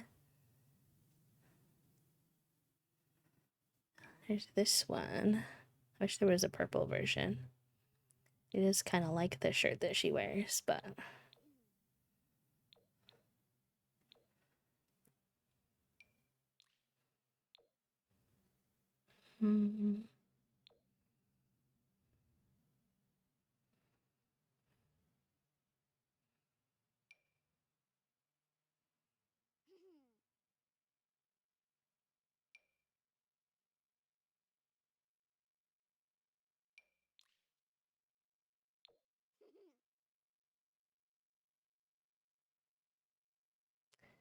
The two sets of aunts and uncles that are very pro-bad spray tan. My uncle's quite literally canvassing for the Oompa Loompa. One of them called saying she was worried for her son's federal job out in Alaska when I had told her he was looking to cut Fed jobs.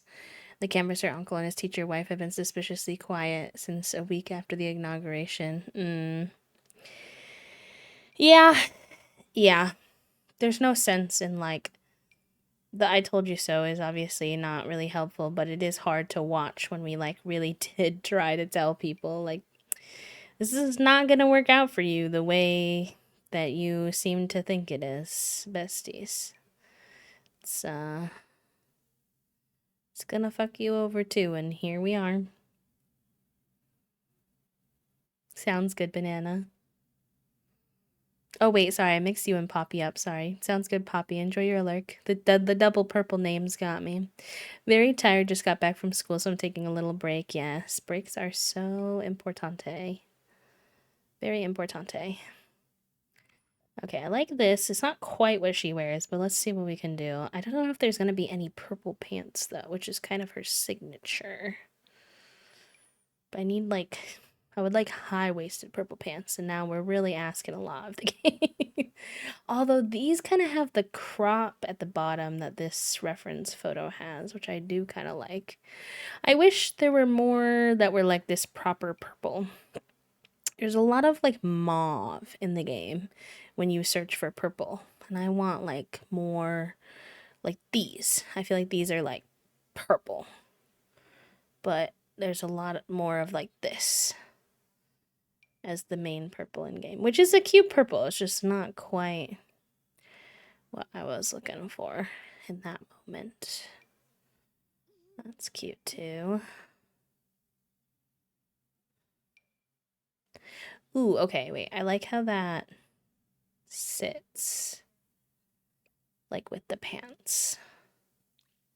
Is there a more vibrant yellow? There is, but it's a little orangey. But I still think it makes sense. Okay, and then I think we're looking for like a loafer-ish situation. Maybe these? Some of this is going to be hard to imitate until they're more teenagers, I feel like, but we'll do our best. Treadmill stress test for my heart and my body is in a flare. Nor banana. Banana, no. Understandable, no. Aw, Lonzo, enjoy your time with the brain cell, my friend. I hope he's helpful with whatever you're doing today.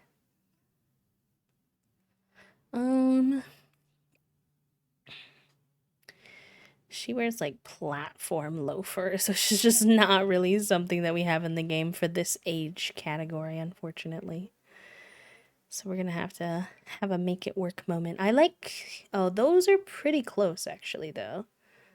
No, those are good. And then maybe we do like a little brown bracelet to bring in the brown shoes. My neighbors are having a very heated conversation. I don't think that I don't think it's like between each other. It's about like something that they like experienced. I think it sounded like they were having some ish with family stuff over the Easter weekend. Like, oh no.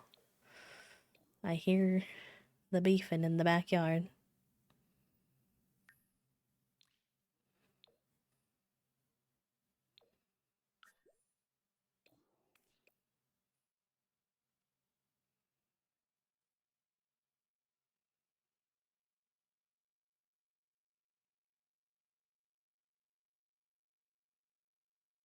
Hi, Trifle. Welcome back.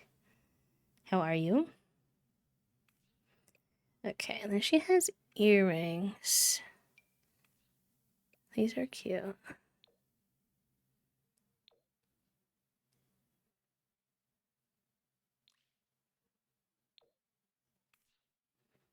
Yeah, I like those.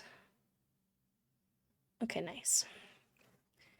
Nice. All right, I don't really have anything else to go off of, only like a single outfit. So now it's kind of like we're just going to go ahead and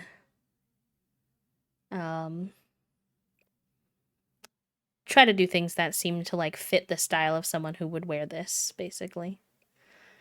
Giving kind of like a little tomboy, And then we'll try to keep up this purple-yellow combo, perhaps.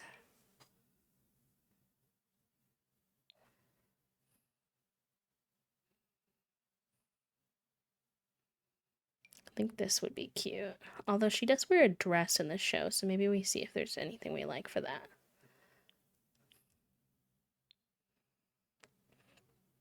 Oh, I hear so much gossip. I'm at the grocery store at work, and I'm like, I know. It's interesting, too, because it's the husband who lives next door, and I feel like I don't usually hear him get riled up like that. I only heard one little part where he was like, it's my daughter's first Easter, and this is how you're, blah, blah, blah. And I was like, oh no, whoa, whoa, whoa, whoa, whoa. That's cute. Do I want little sockies for her with the formal outfit, maybe? Like these little...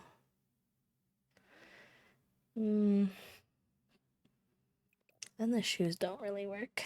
Do I like the sweater better, maybe?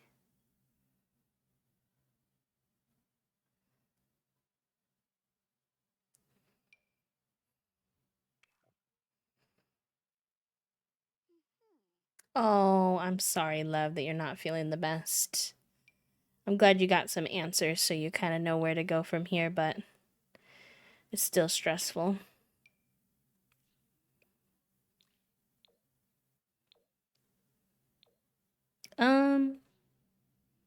You were moving your arm in a weird way. I don't know how I feel about that. You're still doing it. Why are you doing that? Why are you doing that, girl?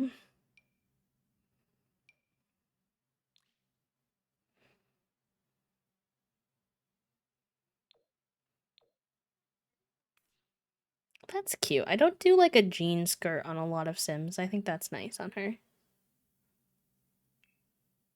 Yeah, that's fair. To be fair, in this case, they're literally in their backyard, so that's, I think, a very valid place to be doing your yapping. I just happened to have my window open earlier. I closed it though.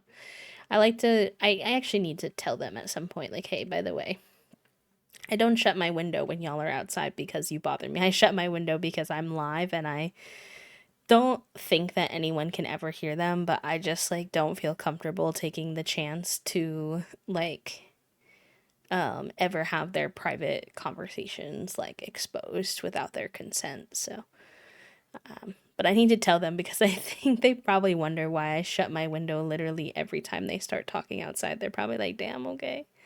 I was trying to use my backyard." Oh, I love this little, because she likes the cat too. She's friends with the cat, so I think that's cute. Some zoomer moves. Fair enough. Oh, the matching little undies. Oh my god, that's so cute. I don't think I've used those on anybody, so I'm pretty excited to have an excuse to bust those out.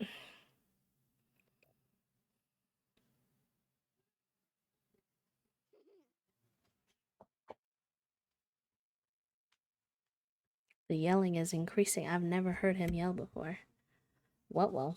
I closed the window, so now I can't hear what's happening, and now I'm like, kind of wish I didn't so I could be nosy, but I probably don't need to be nosy. It's none of my business.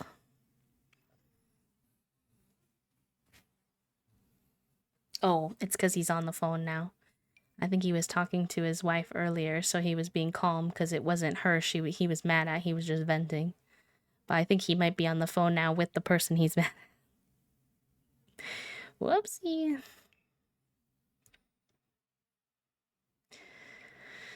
Okay, maybe we break out these pants again, but what can we pair it with for party wear for her?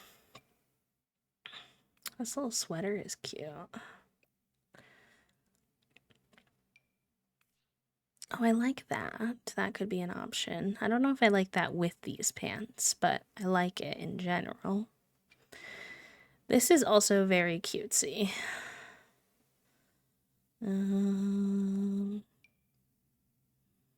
No, that's a bit too boxy. I like this, so maybe we don't go with these pants then. What about the little skirt she wears? Could that go? Let's test it.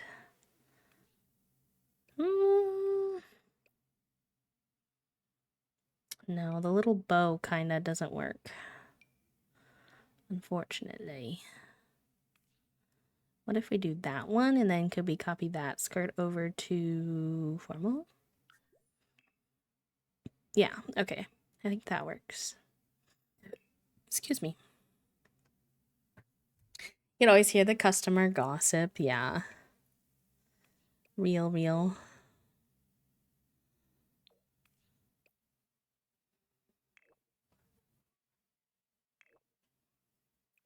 Okay.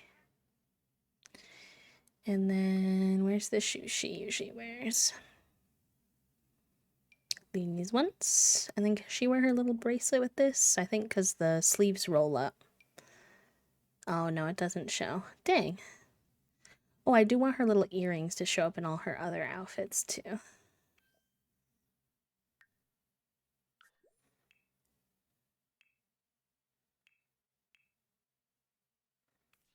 I'm not thrilled with how this outfit's looking.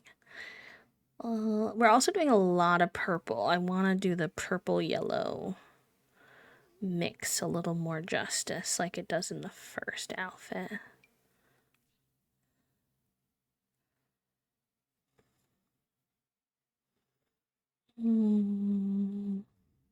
Thank you, friend. I appreciate that.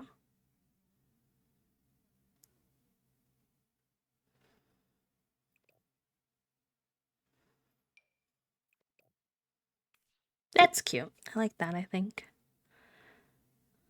Let me double check on the top if there's any other yellow shirts I want to try.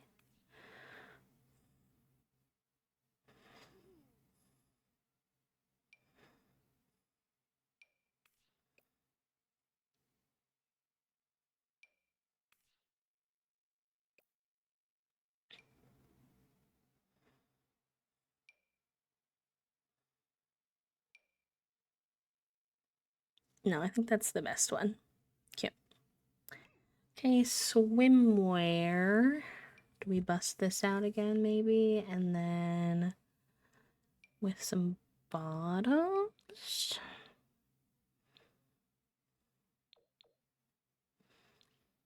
One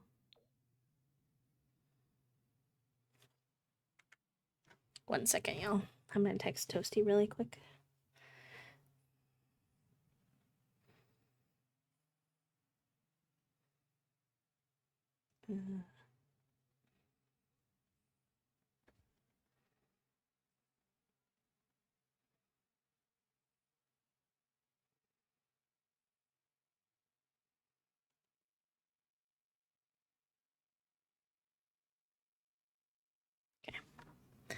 More purple clothes IRL. They used to have way more, but not now. I feel like purple has been coming back into like popularity, so maybe that will inspire some more purple coming back in the future.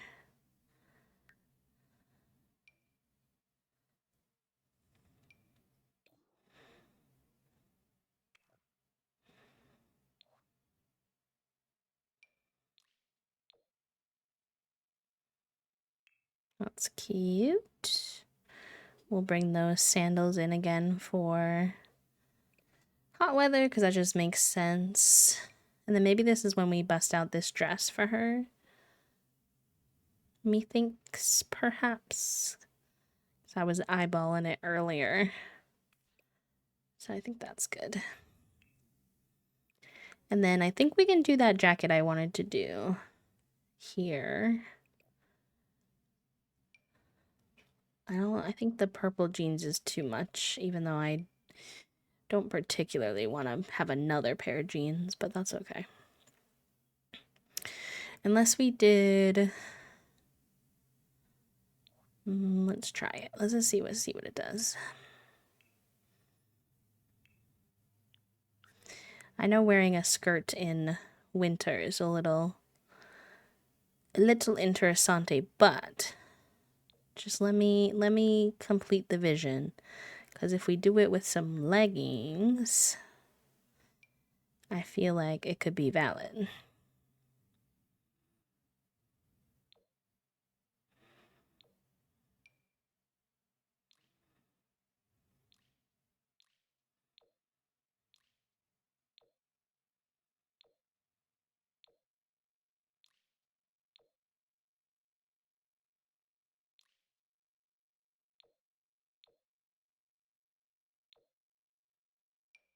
I like those ones the best. I'm sad for the purple resurgence. Purple was my favorite color when I was like a really little kid. Actually, my very first house back when my parents had my parents were a little better off when I was a bit younger, I think. I don't know that for a fact, but just basing off the house we had, that or I don't know, my grandparents owned that house at some point. I'm not sure what happened with that house and why we had it and why we got rid of it, but I had my own room with like a play area, and the whole thing was painted majority purple with some pink accents. I remember that room very, very much so. Okay. Dilly. Your name is Dill, but I might call you Dilly because I think that's cute. I would like you to have the same hair you had when you were young, if it is an option. This is close, but it is not it. Was it this one? Is that the right one? It just looks different when you're older, or is it different? Let me see. No, it was this one. Okay, there you go. Oh, I'm doing it in the sleepy thing. Heck. Heck, heck, heck. Okay, now I gotta find it again. Here we go. Yes, I am a green fiend through and through, honestly.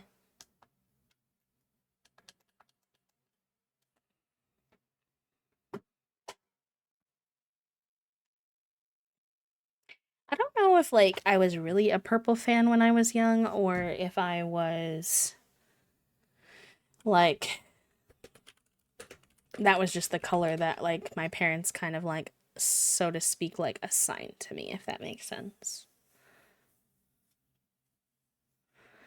Um Images, here's the dill pickles. This kid is so quirky. I forgot that he kind of turns when he's like a teenager into sort of a little. He kind of turns like really scruffy when he gets to be older. He looks like, respectfully, a teenager who would do drugs. So this is gonna be really interesting. Oh boy. Oh goodness. I'm gonna maybe give him a different thing then. Now I'm looking at these pictures.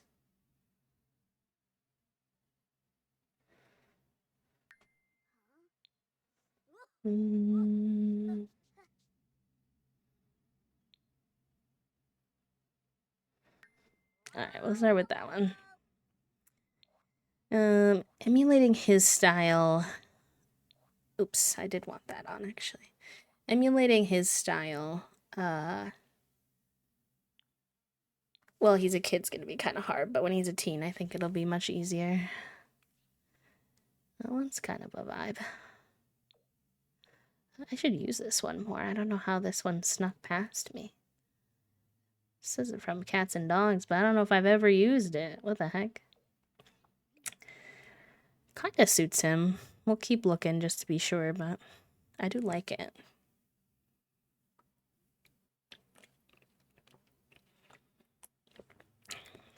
He has kind of, like, in the actual show, in my opinion, he looks, when he gets older, when he's a teenager, kind of like a stoner.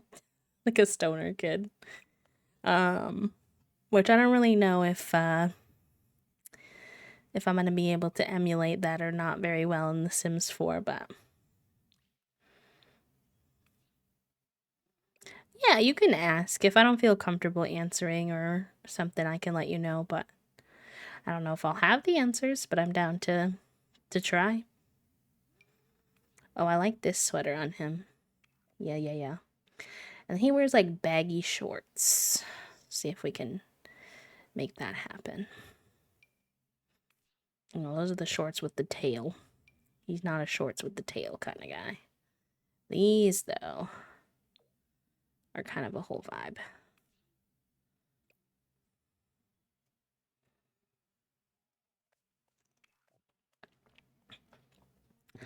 And then probably like some Converse, honestly. Or something similar-ish. He just wears like a bit of a high top sneaker. No, those are cute. I like those. His are kind of like a tealy color. Like that, but I need them to match with like his other fits too, so we'll see what we do.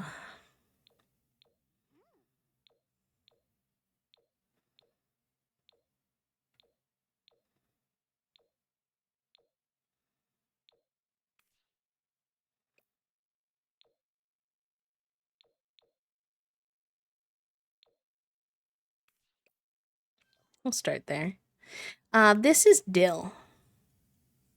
No, not my sim. Well, depending on how we try to make him look, but Dill in the show, as he like is in All Grown Up, which is the spin-off where they're like older, he looks like he's a little stoner.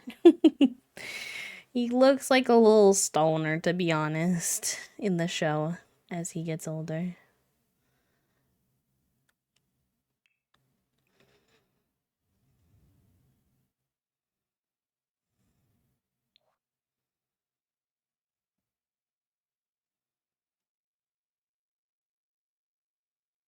Probably a sweater. He wears like a striped sweater situation, something like this, kind of. This looks a little too formal, though.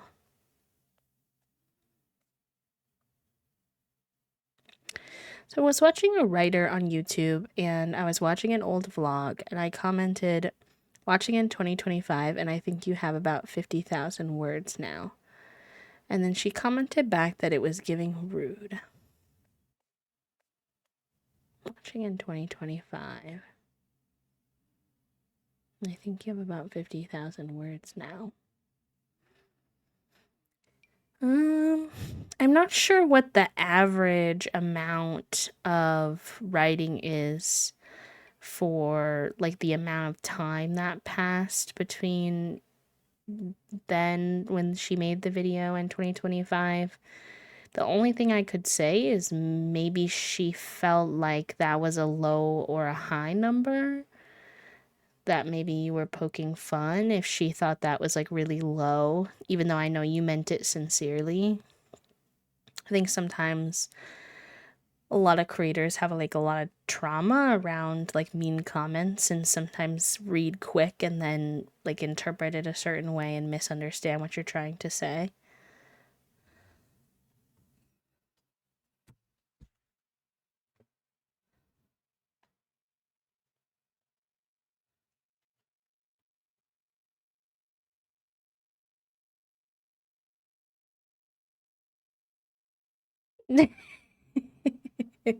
No, no, no. Just based off of the reference, basically, is what I'm trying to say.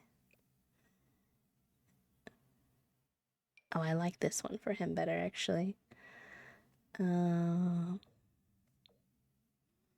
like the funky colored one. I think it's really up to you, whether or not that you want to comment back. Personally, it's kind of like, you know, unfortunately, sometimes people are going to just misunderstand us, even if we had good intentions. You could try commenting, like, you could definitely try commenting back and just saying, you know, hey, you know, this was my thought with the comment. I really didn't mean anything by it. I'm so sorry if, you know, like it came across in a different way than I intended for it to. I actually really like your content and I meant to be supportive type of thing. And I would hope, you know, fingers crossed that she'd hear you out, especially if you've been like a watcher or supporter of her channel for a while and whatnot. Um, but there's obviously just like no guarantees how people will take things, unfortunately.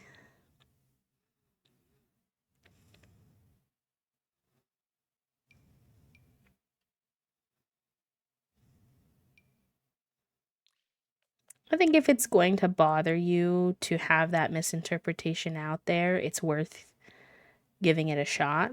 You know, I don't know if she'll see the comment, if she'll really take the time to reflect on it and whatnot. Like, as long as you comment it with the understanding that there's really no guarantee that she will change her perspective or whatever, but like you just wanted to try, like, I think that that's totally fair. That's probably what I would do. Unless it was someone who I followed very casually, and then I might just kind of be like, whatever.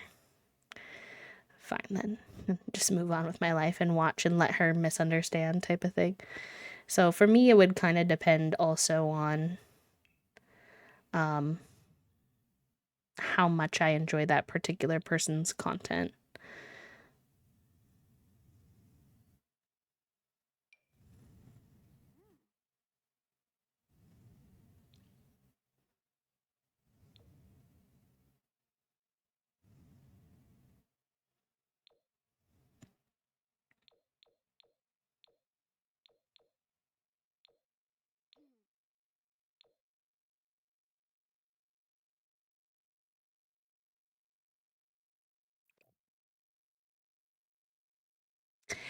Um, Technically, no, but we did get pretty far in one of our playthroughs of Cult of the Lamb.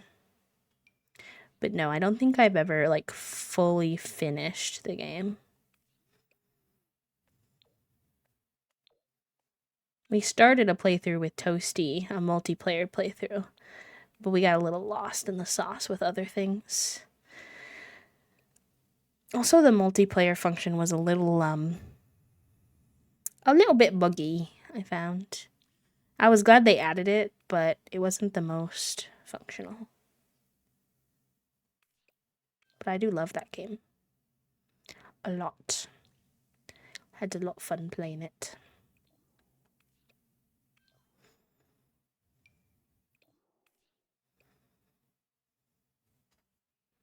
Sometimes I see people on the internet make an essay of a response to their follower, and their follower explains, "Oh, I meant X, Y, and Z," and then it changes the OP's mind. Yeah, that's happened to me before. Not so much in like too much in comments, just because I mostly am on Twitch, but there have been times where someone came into chat and they said something and I totally misunderstood what they said or like read it in a tone they didn't mean, and they came back and they were just like, "Hey, like, you know, that's not really what I meant." And I was like, "Oh my gosh, I'm so sorry," you know, type of thing. And we were able to work it out.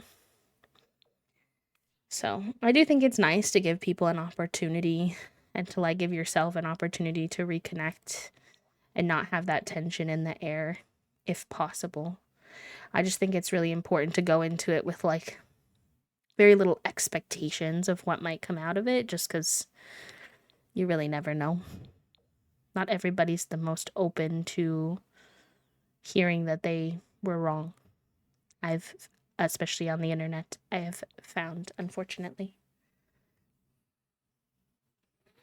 It gets some people into defensive mode, even if it was like a simple mistake.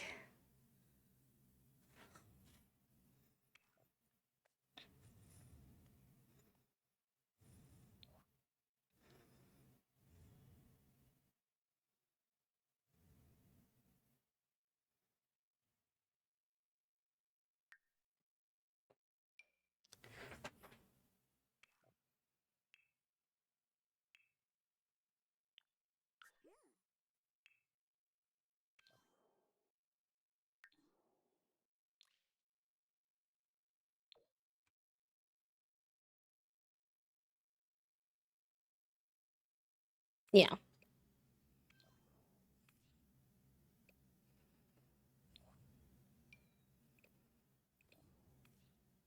Yeah, they're being such cuties today. I can't believe we're getting a double cat cam situation.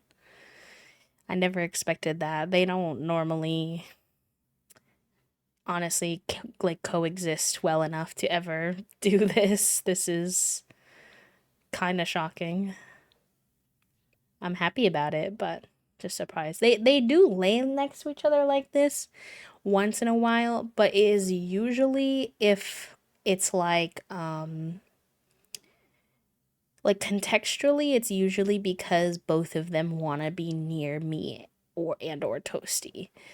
And so they're like willing to be near each other because they're like they want to be next to the dad, and like they know they need to share space for that to be possible. So I was really surprised to see them like doing it on their own with no external motivation, I guess is what I'm trying to say.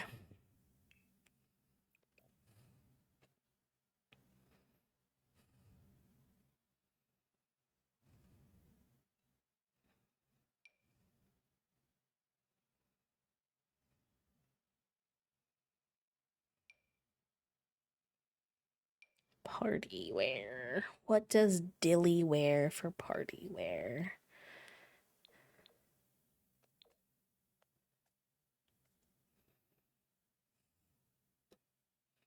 I feel like the shape of this is right for him, but like the pattern is not really quite.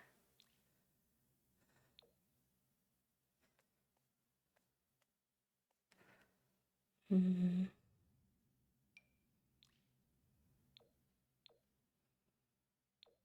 I like that. Let's check the full body options too.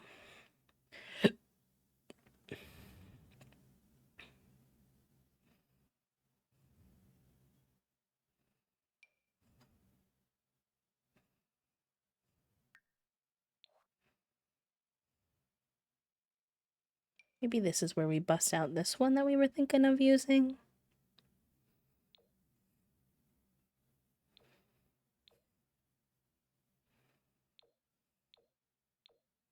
No, I'm not sure about any of those colors. Maybe both are here today because Toasty's gone, so they want to be with you. Maybe they are separated usually because one is near no Toast. Yeah, no, it's very possible that they want to like both. They also both really like this bed. There's been some beefing over sharing this bed down here when I'm especially when I'm streaming, because then yeah, they want to be near the commotion, so to speak. And so I definitely think that's part of it. Just usually when they share space on the bed, I would find like one would maybe be like at one end of the bed and one would be at the other end of the bed. Like it's the I'm curled up right next to you. That kind of surprised me, especially because Junie was there first. And typically the only other times I've seen them kind of share space like that has been at times where Junie forced it, not Fig. So that kind of shocked me. The English are coming in a getaway car. What are we getting away from, Molly? What are we doing? Hi, Evie. Welcome in. Hi, Quay. Welcome. I hope you had a good stream. What were y'all getting up to today? Were you doing townie makeovers? No, wait. I think I saw you were doing your collections. Away from all my collections challenge. I liked your bloop the other day where you were like, that's why I call blue sky posts, by the way, where you were like, I basically feel like I'm playing a losing game at this point with this collections challenge because they just keep adding more collections. How am I ever gonna keep up? So real. So real. Hi, Cripply. Raiders, if you're new here, by the way, and you don't know me, my name is B. I use they, them pronouns. I am a queer and disabled full-time cozy VTuber here on Twitch. We play The Sims 4 most of the time, Monday, Wednesday, and Fridays most weeks. And then on Sundays, we like to do kind of whatever, like, we're inspired to do at the moment. A lot of times it's cozy indie games. Some once in a blue moon we like to do some crafting on the channel, but mostly cozy simmons. So if that's your thing, if you like lurk friendly, soft, chill spaces, feel free to join us. And if you need to raid and run, if you need to go rest, eat, sleep, especially you, Molly, if you gotta go, totally fine. Take care of yourself. Started adding more even when they saw me do the challenge. You know, someone else who I feel like is in a similar boat to you with a challenge is my friend Egg Babe, because she's got this challenge called Odd Money. And it's literally like a challenge where like all the generations, the legacies generations are based off of like making money in a non-traditional way, and then the businesses and hobbies came out, and I was like, oh damn, there's now like 100 more ways you can make money. I was like, good luck updating that. Oh, thank you, Evie. Have it all. Have at it. We're playing our 100 baby challenge today, by the way. This is our Generation 3 Vatriarch, if you would. Their name is Foggy. I adore them. I'm obsessed with them, honestly and truly. And every 5 babies, we kind of use a wheel spinner to change the theme for the babies. And then, unbeknownst to me, our theme right now is Rugrats. So I've been inspiring all the kids off of Rugrat babies. So this is Susie, we just finished. And we're working on Dill right now, which is the baby. And then we have Chucky and Angelica left, and then we still need to have baby Kimmy. So that's what we're working on. Just chilling in Cass. I know y'all love a good Cass hangout, so I know I'm in good company.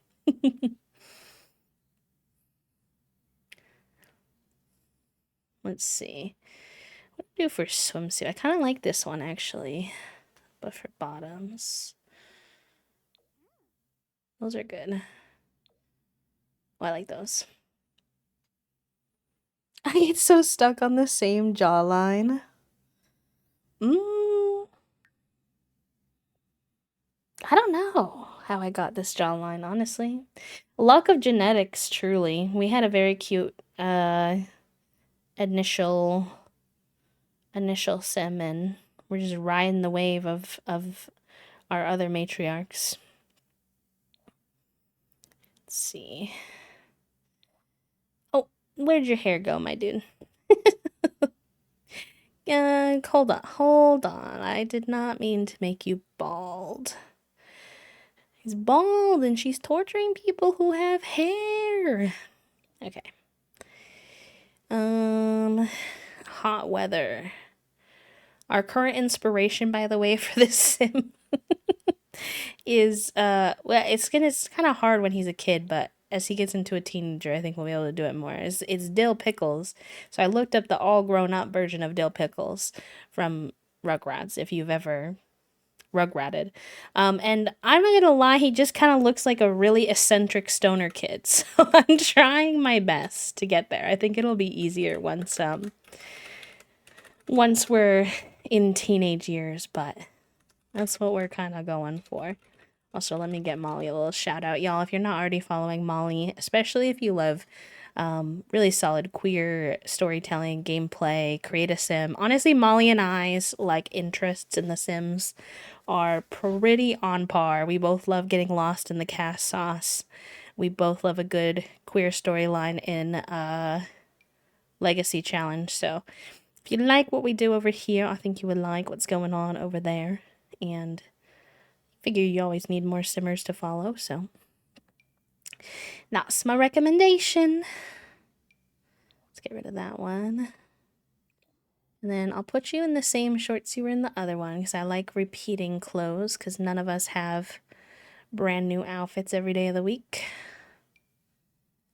Are you a sandal kid?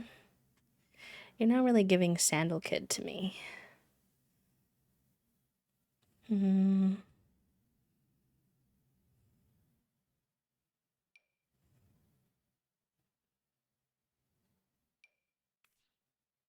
Have to figure that out.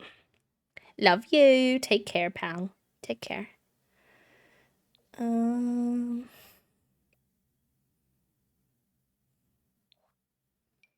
guess he could have 2 pairs of sneakers then, but then I need to incorporate those sneakers into a couple other outfits, I think. Methinks. This outfit's kind of boring though. But he usually wears a lot of layers, and what you gonna wear layers like? You're not wearing a sweater in hot weather. The tank top. Yeah, I kind of like that one.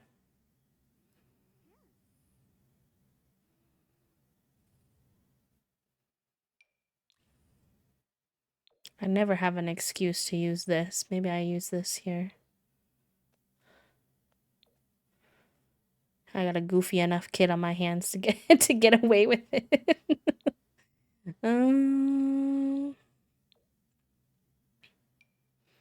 Actually don't use a lot of these like t-shirts in general, interestingly.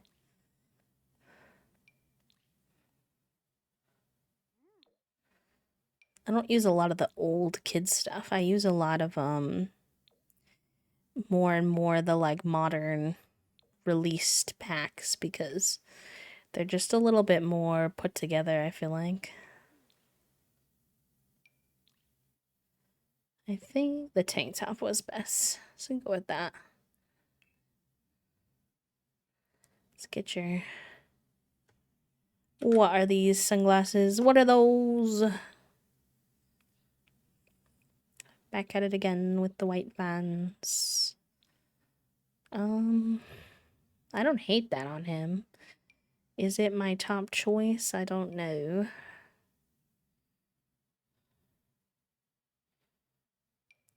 Maybe just like a hoodie?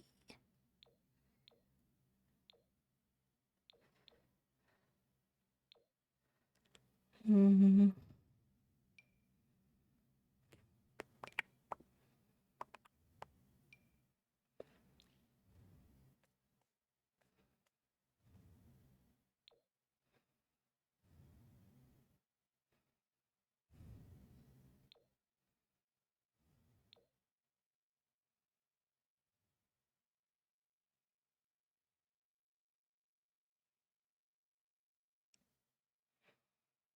Oh, I scrolled up and there were so many more options. What? Huh? I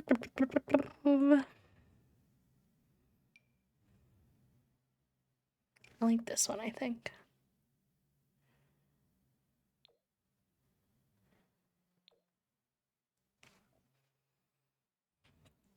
And then he wears these long pants, so we can repeat these again. And then maybe this is another spot where he can wear these sneakers.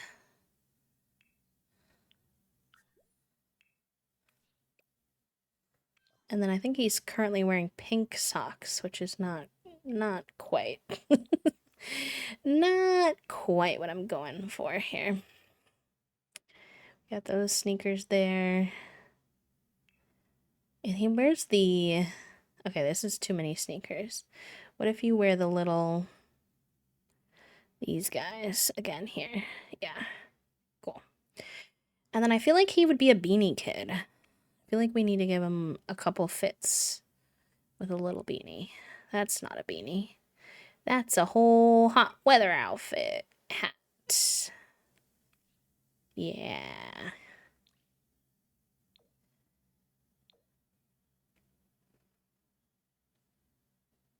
Oh, yes, of course. I'm glad you're enjoying it. I just finished it recently. I do feel like it's interesting. Oh, not the little chef hat. I don't know how you feel. This is not a spoiler by any means. But did you get the feeling that Heavenly Tyrant felt written very differently from the first book? Because I felt like I was like, whoa.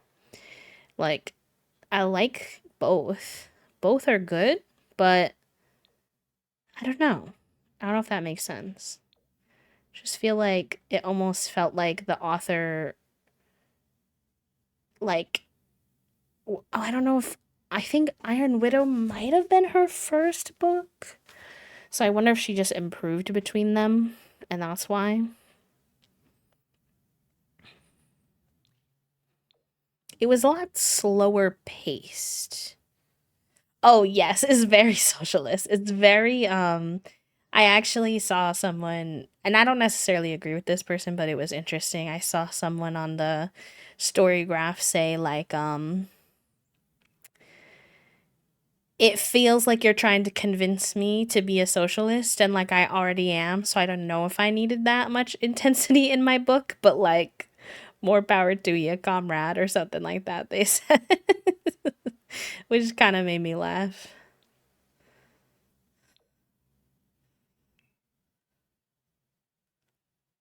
Ah, okay, that makes sense, Dancer. That makes sense.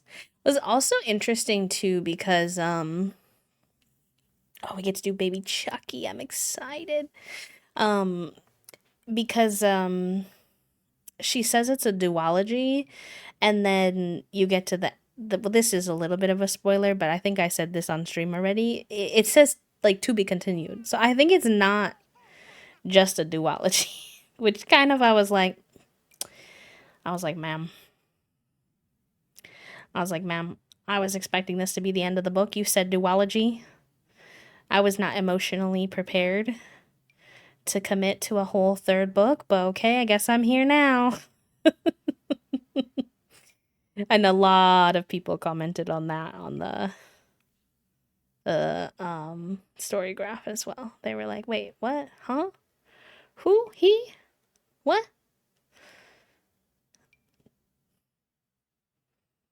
All right, I need to look at the all grown up Chucky. Well, I guess Chucky's not. He's just a toddler now, so I don't need the all grown up one. Uh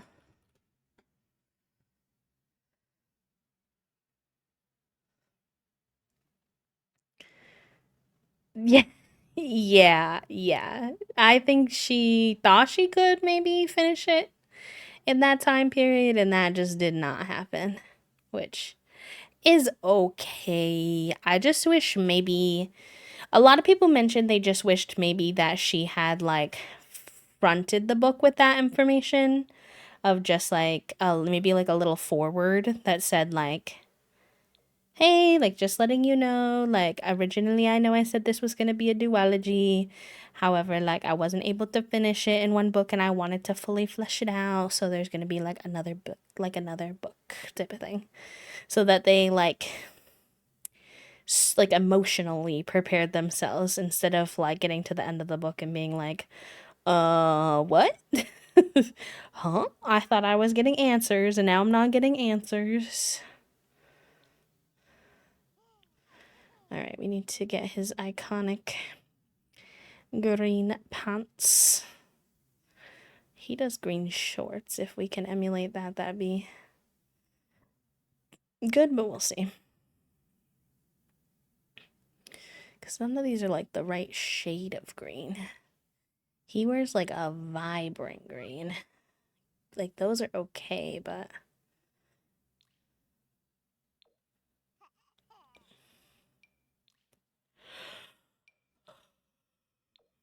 oh, sorry for the yawn.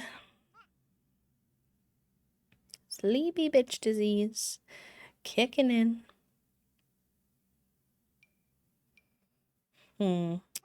Not as good of a green option for kid size Chucky. Just kind of a crime. Let's see if I go include pants. Those could work. They're not my fave. What's your favorite position? That's not my favorite, but do it for you. I said that wrong, but somebody will know what I mean. It's TikTok audio.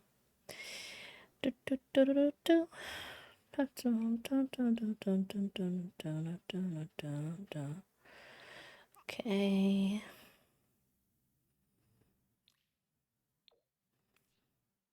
Cute. Huge gap again because, yeah, there was a fight to publish the first book, and Heavenly Tyrant was also delayed in the writing process because of something else, where she said she was focused on her other series because of lack of funds or something. I don't read fictions usually, but one day if I start, I'm just definitely gonna pick up Iron Widow. Yes. I might end up finishing it today, enjoying some computer time, but also trying to balance my hobbies. Yeah, that's always something I'm always trying to work on too. Understandable. This is why I never put my kids like this is why I tend not to put my infants in glasses even though the infant glasses are really cute because this is what I'm given as an option for toddler glasses. Which, to be fair, technically, these are incredibly accurate to Chucky as a character. So, in this specific case, fine. But in any other case, why would I put this on my toddlers? Free him. Hi, Dice. Welcome in. How are you, twin? How you holding up?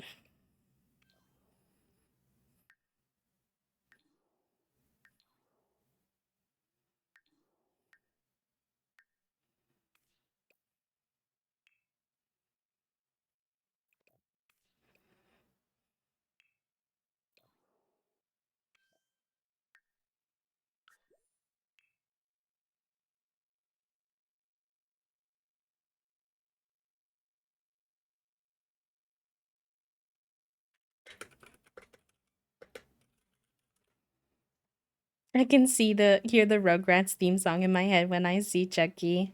Sims Chucky. I'm just nosy, don't mind me. No, you're fine. You're good. Oh my god. I love the way that they do all grown up Chucky. That'll be fun. He's cute. Honestly, they make all of their teenage boys look a little like stoners though, now I'm realizing in the all grown up version. I think it's the stubble. I think it's the stubble they add to all the boys. It's like a really sparse stubble and then they wear like really baggy like patterned clothes from that time like that era. So it's funny. Had a long work day today. I'm getting ready to walk the doggo and go to sleep. I hope they have a good little walk. Love that. Yeah, that makes sense. I mean, because when we were in school, we had to read a lot of like historical classics, as they say. So fair enough. Okay, I don't really know what we're putting Chucky in for like. I'm just gonna try to do vibrant colors and I don't know. When it comes to emulating the Rugrat characters, there's only so far I can go with it because most of them only have one or two, maybe two outfits, like in the show. So some of it is pure winging it. Now, listen, Trifle, I'm not saying that it applies to everything.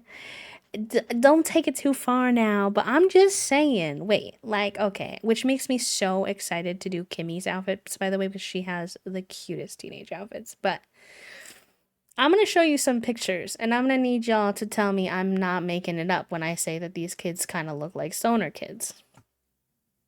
Some of the boys, especially. And you can't tell me that the stubble is not assisting. Like, look at him. He looks like a stoner. I can't. I don't know. As someone who had teenage brothers, this kid looks like a stoner. Like, even in some of the other pictures, like this one, you can't tell me that a shirt is not, like, they all give, like, slightly nerdy stoner man. Let's just see if I can find the Dill one that I was looking up. Like, it's like, look at that stubble. Like, look at these fits.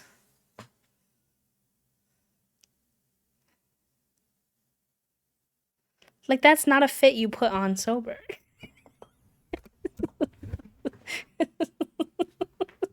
Like, I'm sorry. I just You can disagree with me, but that's what I'm seeing. Nerdy stoner boys.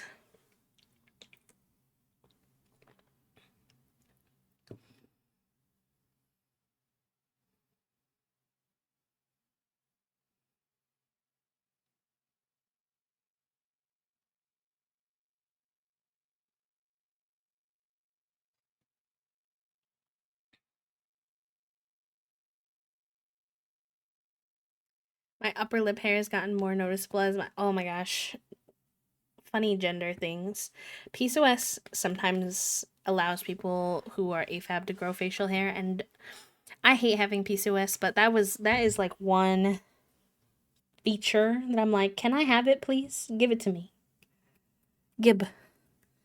Because the gender envy I get from folks, like makeup and a beard on someone, I don't know what it is. Gender envy goes wild. The right combo of the androgyny that provides sometimes.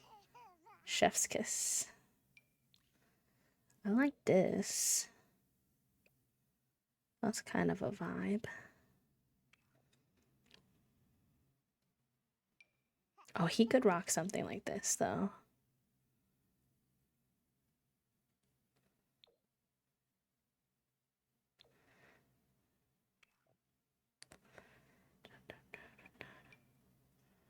And he's always gonna be rocking his red Converse. No matter what we put on this boy, the red Converse are coming through. Cute. Okay. Sleepwear.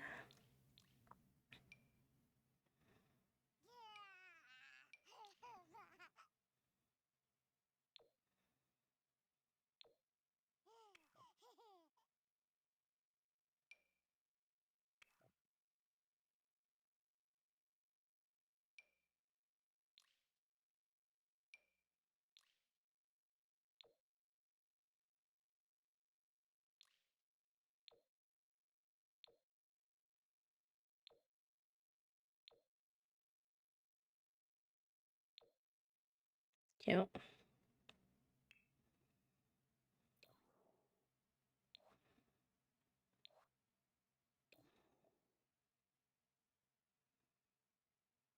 I think he could rock this for party.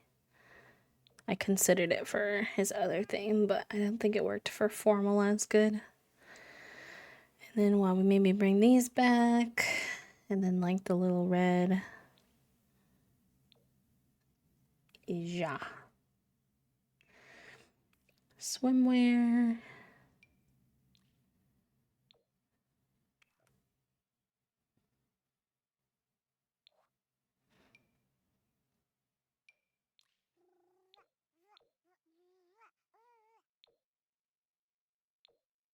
Oh my god, I love those. Wait, those are so cute.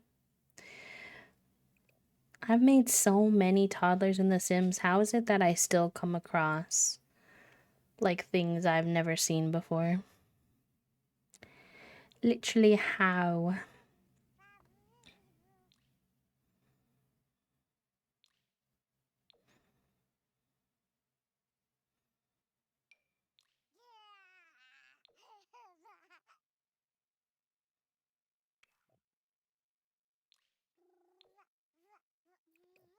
Mm.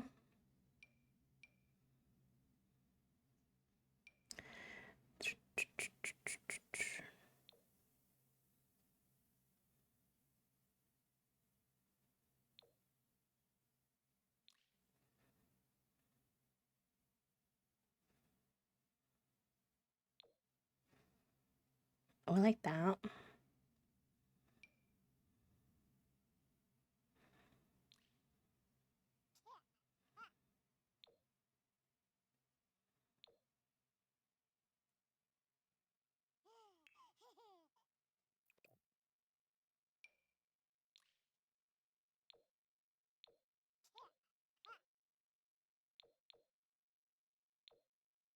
Mm.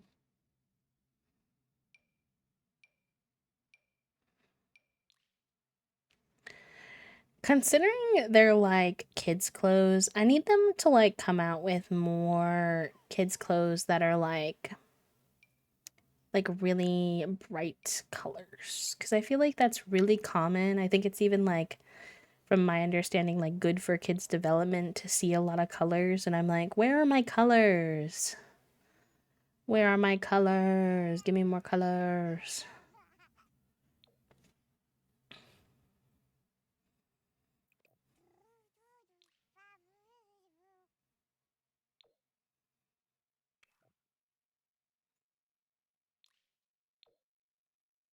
Cute. I do like that one. All right, Chucky is done and moving on. And lastly, we have Little Miss Angelica, who I actually am kind of obsessed with, unfortunately for me, because Angelica in the show is kind of a nightmare. But this is pretty freaking adorable, actually. I'm gonna test the waters and look around, but we could keep that hairstyle because it does have the little bows, which she does wear. Hers are purple. This is more how her little pigtails stick out. So if we want that effect, could do. There's also these. Oh, these are so cute.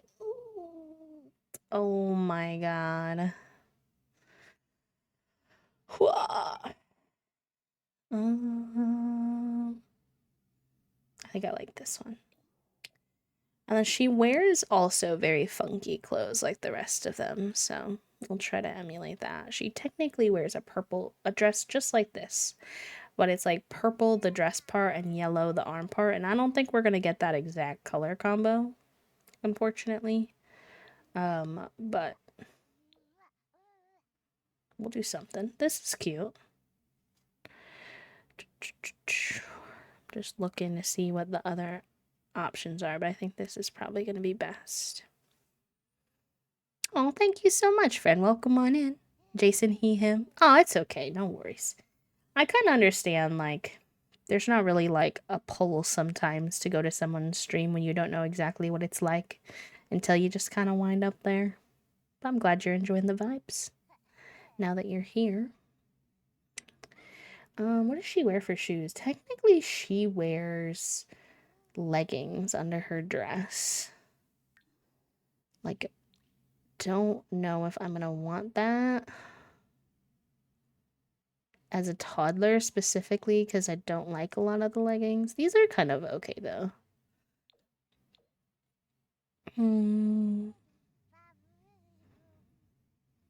Figuroni says, howdy there. Maybe that's how we bring in the orange. I'm not used to dressing my Sims with this much chaotic coloring, but it is kind of fun. And then she technically wears little purple Converse too. Do socks. Is that too much? I think it's the orange that's throwing me off, but she does bring in orange in her fit. And I do kind of like it. Is there like a necklace that I could? I don't think there's a lot of toddler necklaces. No, I don't think so. Fingernail polish, maybe?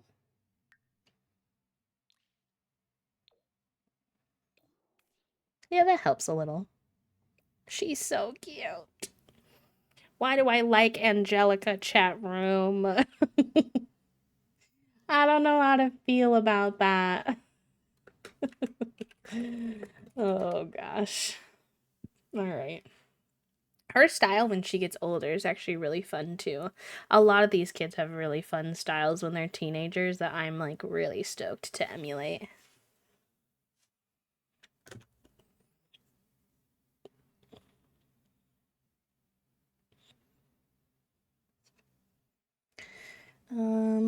Okay, I have to do the rest on my own though, and can I figure out this style? I don't know. I'm gonna have to be really brave and try things. Formal wear too is a little tricky.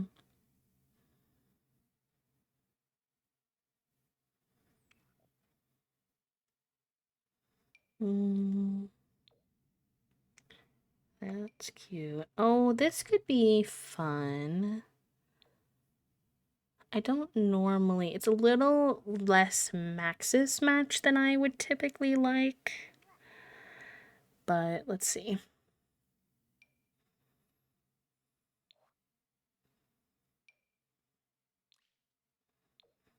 Like, I feel like I need to, like, break out into these funky patterns, like, clothes that I normally don't even touch. They scare me. Those are so cute, though, with the little bow, but it's too much purple. She wears a lot of, like, funky color combos.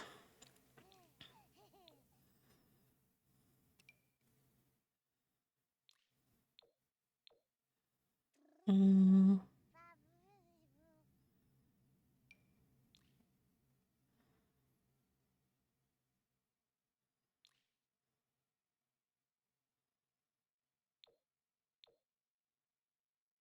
That's kind of cute. It's a little more matchy-matchy than I would necessarily want, but I think it could work. Yeah, I like it. Let's go with it. Let's do her fingernails then purple with this one.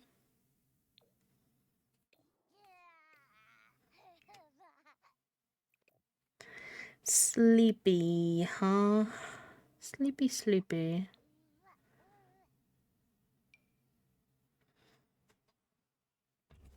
Sims Angelica will be nicer. Well, I'm gonna have to give her some traits that definitely make her emulate the Angelica, but I don't know if I'll go like full like mean or anything. I think what I might do is give her something like high maintenance. I want her to have drama queen vibes, but not like I'm actually mean to the people around me vibes. That's the aspiration. Anyways. I think I like this with the little llamas. Little drama llama.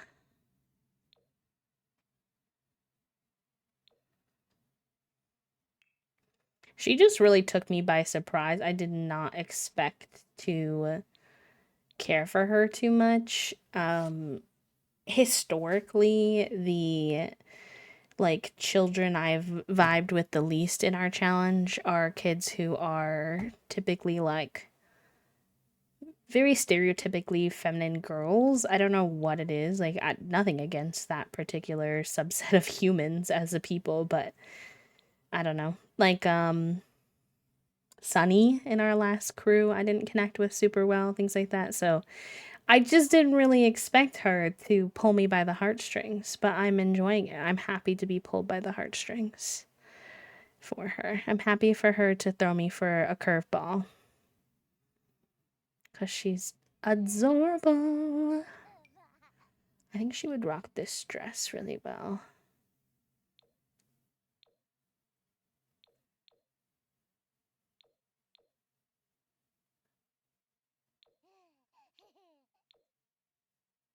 Let's do the blue one and see what we can do with like some funky leggings and stuff again.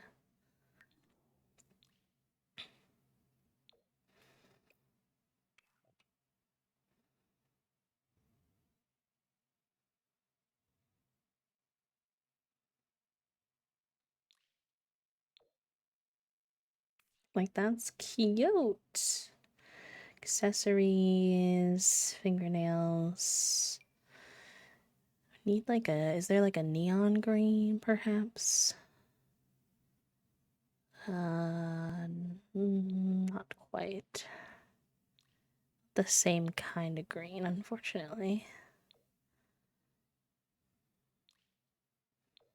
I'll do the purple then.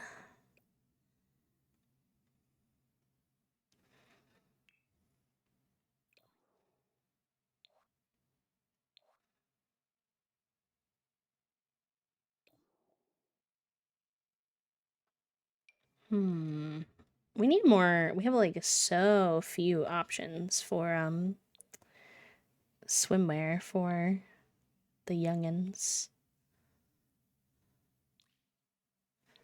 Oh my god, the little mermaid. That's cute. Little star butt is cute too. The flower butt. Oh my god, the flower butt. I'm sold on the flower butt. Let's do that then. And then I think that's it.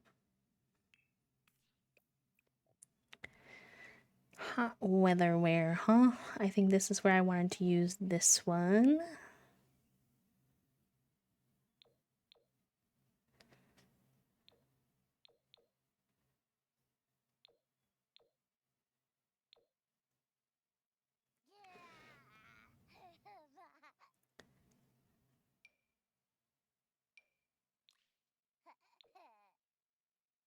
Hmm.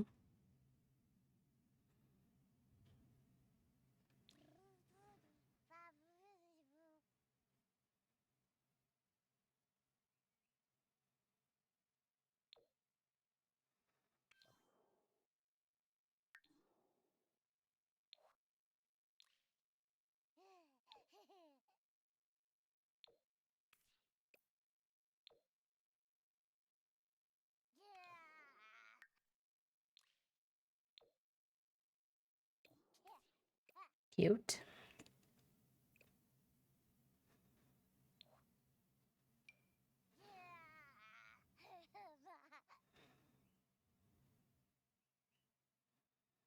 I do kind of like this, just like maybe not that one.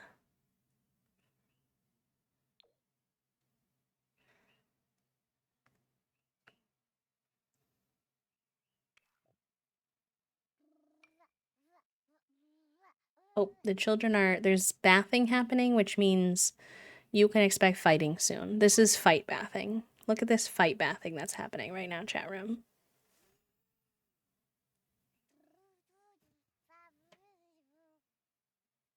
He's gonna tackle her or run away very soon. She actually likes to just give him baths. Like, I think she would just actually give him a nice bath, but he's very wary of her. And so he just kind of freaks out and doesn't want her to do it. I'm like, okay. I feel like this sweater is somehow not fitting what we got going on with the other fits. Let's see.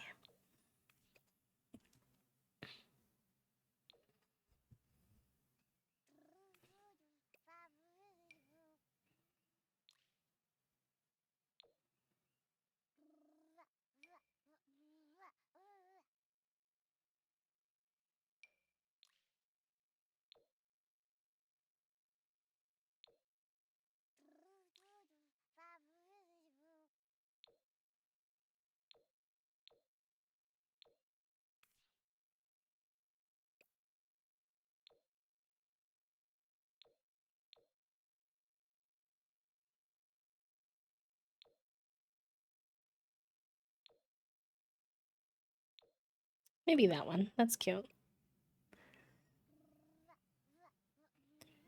I'm realizing now that I had an idea though for her that I didn't follow through on. Let me see if it's still something I want.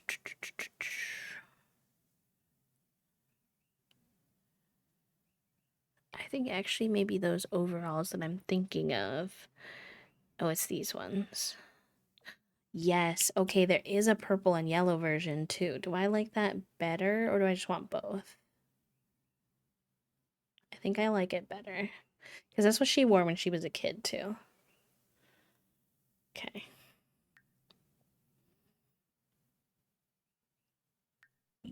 And then I think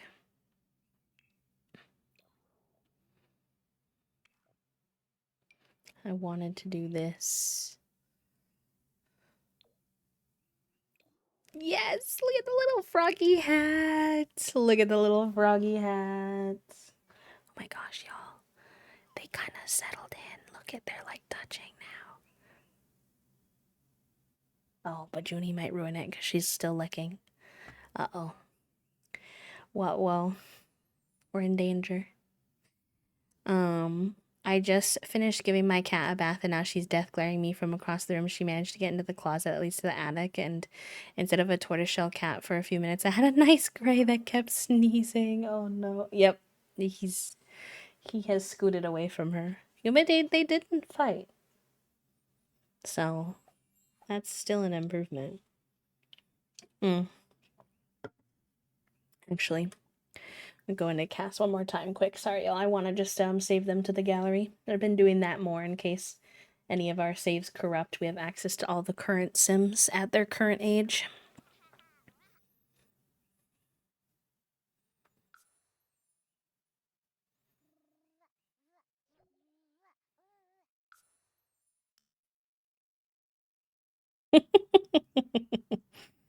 Yeah, they gotta know their place. Cats will put you in your place, truly. Truly and honestly. Okay, and then I'll save. Very good. Alright, gamers. I think I thought maybe we would get Foggy pregnant again, but it is 6 p.m. and I need to wash dishes and do some stuff before Survivor. So I think we'll wrap up here because this is a nice, smooth transition of, you know, all the makeovers are done. So we'll go ahead and save here. But we got 2 toddlers and 2 kids now. And we're gonna have one more baby, and I'm actually very, very excited for baby Kimmy because I looked up a baby Kimmy's all grown up version. Her style is so cute. She wears kind of like little streetwear, and she has such a fun vibe. So we will try to do baby Kimmy next time. And yeah, I should most likely be live on Friday. There's a little tiny part of my brain that's thinking maybe a bonus stream tomorrow just because it would fill the time. But I have to talk to Toast about, because they're going to come home at like 2. And I don't know if they're going to want to hang out right away because we haven't seen each other in forever. Dramatic. We haven't seen each other since Sunday, or if they're gonna want some space to like settle in, and then that streaming would be good. So I will let you know probably tomorrow if that happens. If not, you can expect me on Friday. Friday, we are going to be getting back into an episode of our Llamas and Legends challenge, which it has been a minute. A couple of things have gotten in the way of us with that save file for a moment, but yeah, we're going to do some Llamas and Legends, which if you're not familiar, that's our D&D fantasy inspired legacy challenge. And our little heir is a toddler, so we're kind of just finishing up some loose ends on our first gen sim and looking to try to get into Generation 2, which will be fun. And the thing is, it's probably one of the first times that I've ever done a generation with a male sim as our like main lead, because we used the dice roll to decide how many kids we were gonna have, and we just have one kid. So I'm excited to play out the whole pact. We have a pact with the Grim Reaper. We have to make a baby with the Grim Reaper, which I've never done before, so it's gonna be an interesting experience, but yeah, should be good. So and thank you for keeping me company today. And I know we had some, I would say, heavier life chats at the beginning of stream, and I appreciate y'all listening, hearing me out, sharing your thoughts, etc. And with that said, I'm gonna find someone for us to do a little raid to. Little raid. Grab some of our raid messages and stuff while we're doing that.